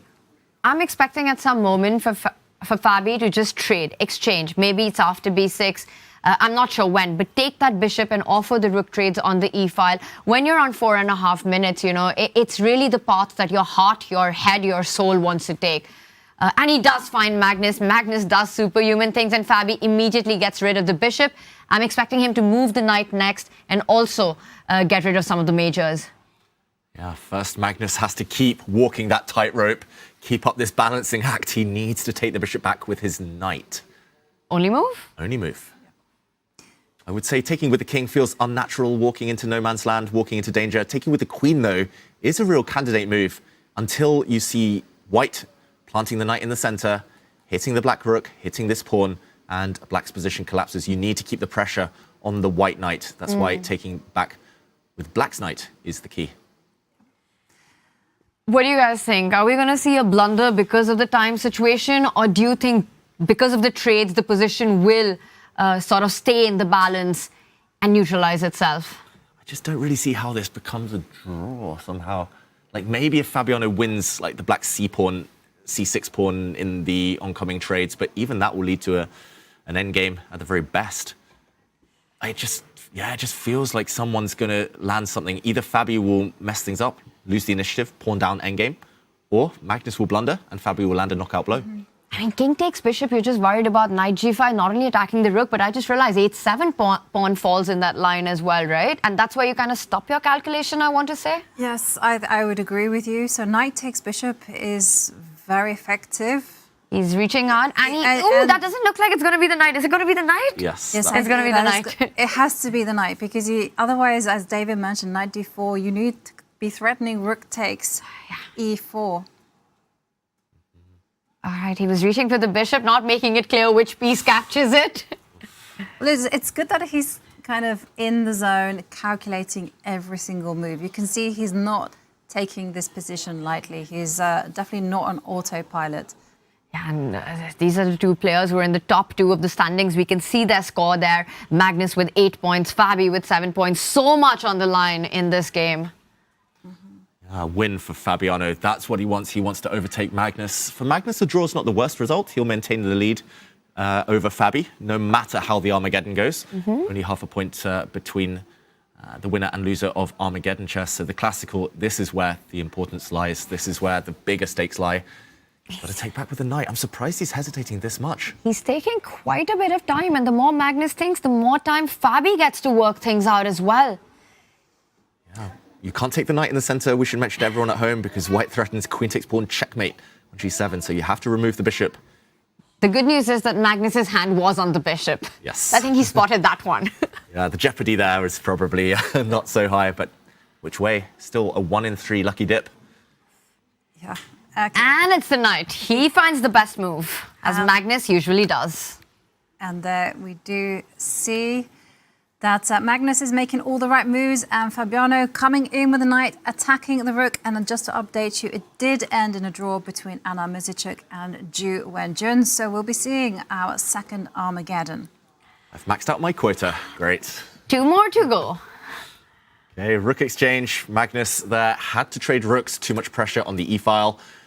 At least now, being a pawn up, getting pieces off the board, it feels like he's getting slightly closer to safety. The black rook on the a5 square can always slide across to guard any scary-looking checks along this diagonal.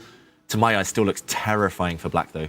Magnus still needs to be super accurate, although he's no longer in only move territory, which is a first step in the right direction. Sigh of relief for him.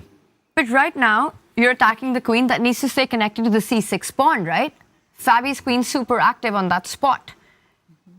And somehow you also want the queen to be around the black king as well, because you still have to be calculating all of those checks and those captures. So queen to c4 is in the air.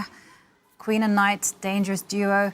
You also have to work out what's going to be happening if white is going to be playing knight to e5 at the right time. Still, a lot of danger. A lot of danger, but the point I wanted to make was, you pointed out 2 squares, queen d7, queen g6, that at least protect the c6 pawn. I mean, you don't put the queen for the second time in front of your bishop, do you? Also, walking into Jovanka's move knight to e5 with a double attack, that feels wrong. That leaves you with, d8 drops the c6 pawn, g6 maybe? At least you don't allow the white knight to leap forward because the other knight is hanging. It kind of all hangs on the fact that black can use the rook as a blockader of any checks. But it does feel like it's hanging by a thread. It allows the white rook into e7, which is scary in some variations. This whole game, every move, Magnus has had majority of his pieces in the first rank. Even here, it's only the rook that's managed to get itself out, and then you've got the queen, bishop, and the knight there. He does love freestyle chess. Really does.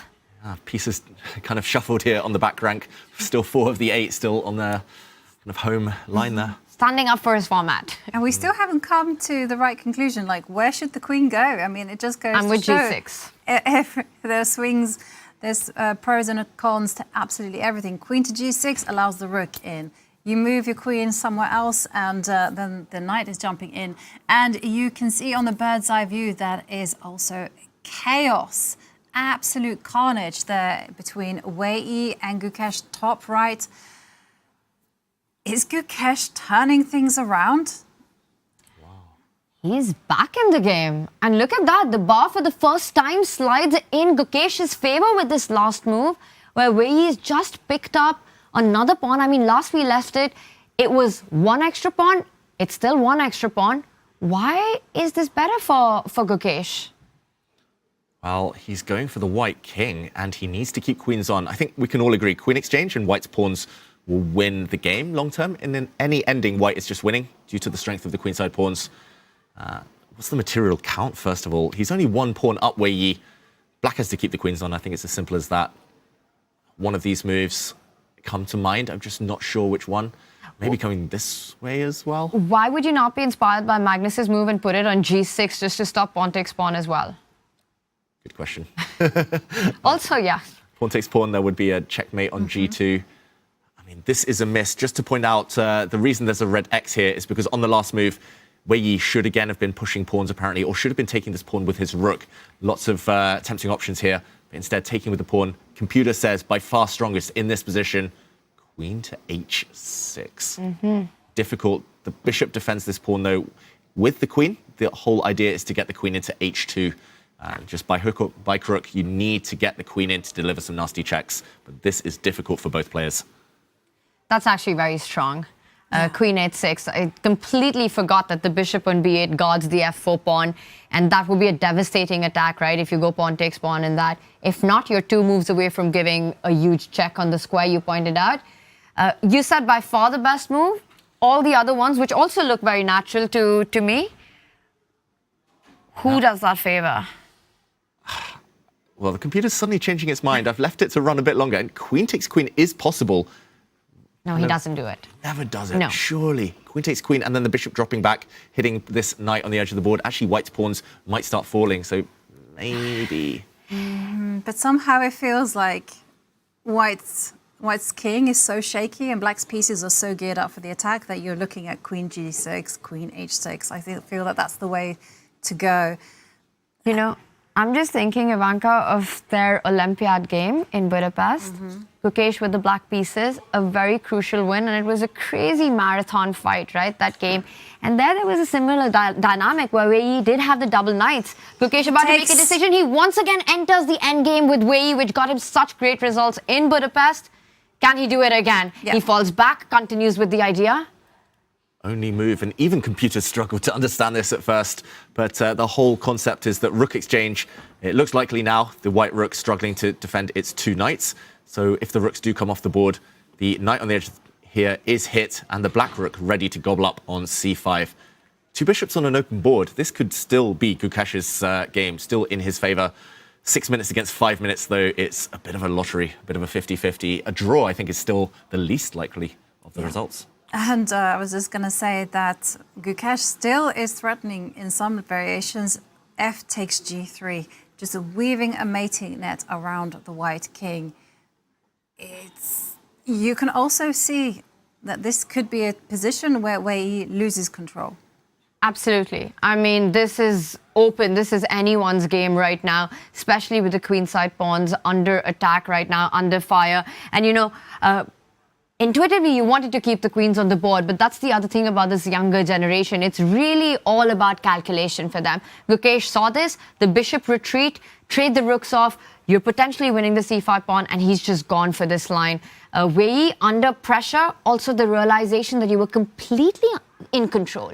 You were the one who was pushing for the big advantage, picking up that extra pawn, and now suddenly you have to go on the defense. A very difficult mind shift.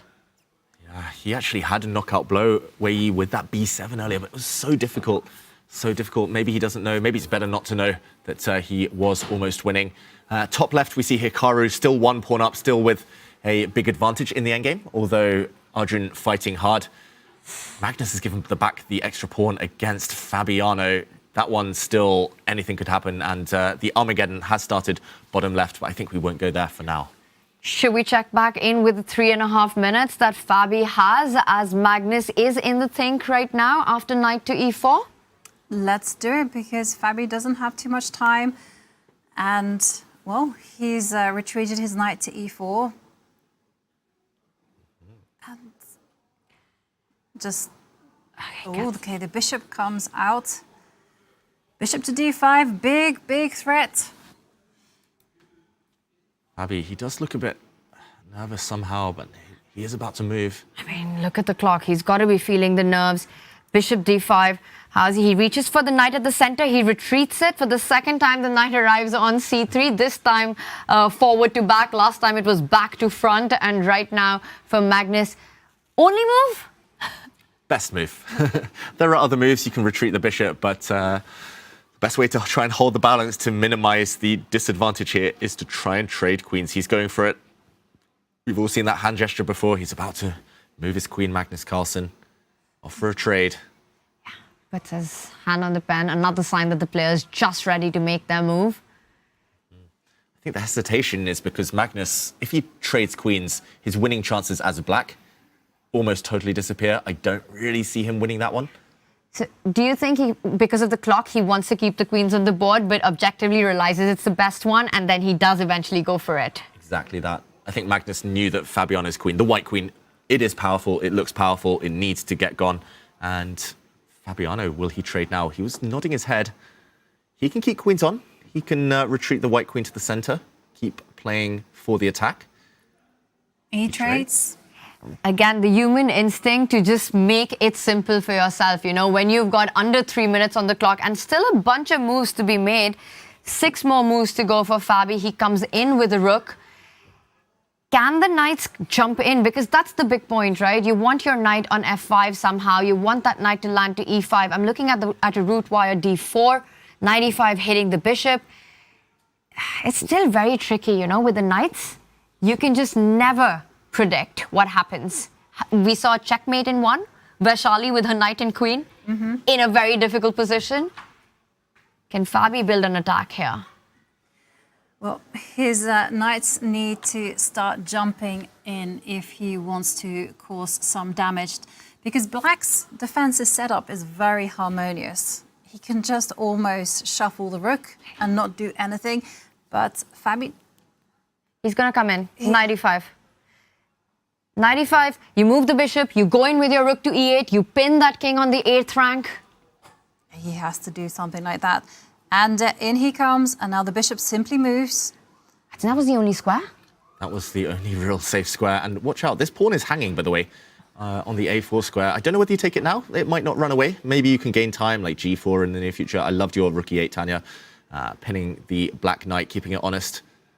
But I keep forgetting about that a4 pawn.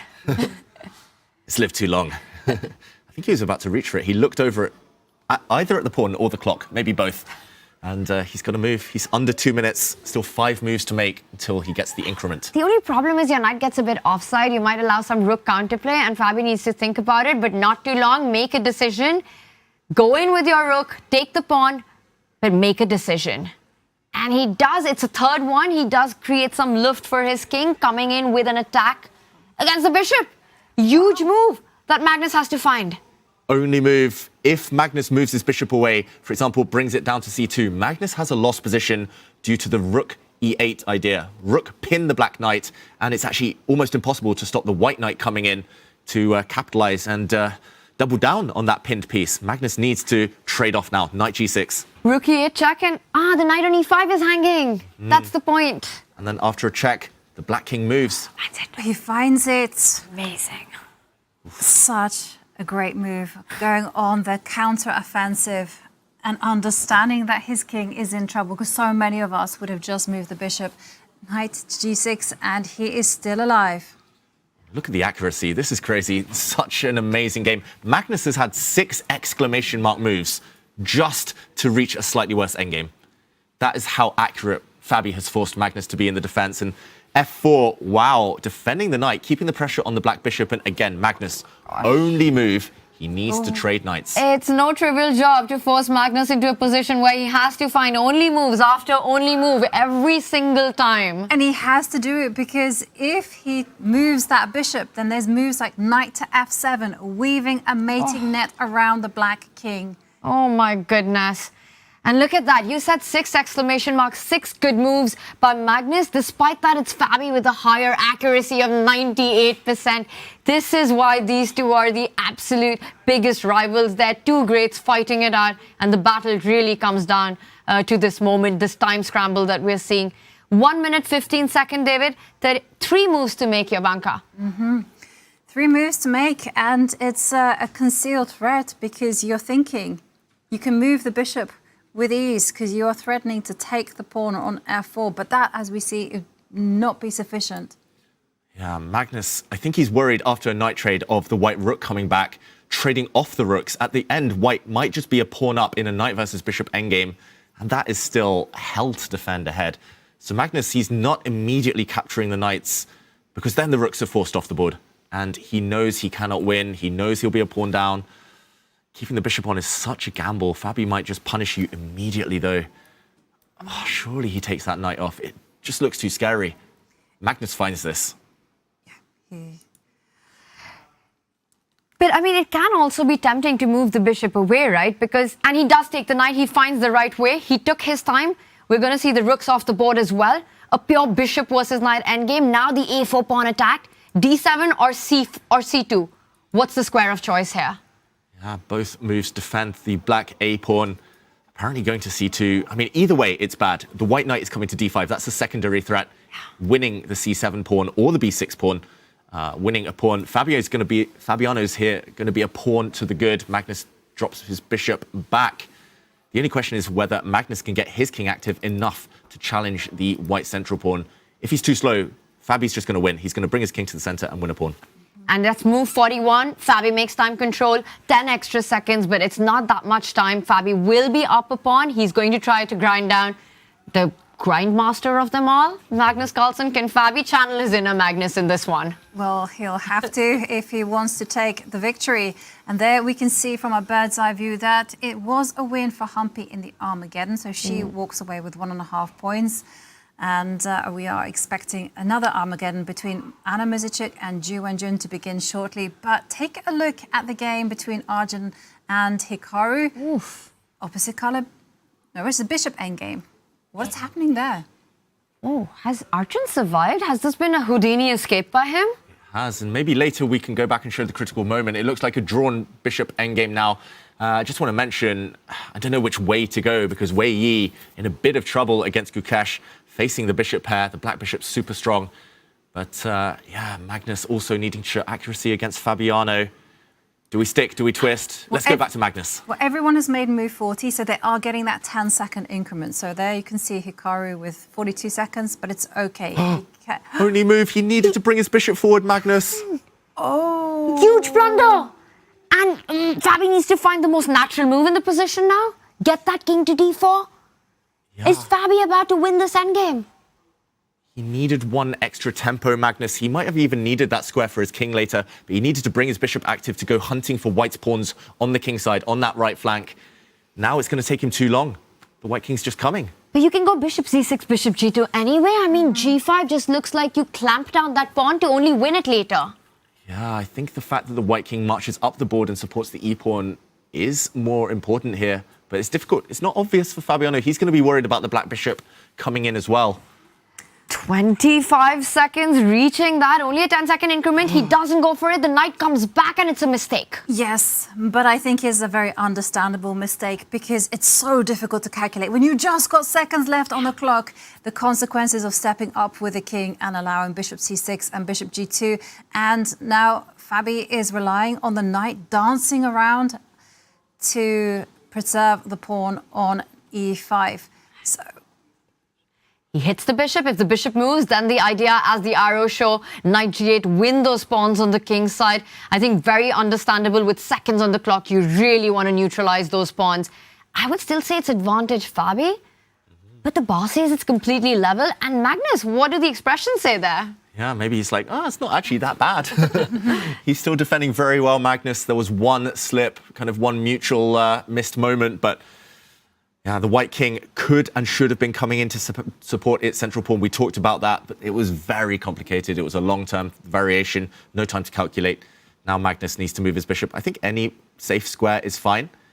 He will win white's central pawn next, that is guaranteed, but he will still be down 4-3 with pawns Magnus Carlsen. I think it's just the fact that bishops against knights, bishops are great long-term pieces. White will not have any pass pawns once the e5 pawn drops as well. And the fact that everything is starting to liquidate, all these pawns getting traded. Magnus doesn't look happy, though. He looks like he's panicking slightly. Oh, yeah, he has to make a move soon. I mean, he's still got those extra seconds on the clock. Magnus, is he about to move the bishop? He reaches, but he's not sure. He's not being able to make a decision. Well, he has to move the bishop because knight takes bishop is in the air. Finding the square, he does it. Knight comes in. And now capture the pawn. Fabi will do the same. Threatening some checks on f7. But the king is just so incredibly active. The big question would always be, do you place it on f4 or not? Do you want your king on that square? Good question. It's very tough to decide here. It's like, do you go for a race as well? Like, the black king can start running. The black king can come for the white pawns. He doesn't. He cuts off the white knight's retreat first. The white knight only can really land back on the f5 square. Would see some exchanges, a king and pawn endgame. Has Magnus Carlsen calculated this well enough, or can the white king come to the rescue? And this last move by Magnus explains his bishop retreat. He wanted to trap the knight at the edge of the board. You know, the two-square theory. You put your bishop at the distance of two squares and you just completely restrict that white knight. Yep. And also, there's danger for Fabi because the black king was threatening to run over to the queen side. That's why it was warded off. And now b5. Still, Fabi has to find a move. And that's a draw by Fabi. Right there. We're going to see these trades happen, and then Fabi will get the opposition. They will repeat with the king sliding to the center of the board, and I think that's about it. This is where the game ends. Yep. And these two giants will fight another game. It will be the Armageddon. Absolutely. And we are going to dive straight over to the game between Wei Yi and Gukesh because Gukesh is taking over. Just look at the bishop pair. It's the white king that's in huge trouble. Where can he go? Only one move not to get mated. E2. Oof. But look at the bishops. They're so powerful. Even if you just take this pawn, by the way, which he does, he's going to try and promote the h-pawn, just as he did against Magnus Carlsen on day one, Gukesh. Promote the h-pawn. He even...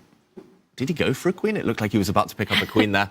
He's just going to push and try to promote. It's second 7, and Gukesh as well, playing under 20 seconds right now. Can he win this endgame? What a turnaround this one has been. It felt like it was in the bag for Wei. And it was, but he had to find a very difficult resource. And now Gukesh just has to hold his nerve. Well, you can take the f5 pawn with one of your knights. Again, knights are super tricky, so not over until the last move's played. And that's what he does. But the king, the white king as well in danger. I don't know whose king is feeling more unsafe because you've got these checks. He first falls back with the bishop, and it's a big mistake. A huge mistake. Now the black rook is hit. Not just that, white threatens knight to g5 check with a fork against the black king and the black bishop. Game on. Game on, and a very difficult move to deal with seconds on the clock. Gives a check. Black king coming under fire with the white knights. Anything can happen. Yeah, but now Wei Yi has to find the right move, and this is not easy. And he finds it! What a move! He sets up a mating net around the black king. Knight g5 is threatened. With knight f7, winning the game. Wow, Gukesh is facing a mate in 3. Knight g5 check, the black king moves. Knight f7 check, and then rook h8 is checkmate. He gives a check himself, Gukesh, to buy a bit more time on the clock. Will he repeat the position? He might just need to bail out now. It's too scary. I think he has to pull the brakes. Oh, Wei Yi's going for the win. You can give a check. You can give a check on a4, and the white king has to step back to defend. You can move forward, hitting the black bishop as well. Oh. Oh my goodness. Wei Yi once more. Okay, cover the g5 square. Go bishop to f6 and live another day. Remember, Wei Yi... Make a move 4 seconds. Yes. 3, 2, oh my and he plays it. 3 seconds left. Gukesh trying to bail out. That was a great defensive move. Remember, Wei Yi did defeat Gukesh in Tata Steel Masters. It was a draw in the meantime between Magnus Carlsen and Fabiano Caruana. But this is where the drama lies. Wei Yi trying to beat Gukesh again in speed chess. Okay, the trades are being played. I think that's a bit of a sigh of relief for Gukesh, right? Those knights were just looking extremely dangerous against the black king, forming a net, a pair gone. You lose the pawn in the bargain. But that h5 pawn, is it as strong as the c5 pawn? Yeah, which one is stronger? That's the question. Gukesh pushes immediately. But the black bishop can give itself up on the c8 square, so that's a defensive resource you'll always have. We might be seeing a rook and knight versus rook. Yeah, or rook and bishop versus rook. That could be fun. Okay, Wei Yi. I would say the h-pawn in practical terms is just as dangerous, if not more dangerous, than white's pawn. How do you stop this one? It's running through. It's going to promote on a light square. 4, 3, and c6. The pawn 2 squares away from queening. Now it's Gukesh's turn. Does he? Okay, he advances. He's calculated out. The rook comes back, stops that pawn from moving forward. For Gukesh, the bishop is a key defender right now. How does he use his rook to assist that pawn to move forward? It's not easy. White's so quick in the race. You can either use the black king now to try and come forward. It takes a while, though, or you slide across with the black rook, try to block on the second rank. Those would be my bets, but so much choice. Gukesh just needs to move 5 seconds. Make a move. He does. He reaches for the rook for the second plan that you pointed out, and Wei Yi is prepared. He's about to push his pawn. c7. And then I think Gukesh will offer that rook trade on g2. Wei Yi changes his mind. He goes knight d5, now threatening a check on f6. Yeah, that was a safety move first. I think he was panicking. Wei Yi. The black king moves out of any checks. Combining both ideas, get your king closer to that pawn. Whoa, the tension, the nerves that the players will be feeling right now. It's intense, and the knight is gonna go attack the pawn. Wei Yi desperately just wants to get rid of that pawn. Did you see? He picked up a queen, Wei Yi. He's playing with that queen in his hand right now. He's pushing a pawn forward. Is this mind games, or does he genuinely believe he can bypass that black bishop, get a new queen on the board? Gukesh, meanwhile, going from behind to stop it. And now if white wants to be super safe, you go knight takes pawn, give up that knight, and believe in your power to hold a rook-bishop versus rook. Yes. Do you think we'll see that? But do you do that when you only have seconds left, knowing that it is a difficult ending to hold? When you've only got 3 seconds. Oh, he doesn't do it. He brings the king closer. And now Gukesh can slide his rook over to the c file and attack the c7 pawn. Ooh, he defends it with his knight. Wei Yi does not want to defend rook and bishop versus rook. Wow, this is playing with fire, though. The black king's about to start coming in. I mean, to me, this still looks like a 3-result game. Yeah, it feels like that. Both players really want to win. Gukesh nicely brings his rook back. He stops the white knight from blocking the c-file. The black rook now on the right side of the pawn. Now the black king is coming. Wei Yi is in big trouble now if he panics. In the meantime, a draw in the other game. Yep. Wow. So that goes to the Armageddon as well, just like Magnus. And Fabi, king h4, clear plan for Gukesh. King g3 coming next. Followed by h2, promoting the pawn. 2 seconds. 2 seconds. 1 second. Oh, whoa. And he blunders. Does he blunder Wei Yi? No, the bar corrects itself. Oh my goodness. Oof. Unbelievable scenes here at Norway Chess. Well, leaving it to the very last second, to say the least. The bishop comes over. Okay, still, Black's plan is to build a bridge to shelter the 1 second. h-pawn. Oh, again. He does it again. This is not good for our hearts, Wei. You gotta play faster. He's made the last 2 moves with barely a second on the clock. Now he drops his pawn. The king comes back, hits the bishop. Okay. And I think Wei has to find a way to give up his knight for that pawn. He has to go for a rook-bishop versus rook. I think he's securing the draw just about. He's got some knight checks himself to drive the black king away. Wei Yi, skin of his teeth there, surviving. Well, not much time for Gukesh either. 3, 2, oh. Bishop c6 played, and now you can give that check that David was pointing out, forcing the king to h5. You could also think about pinning that bishop eventually to the black rook, paralyzing Gukesh. And 5 seconds. The knight is coming to give a check. King steps back. And now Wei is about to reach for the rook. He reaches for black's rook instead. and again. Oh, he goes forward all the way and is threatening a big check to win the h3 pawn. Yeah, but the bishop is going to calm down to g2 and defend everything. He's threatening to win the black rook with a check on h8, check on h6, check on h7, and oof, there would be some skewers. Nasty. Black king moves. Good choice by Gukesh. Again, big threat. Rook h6 check. Black king goes back to f7 and a skewer on the h7 square. I mean, you're just thinking about that and you play bishop g2 and you lose on the spot. I would make that move in a second, by the way. Don't go rook f7 because you self-trap your king. So bishop comes back. Yeah, Gukesh finds it. He hits that knight, blocks any checks on the 7th rank. Surely a draw now. Surely White's going to give a check, then take this pawn, and it would be the end of all the fun. But more fun to follow. Yeah, for now. Is he going to be practical? Oh my goodness, he does it. Wei does get the pawn back, but Gukesh, he wants to play on. I mean, no. You got to take that knight. White's coming in with the check on h7. Yep, and it comes off. Rook against rook and a handshake, and wow. Unbelievable stuff. What a game. And look at Gukesh. He's still thinking about his opportunities and chances. And Wei, the same. Yeah, both players breathing a sigh of relief. This game had more twists and turns than a Hollywood thriller. My goodness me. At first, Wei Yi winning. Then it switched over to Gukesh. And then it was pandemonium on the board. Just the definition of Norway chess. Pure chaos. And bad news for all of us in the studio. None of us correctly predicted that there would be 5 Armageddon games. I was the closest, though, just want to point out. You were the one fighting for that not to be a rule, Tanya. Damn it. Wow, but that means more chess. And I just want to say that maximum number of games ending peacefully, but the chess we saw was anything but peaceful. No, completely. I mean, completely unpredictable. Many games, even the ones that finished in endgames, with Hikaru and Arjun, we were thinking that it's all going to turn, but of course, one Armageddon actually in progress. Maybe we head straight there, and there we can see Anna Muzichuk. She's playing white in Armageddon, so which means that she is in a must-win scenario. So we've got to see, can Zhu Wenjun hold this? Yeah, a few moves ago, Zhu Wenjun had pretty risk-free advantage. She could have actually got her black rook in behind enemy lines, but she's left it to get kind of trapped behind the white knight. Now it's anyone's game. Both sides have strong knights here, Tanya.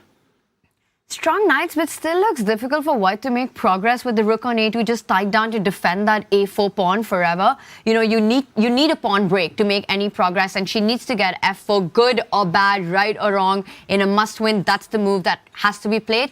But that invites a trade and then eventually attacks on the e-file with that rook sliding back and then forward. But she has to play f4. Now or later. I think it happens now. Now. It has to happen now. And she does it. Decision time, doesn't trade, brings the knight back. It looks like Vengeance just built a fortress and she's happy to stay. Yeah, this is what she's been doing the whole tournament. She's like doing the minimum. She just wants Armageddon every time. She just wants to grind it out in the Armageddon. With black, super solid. With white, maybe she'll try a few things. But yeah, for Anna, it's difficult. Like, she's maxed out her position. It's just that one white pawn on a4, the weakness, tying down the white rook. If you could put that pawn back on a3, release the white rook, white has a great advantage. But here, no winning plan. Maybe that's the problem. But maybe she can go for another Armageddon plan, which is to tire out your opponent. But I can see from the clock times that Anna has actually got less time on the clock. So that's something that Ju Wenjun can do. Just simply keep making moves quickly. And she needs only a draw, right? I think Wenjun really establishing herself as the Armageddon queen so far. She's played this to perfection, maybe had bigger chances, but got her fortress and sticking to it. Anna might even need to sacrifice a pawn because you have to activate that rook for any counterplay. And now Wenjun reroutes her knight potentially to the center of the board, but knowing her, I think she comes right back to c5. Yes. She's found the perfect formula here, the defensive formation she wants to adopt. She just wants a knight on c5 to sit there forever. And Anna continues to repeat. I'm really surprised. Okay, just waiting. Black knight moves. At some point, you just have to kind of go like rook f2 and just take on e5, try and come in on the f file, or something along those lines. Rook h2, blow open the h file, something. You need to try something. Yep, that's absolutely what she needs to do. And now she's utilizing her king, but the knight is so strong on c5. You can't make any inroads with the king. It's tied down to the defense of e4. And then king to f7. Ju Wenjun has found the perfect way to wait. She does, and she doesn't care. You know, she's just moving that knight when allowed to, comes back to that square, shuffles the king if the knight isn't allowed to. It's so easy for her. And she just keeps doing the same thing over and over again. Passing the ball to Anna. Can you take the risk, which you have to? Anna struggling to find a way to make this work. Ooh. Sooner or later, we might see a repetition. Ooh, is this the second, third time we've seen this position? Maybe the fifth time, but the players, will they claim? Because they are not so sure, David. It's a draw offer from Anna Muzychuk, and she allows Ju Wenjun to take this Armageddon. No way forward for white. And Ju Wenjun proves again that her strategy pays off. Her fourth Armageddon win at Norway Chess. Incredible stuff. Yeah, definitely. Great stuff there from the reigning 5-time Women's World Champion as she holds the door, she holds the fort to get those 1.5 points. It was a solid day for Ju Wenjun, but we are in for a treat. So many Armageddons that we are going to be having in just a few minutes. And you know, all the Armageddons that we're going in for, they all come, all our Norway Chess boards. Hikaru Arjun, Armageddon. Gukesh, Wei Yi, Armageddon. Magnus, Fabi, Armageddon. I don't know which one I'm more excited about. Well, this is insane. Okay, you're going to have to hold that thought because we are going to go on a short break. We're going to catch our breaths after all of that excitement. And when we come back, it is going to be full on Armageddon. So stay tuned. Let's go.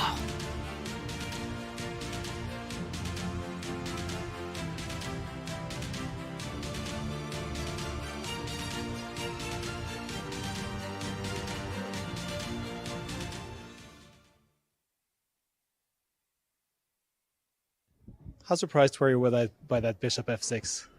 Yeah, a little bit surprised. I thought maybe he would try to surprise me, but of course bishop f6 is a very artificial looking move, but maybe it's not too bad. At least I didn't see a clear advantage. Although I was, of course, quite comfortable out of the opening. I was definitely pressing, and I thought at some point he equalized, but then he played bishop b4 and his problems became very serious. But then he found some very resourceful ideas. Good luck in the Armageddon. Thank you. Hampu Koner just won in the Armageddon game against Leighton Z. How do you feel, Hampi? Yeah, I think it was not a great game. After the opening, she has a very convincing position, and I was struggling. But probably she should have played something like rook fd8. That would have been simple. Then it went to a complex position, and she started making mistakes. And what about your classical matchup? Yeah, classical, I was having a very comfortable position out of the opening, and somewhere I felt I missed the advantage because I'm sure I am having a very good pawn structure on the queen side, and also my bishop on g2 is quite active. Somewhere probably not maybe not queen into d5. CD5 would have made sense to play that position with maintaining the structure, because after queen d5, when she got this b6, AB queen b6, I wasn't able to play b5. So if I was able to get that pawn structure, it would be better. But in that position, it's not working out. Yeah, still a victory in Armageddon is great, and it has already been the middle of the tournament right now. How would you evaluate your chess so far in the first cycle of the event? Kind of a mixed play, not so great. Okay, we wish you better game in the second cycle of the tournament for the next round. Thank you. Thank you.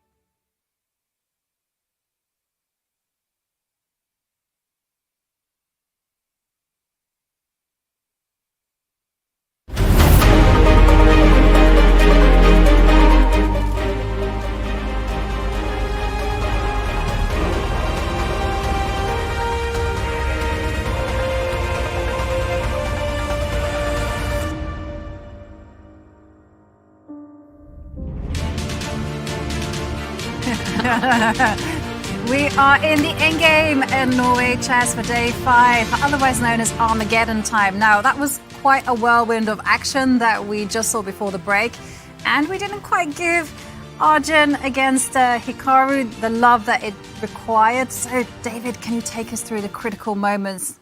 Yeah, I'm going to show us just one key moment where Hikaru actually missed a win, but it was so difficult, it was so hidden, and he only had a few minutes left on his clock. It was this position. White's last move was to capture on b6, so there's just been a trade of knights.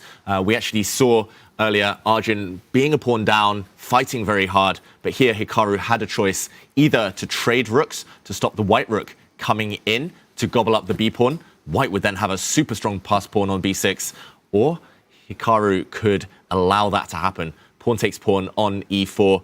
Here, Hikaru will show what he played first of all. The very natural rook to d8. Double question mark though, because it did miss the win. We saw a trade, and Arjun here found the only move. He can't allow the b6 pawn to fall, so bishop into c7 cannot be traded since the white pawn would be so strong, the b pawn. And instead, he had to move the pawn out the way. Suddenly, it was level pawns, and the game became a draw. If instead, he had found the brilliant pawn takes pawn, rook d7, and now e3, only winning move, he would have won this game. The whole idea is to deflect the white bishop, and only now play rook to d8, since rook to d3 check is such a killer double attack here. He would have forced the rook exchange on his terms, and the white bishop being passive, this would have given Hikaru a winning endgame. The black king is coming into the center or towards the king side to gobble up the white pawns. That would have been a beautiful moment, but very difficult to spot when you just have seconds left on the clock. And there on our screens, you can see Fabiano Caruana is getting ready for his opponent, none other than the GOAT of chess. World number one, Magnus Carlsen. Now, Fabi will start with 10 minutes on the clock. Magnus will have 7. The players will get that 1 second increment once they've completed move 40. But Magnus will have draw odds. So if the game finishes in a draw, Magnus will walk away with 1.5 points. Yeah, and what a round, right? Norway Chess Open, Avengers assembled for the Armageddon. You called it, Jovi, as the end game for today. We will have a decisive result. It is go time, and we've got all 3 big boards. It's like the Infinity Wars continues. Did you say go time or goat time? Either way, 2 fantastic players, and it's actually Fabiano who blinks first, plays the Italian game, not the Spanish that we saw in the classical encounter. Magnus comes prepared. He brings his bishop out. Oh, this is so hard to predict. On paper, Magnus would be the favorite in any Armageddon game, right? But he's lost 2 out of his 2 Armageddons so far this tournament. And he's lost them to Hikaru and to Wei Yi. So far, Magnus Carlsen has prevailed against the youth in the tournament, taking down Gukesh and Arjun.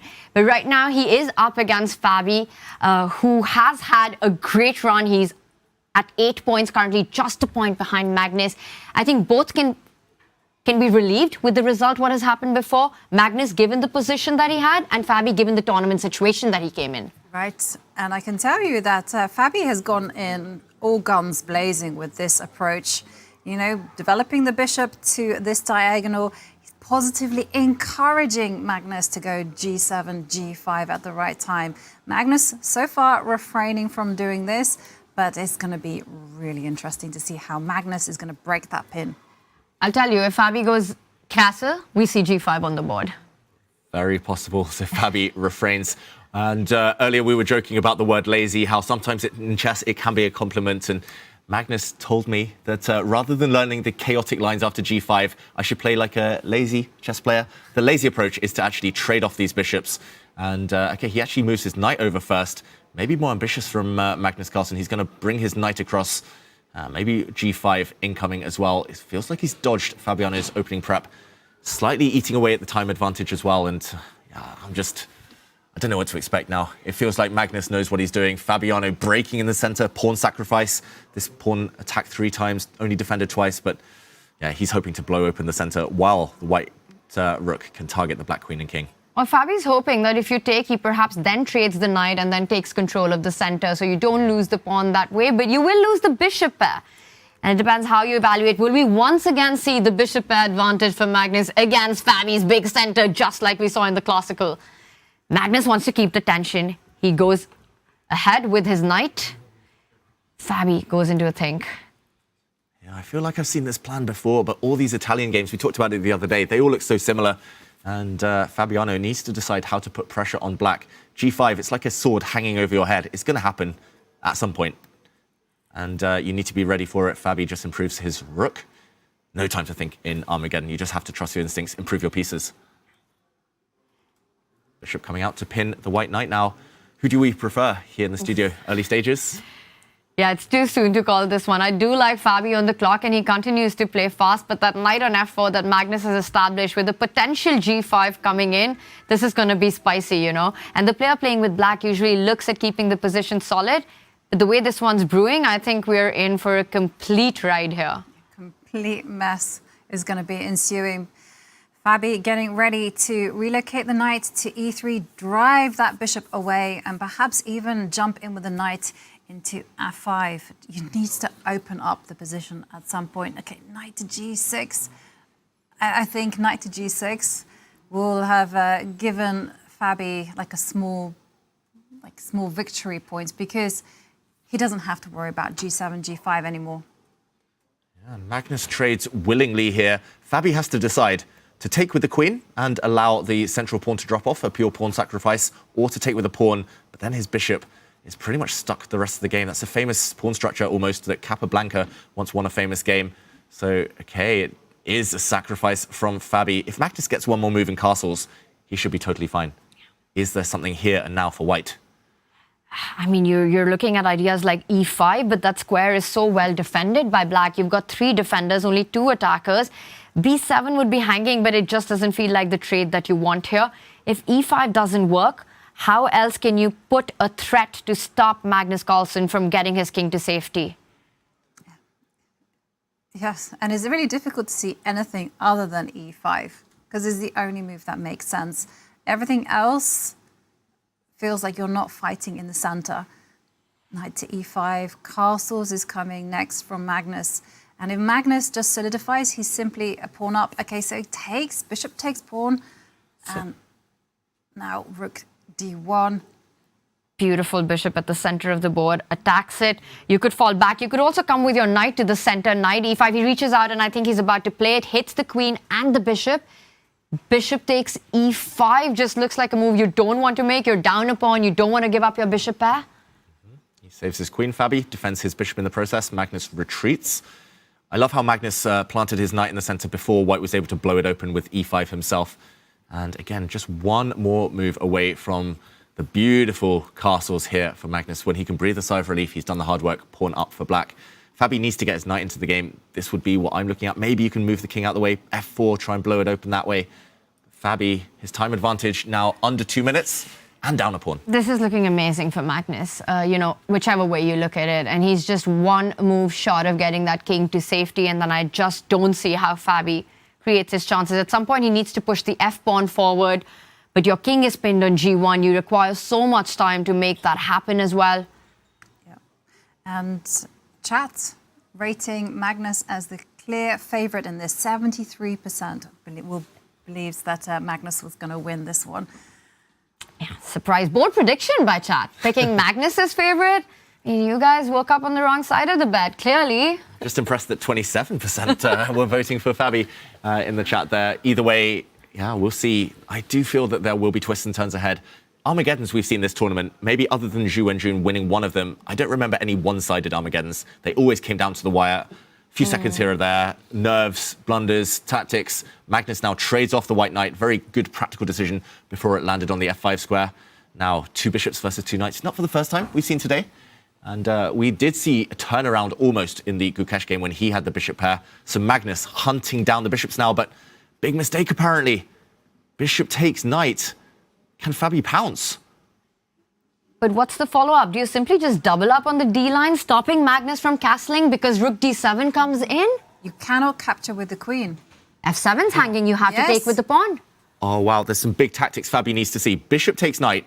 I'm going to put this on the board very quickly while we keep the physical board up. Bishop takes knight. Black has to take with the pawn. You can't take with the queen as f7 would be hanging. Pawn takes, rook to d3. After the black knight comes back to defend the square, bishop takes f7, check. The black queen takes, rook to d8, check, deflection. And if the black king just moves up the board, you continue deflecting. He doesn't play it. This would have been winning for white with the queen coming in. Let's go back to the game. This is the live position now. He traded the wrong bishop for that knight. Huge miss. You just don't have the open lines that you now need for that activity.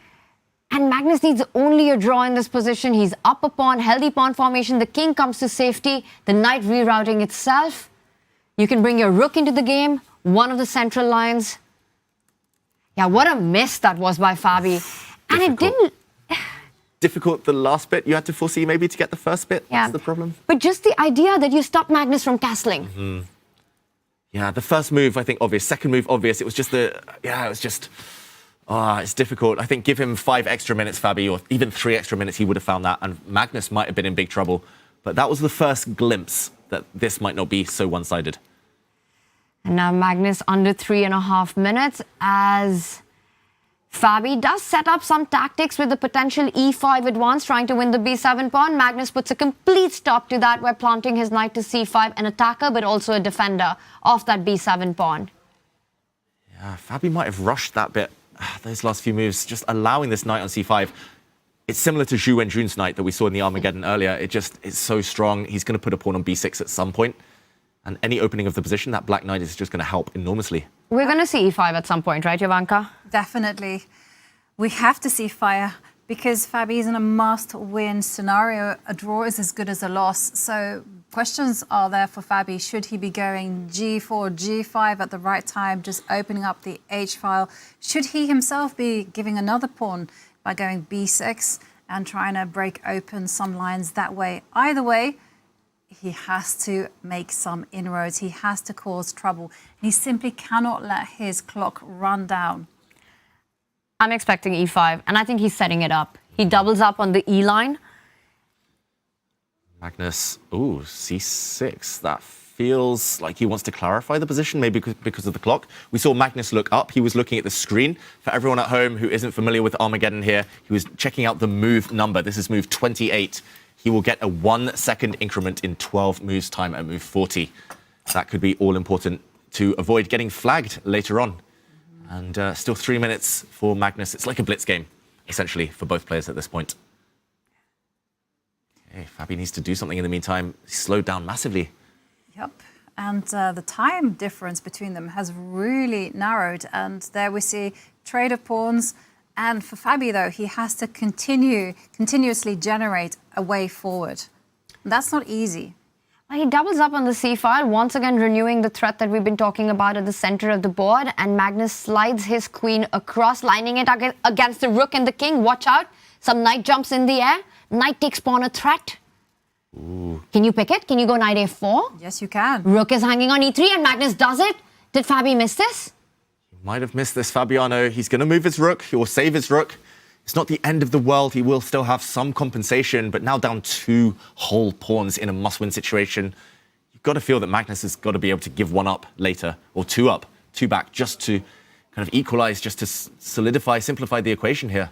Yeah, but simplifications are good news for Magnus because he just needs a draw. So once the rook moves, it's going to be back to the c5 square with the knight, and back to Fabi as to how he's going to break open the position.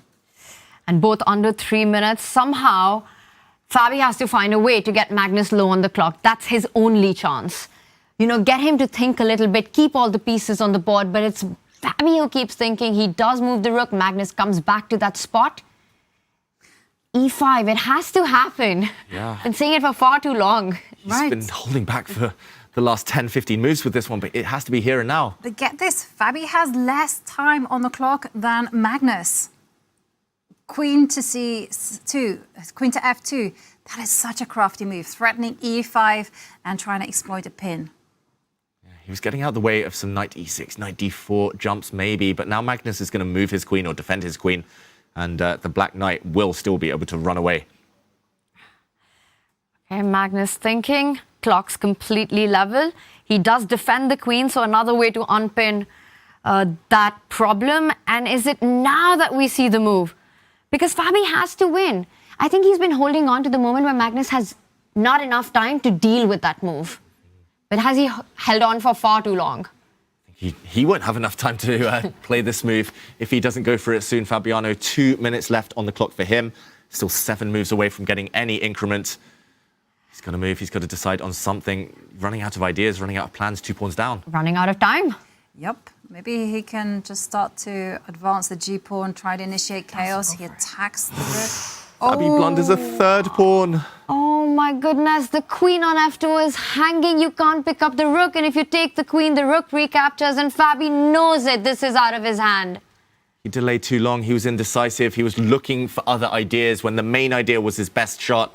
The white queen attacked. The black rook that was under fire defending the black queen would have been able to save itself. Now Magnus will move this rook out the way anywhere, and he'll be 2 pawns to the good. Even if Fabi wins a5 as he does, the black queen comes in. The This queen is the and final stages. And the queen and the knight, such a power duo right there. Fabi forced to trade to avoid checkmates. And Magnus Carlsen about to win this one. How do you draw this against Magnus, let alone win it? Fabi fighting on. The only way you draw it is that Magnus knows a draw is as good as win. So that's your only hope. Forlorn hope here. Magnus, look at the way he's just put that knight at the center of the board. And all he has to do now, Magnus, is just solidify. He can more or less just keep passing, do nothing, and there is absolutely nothing that Fabi can do with such a material deficit.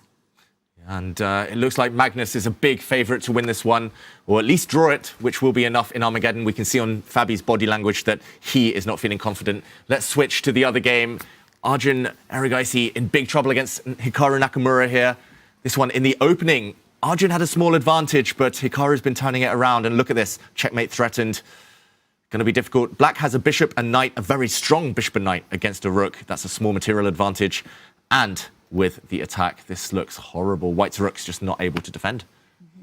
And I think for Arjun, it was trying to play fast, trying to put pressure on Hikaru's clock, which made him make some not desirable decisions. He defends that checkmate threat while he keeps the advantage on the clock. The board, absolutely disastrous for White here.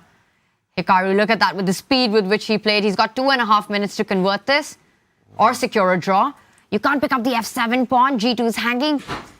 And as David's highlighting so many threats, the rook can come to f6, just ask questions to the queen.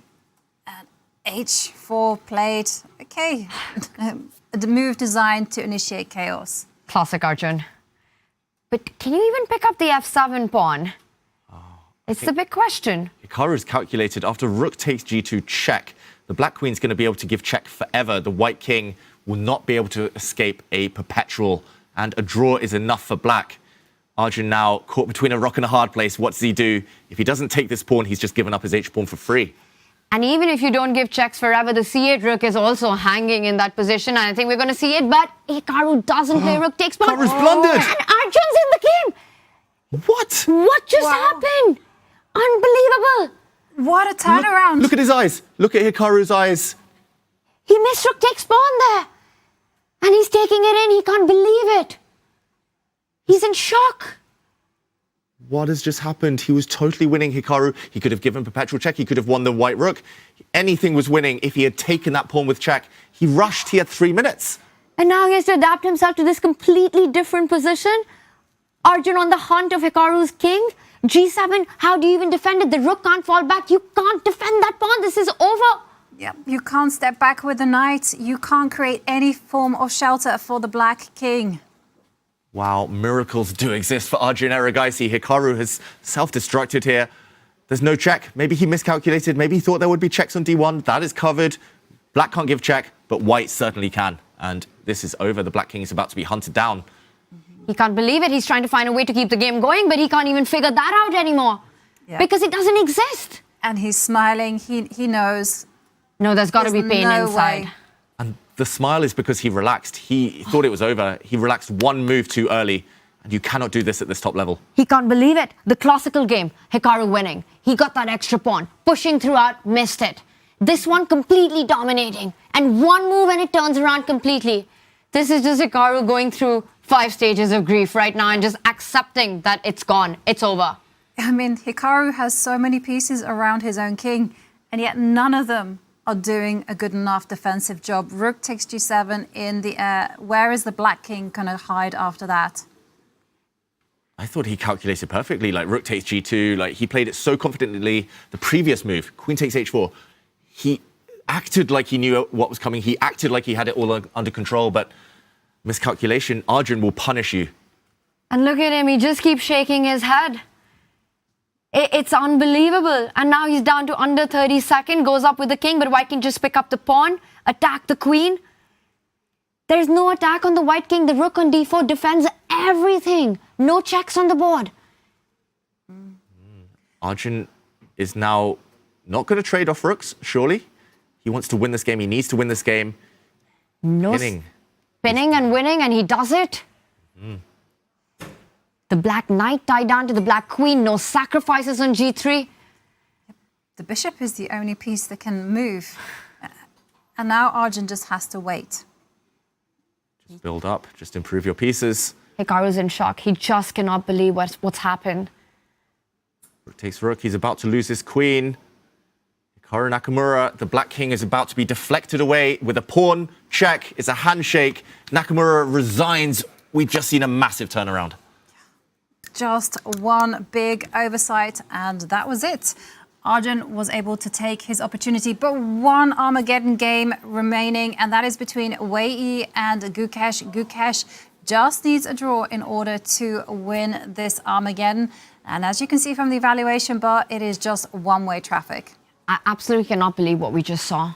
Just unbelievable. I mean, for Gukesh, for even Arjun in that position to keep the game going, and that one blunder just when he had a winning move. Yeah, fair play to Arjun for creating that trick and taking advantage. We should mention Magnus Carlsen did go on to win his game against Fabi in very smooth style. As expected, as we showed earlier, he was several pawns up. Here, it's all about Wei Yi's conversion technique. Pawn to a6 is to stop the black knight from being kicked away by a white pawn. Here, Wei Yi grabs a second pawn. He's 2 pawns up temporarily, 1 drops, but now the white knight is coming in. Opposite colour bishops, but with knights on, with rooks on, white's attack, plus the extra pawn looks like it should be decisive. I'm going to say a lot of hard work ahead, though. Yeah, you need a lot of moves to convert this one. So the clock will play a massive role here. I think we're in for another big time scramble. If the rooks and the knights are traded, that's what Gukesh is aiming for here. A pure opposite color bishop down a pawn will end in a draw. But oh my God, we've seen so many turnarounds that I think anything can happen today. Yeah, I mean, Hikaru, just when he did, everything right, just collapsing like that. I've never really seen that from Hikaru. I mean, it's heartbreaking, especially because the move he blundered was the move that he had a win on. In the meantime, Wei Yi here just calmly protecting everything with white. That is step one. The bar is dropping, though, so he's not finding the most direct way, Wei Yi, towards victory. Ivanka, maybe Gukesh with some chances, but still low on time, still a pawn down. Yep, he's still low on time, but it's not as low as when he started. There was a 3-minute time difference. That's now narrowed down. And let's not forget, if black just has to hold the fort, just step up with the king, keep everything protected. Again, the onus is always on Wei Yi. He has to win this. Gukesh checking the move count. Yep. He wants to know when he gets that extra second because he's under 2.5 minutes right now. A defensive task ahead of him, but a bigger task ahead of Wei Yi, who must win this game to win the match. A draw means Gukesh takes it, heading towards that rook with his king. But perhaps Wei Yi, has he set up a sneaky bishop c5? Yeah, although is that sneaky? Bishop c5. Maybe black just ignores it completely. b6. Magnus Carlsen says it's the coolest thing walking into discovered checks. White's pieces are suddenly lacking coordination. They're sort of like defending each other. One falls, everything falls. Dominoes. He was about to reach out for the bishop, by the way, almost making that move, but then I think he decided not to. Has he spotted b6? Yeah, that's not losing for white. It's not a massive blunder or anything, but definitely becomes tricky, and you don't want to be burning time calculating. You've got to be practical in Armageddon chess. He's retreating his rook where it came from, but that rook will be chased around by the black king. And it's being chased further, well, now across the board, but knight to e7 covers the g6 pawn. And yeah, just to remind you that when the players reach, they complete move 40, then they do get that 1 second time bonus, which is barely enough time to make the move on the clock, but it's something. It's definitely something. And that knight plays a defensive role of protecting the g6 pawn, but it's also vacated a key square for Gukesh's bishop to land over to next to try to activate that piece. And Gukesh, he's just getting ready for his responses. He knows the clock is his best friend. He has to keep the pressure on that. Wei Yi needs to make a decision fast. The clocks are leveling out. All chess games, they go in waves, right? And it feels like when we joined, it was all Wei Yi in his favor. Pawn up, putting on the pressure. The last wave has been Gukesh's favor. He's been creating some threats himself. Nice move, though, from Wei Yi, aiming to land a check of his own with the white knight, a fork. But Gukesh looks excited about some tactics, potentially. He needs to move. He looks like he's peering in, trying to calculate, but no time. he has no time, and what he's trying to calculate is whether he can shut out the white rook on g5 by going knight to f5. Sure enough, it makes an appearance there. King f6, followed by knight takes bishop, a big threat on the board. So Wei Yi has to be very cold about this, and there you see him throw in a check. Great move. Fantastic move. The knight trade. Now it's pure rook and bishop endgame, but opposite color bishops. So a rook trade really favors Gukesh. He will draw that game, but it's going to be so difficult to force the rooks off the board. In practical terms, this is still a nightmare to defend. Especially with that bishop on d4, blocking that d file. The white rook will live on with no possible bishop exchanges as well. The clock, I think that's the biggest factor here, because this game can be played for the next 100 moves. And it's all going to be about the color complexes. And Wei Yi, he is determined to set up some kind of fortress along the 6th rank. And look at this, just stabilizing the light squared bishop. The rook comes in, still no good way to offer a trade. Notice how Wei Yi's bishop once again blocks the black rook from retreating. It's sort of just trapped in Wei Yi's camp. The white king is not doing anything, so it comes in. Maybe a potentially strong attacking piece if it can continue advancing. I don't think Gukesh saves this. This is so unpleasant. Even in classical chess, this is a nightmare. And I'm getting flashbacks, just the body language as well, of that playoff they had in the Tata Steel Masters in January 2024, or early February 2024. And it was Wei Yi who took it then, thanks to a last-minute blunder from Gukesh. He's trying to find a way to get the rook back.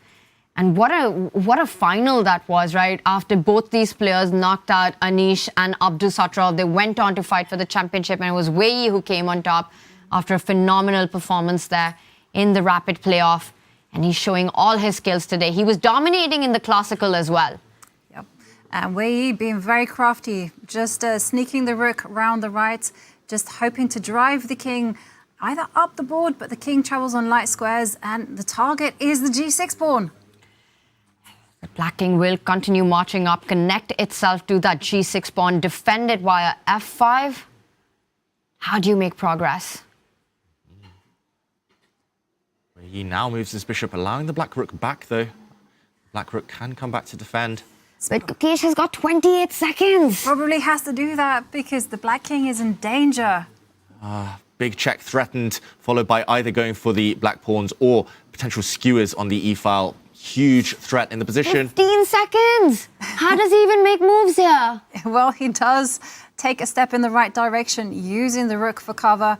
And now Wei Yi, he has just under a minute, and he can start to cage in the black king. Well, huge threat, right? King coming in, you need to stop that. Yeah. Does he do it with his f-pawn? Does he go f3, take that square away? He reaches out. Was a great move, blunting the enemy bishop as well. And now the black bishop looking far less prosperous. 8-7, make a move. He does. He gets only 1 extra second.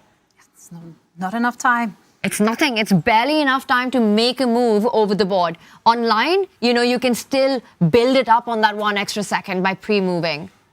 At some point, Wei Yi's going to move his king out of the way. First, he moves his rook. He's going to move his king out of the way. G4 check. Watch out for that one to come painfully. Gukesh starts pushing pawns of his own, but now there's a clash of pawns. He's got great, and it's h5 pawn that is vulnerable, but okay, Gukesh playing some great stuff, targeting g2, and now the king comes forward. It's almost like getting checkmated, but you've got like 1 resource, 1 square for the king. Gukesh playing on seconds, his final seconds. Can he just pick up that extra pawn on h5? Well, he wants to keep control. And the black king in a mating net. God, this is terrifying. Rook f6, bishop f5, only move.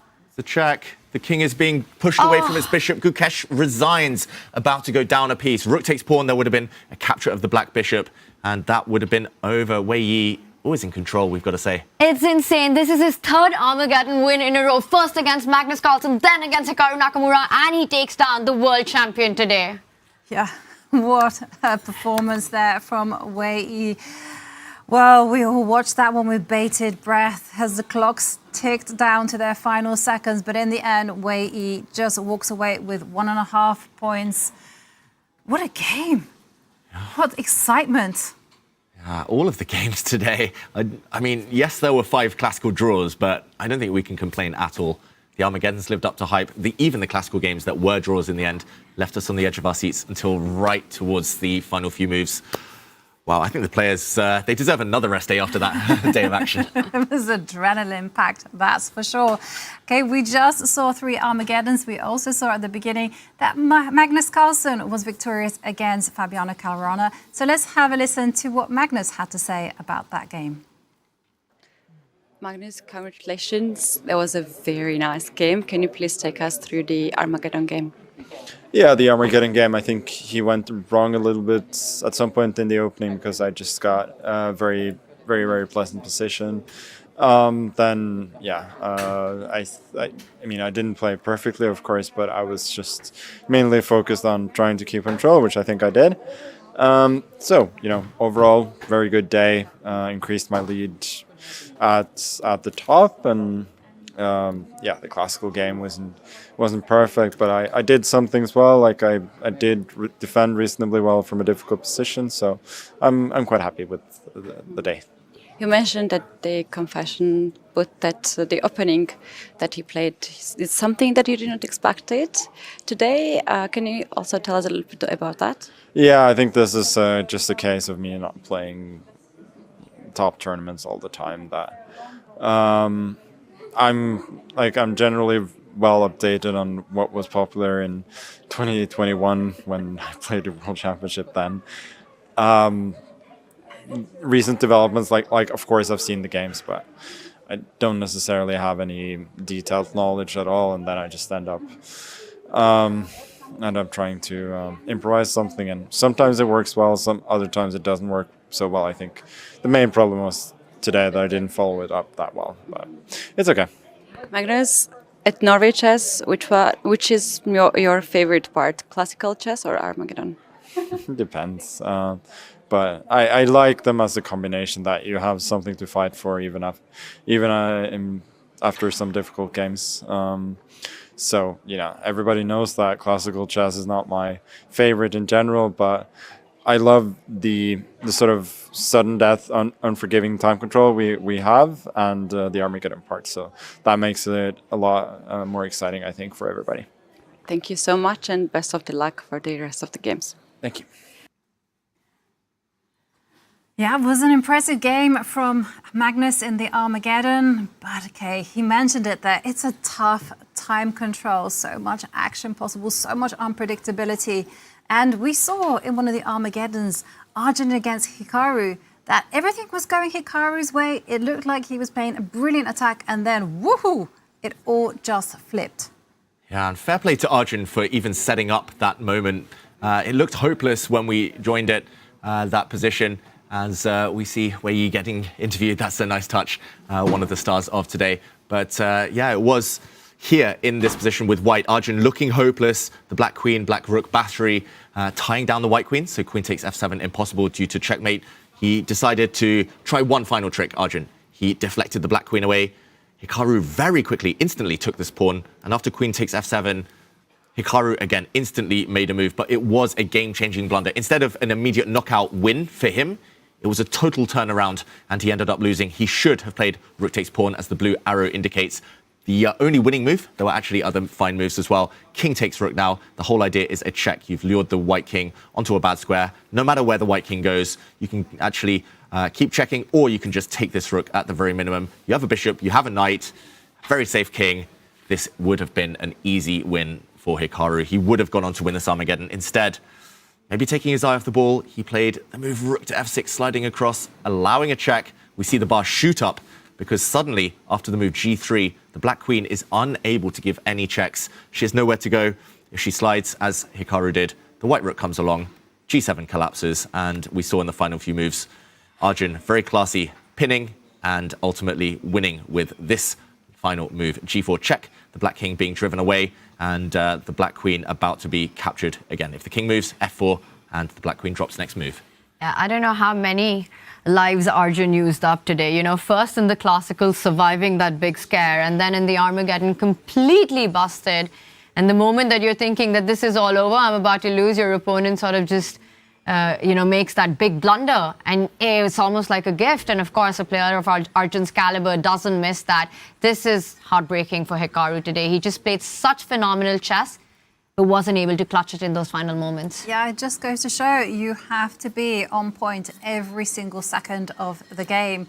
Yeah, but what a great resource there from Arjun. And after a drama-packed day, well, we saw so many Armageddons, but these are the results. Arjun Erigaisi, he wins in Armageddon against Hikaru Nakamura, and Wei Yi taking down Gukesh in Armageddon. And it was only one classical victory of the day, and that was Vachier-Lagrave winning very impressively against Sara Kadam. That was her second win in a row. She won the Armageddon against Anna Muzichuk and now getting those very important 3 points as well. But what a day it's really been. I mean, Arjun's comeback against Hikaru, but also let's talk about Magnus versus Fabi, right? Fabi had this huge opportunity in the classical, really played such a phenomenal game. But Magnus doing Magnus things, surviving that. But I have to say, the Armageddon was played brilliantly by Magnus. It just felt like Fabi never had a shot at that. Never got a chance there. I just don't think you can play the Italian game against Magnus Carlsen anymore. He's prepared it for so many world championships at this point. He has so many ideas. He can make so many moves on autopilot. Fabi, the Armageddon was tough. But then again, what do you do against Magnus in Armageddon? You just have to hope he has a bad day. The classical, though, was fiery, and maybe just one missed opportunity for Fabiano. It's turning out to be impossible to beat Magnus in any kind of positions. You get a better position, you still end up losing. You get a winning position, it's still difficult. Really tough to crack that. And for Gukesh, he survived the classical against Wei Yi. Wei Yi was winning in that, but it became a roller coaster. It became a mess. But in the Armageddon, Wei Yi was just as strong. And he was the underdog when he started. Being the world number 8 when you're the underdog, that just speaks volumes about the tournament, just how incredibly difficult it is. But now you know that he's becoming the man to beat here. He is the man to beat in Armageddon. But let's see how all of those Armageddons impacted our standings.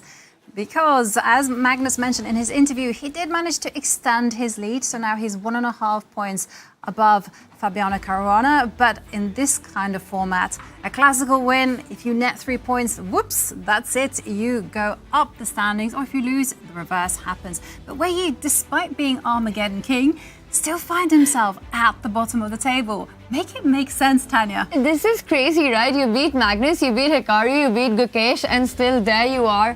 And that just speaks about the incentives and how important it is for the players to strike in classical. It's just not good enough to keep getting those wins in Armageddon, even if it's against the absolute best in the world. Well, more games to play for, that's for sure. But let's have a look at how the standings are for the women. And, well, at the top, we see Humpy Kanaru, because with her Armageddon victory, she moves to 8.5 points, just nudging it above Anna Muzichuk. So Humpy is the sheriff in town for the day. And there we see Ju Wenjun, 5-time Women's World Champion. She's just winning all the Armageddons, but so far, all draws in classical.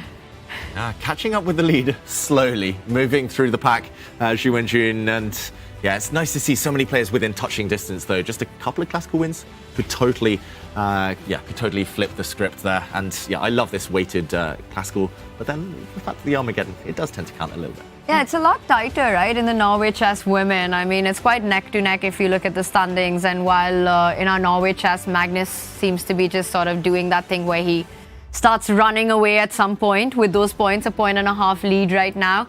Someone has to win in classical. Wei Yi Wenjun doing that thing in the Armageddon. Great Humpy gets the lead for the first time. I think we've got a sole leader after a really long time, by the way, in Norway Women Chess. Maybe the first time in the tournament so far. So can Humpy keep her form as well? So many storylines as we go into the second half of Norway Chess. We are entering the second half, and someone who has been extremely impressive in the Armageddons is none other than Wei Yi. And, well, we caught up with him after his Armageddon victory. How hard is it, Wei, after you had a good position in classical, but you ended up with a draw, and then to play such a good Armageddon game after? Yeah, in the classical game, first I realized I had a big advantage, but maybe not easy to handle it. And but okay, it's good because I survived the final endgame. And yeah, and before Armageddon, I just want to I mean, how to say,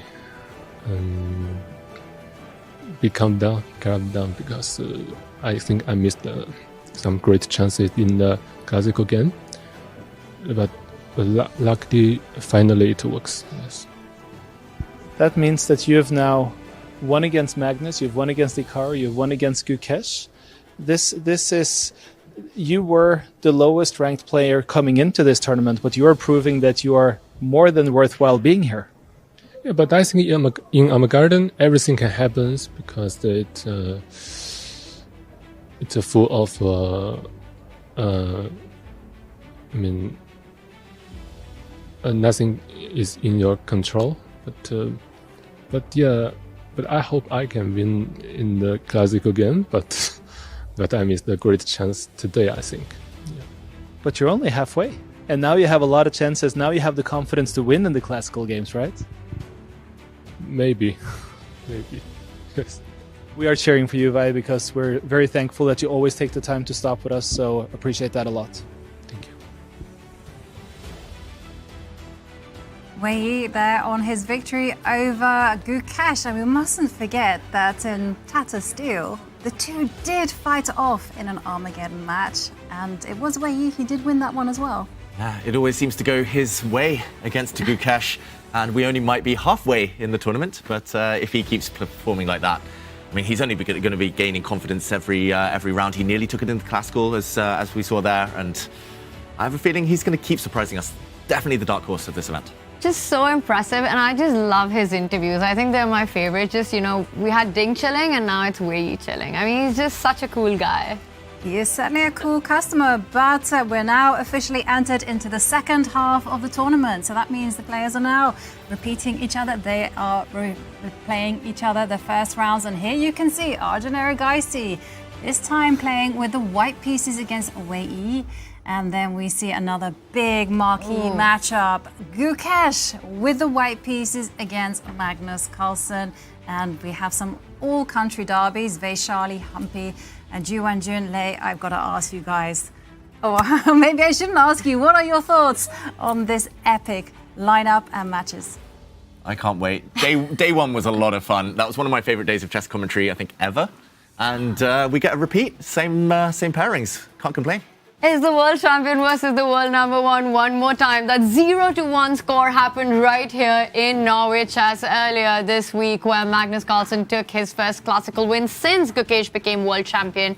And what a game it was by Magnus. Can Gukesh this time? And then I remember the tweet that Magnus put out. That if you come at the king, you best not miss.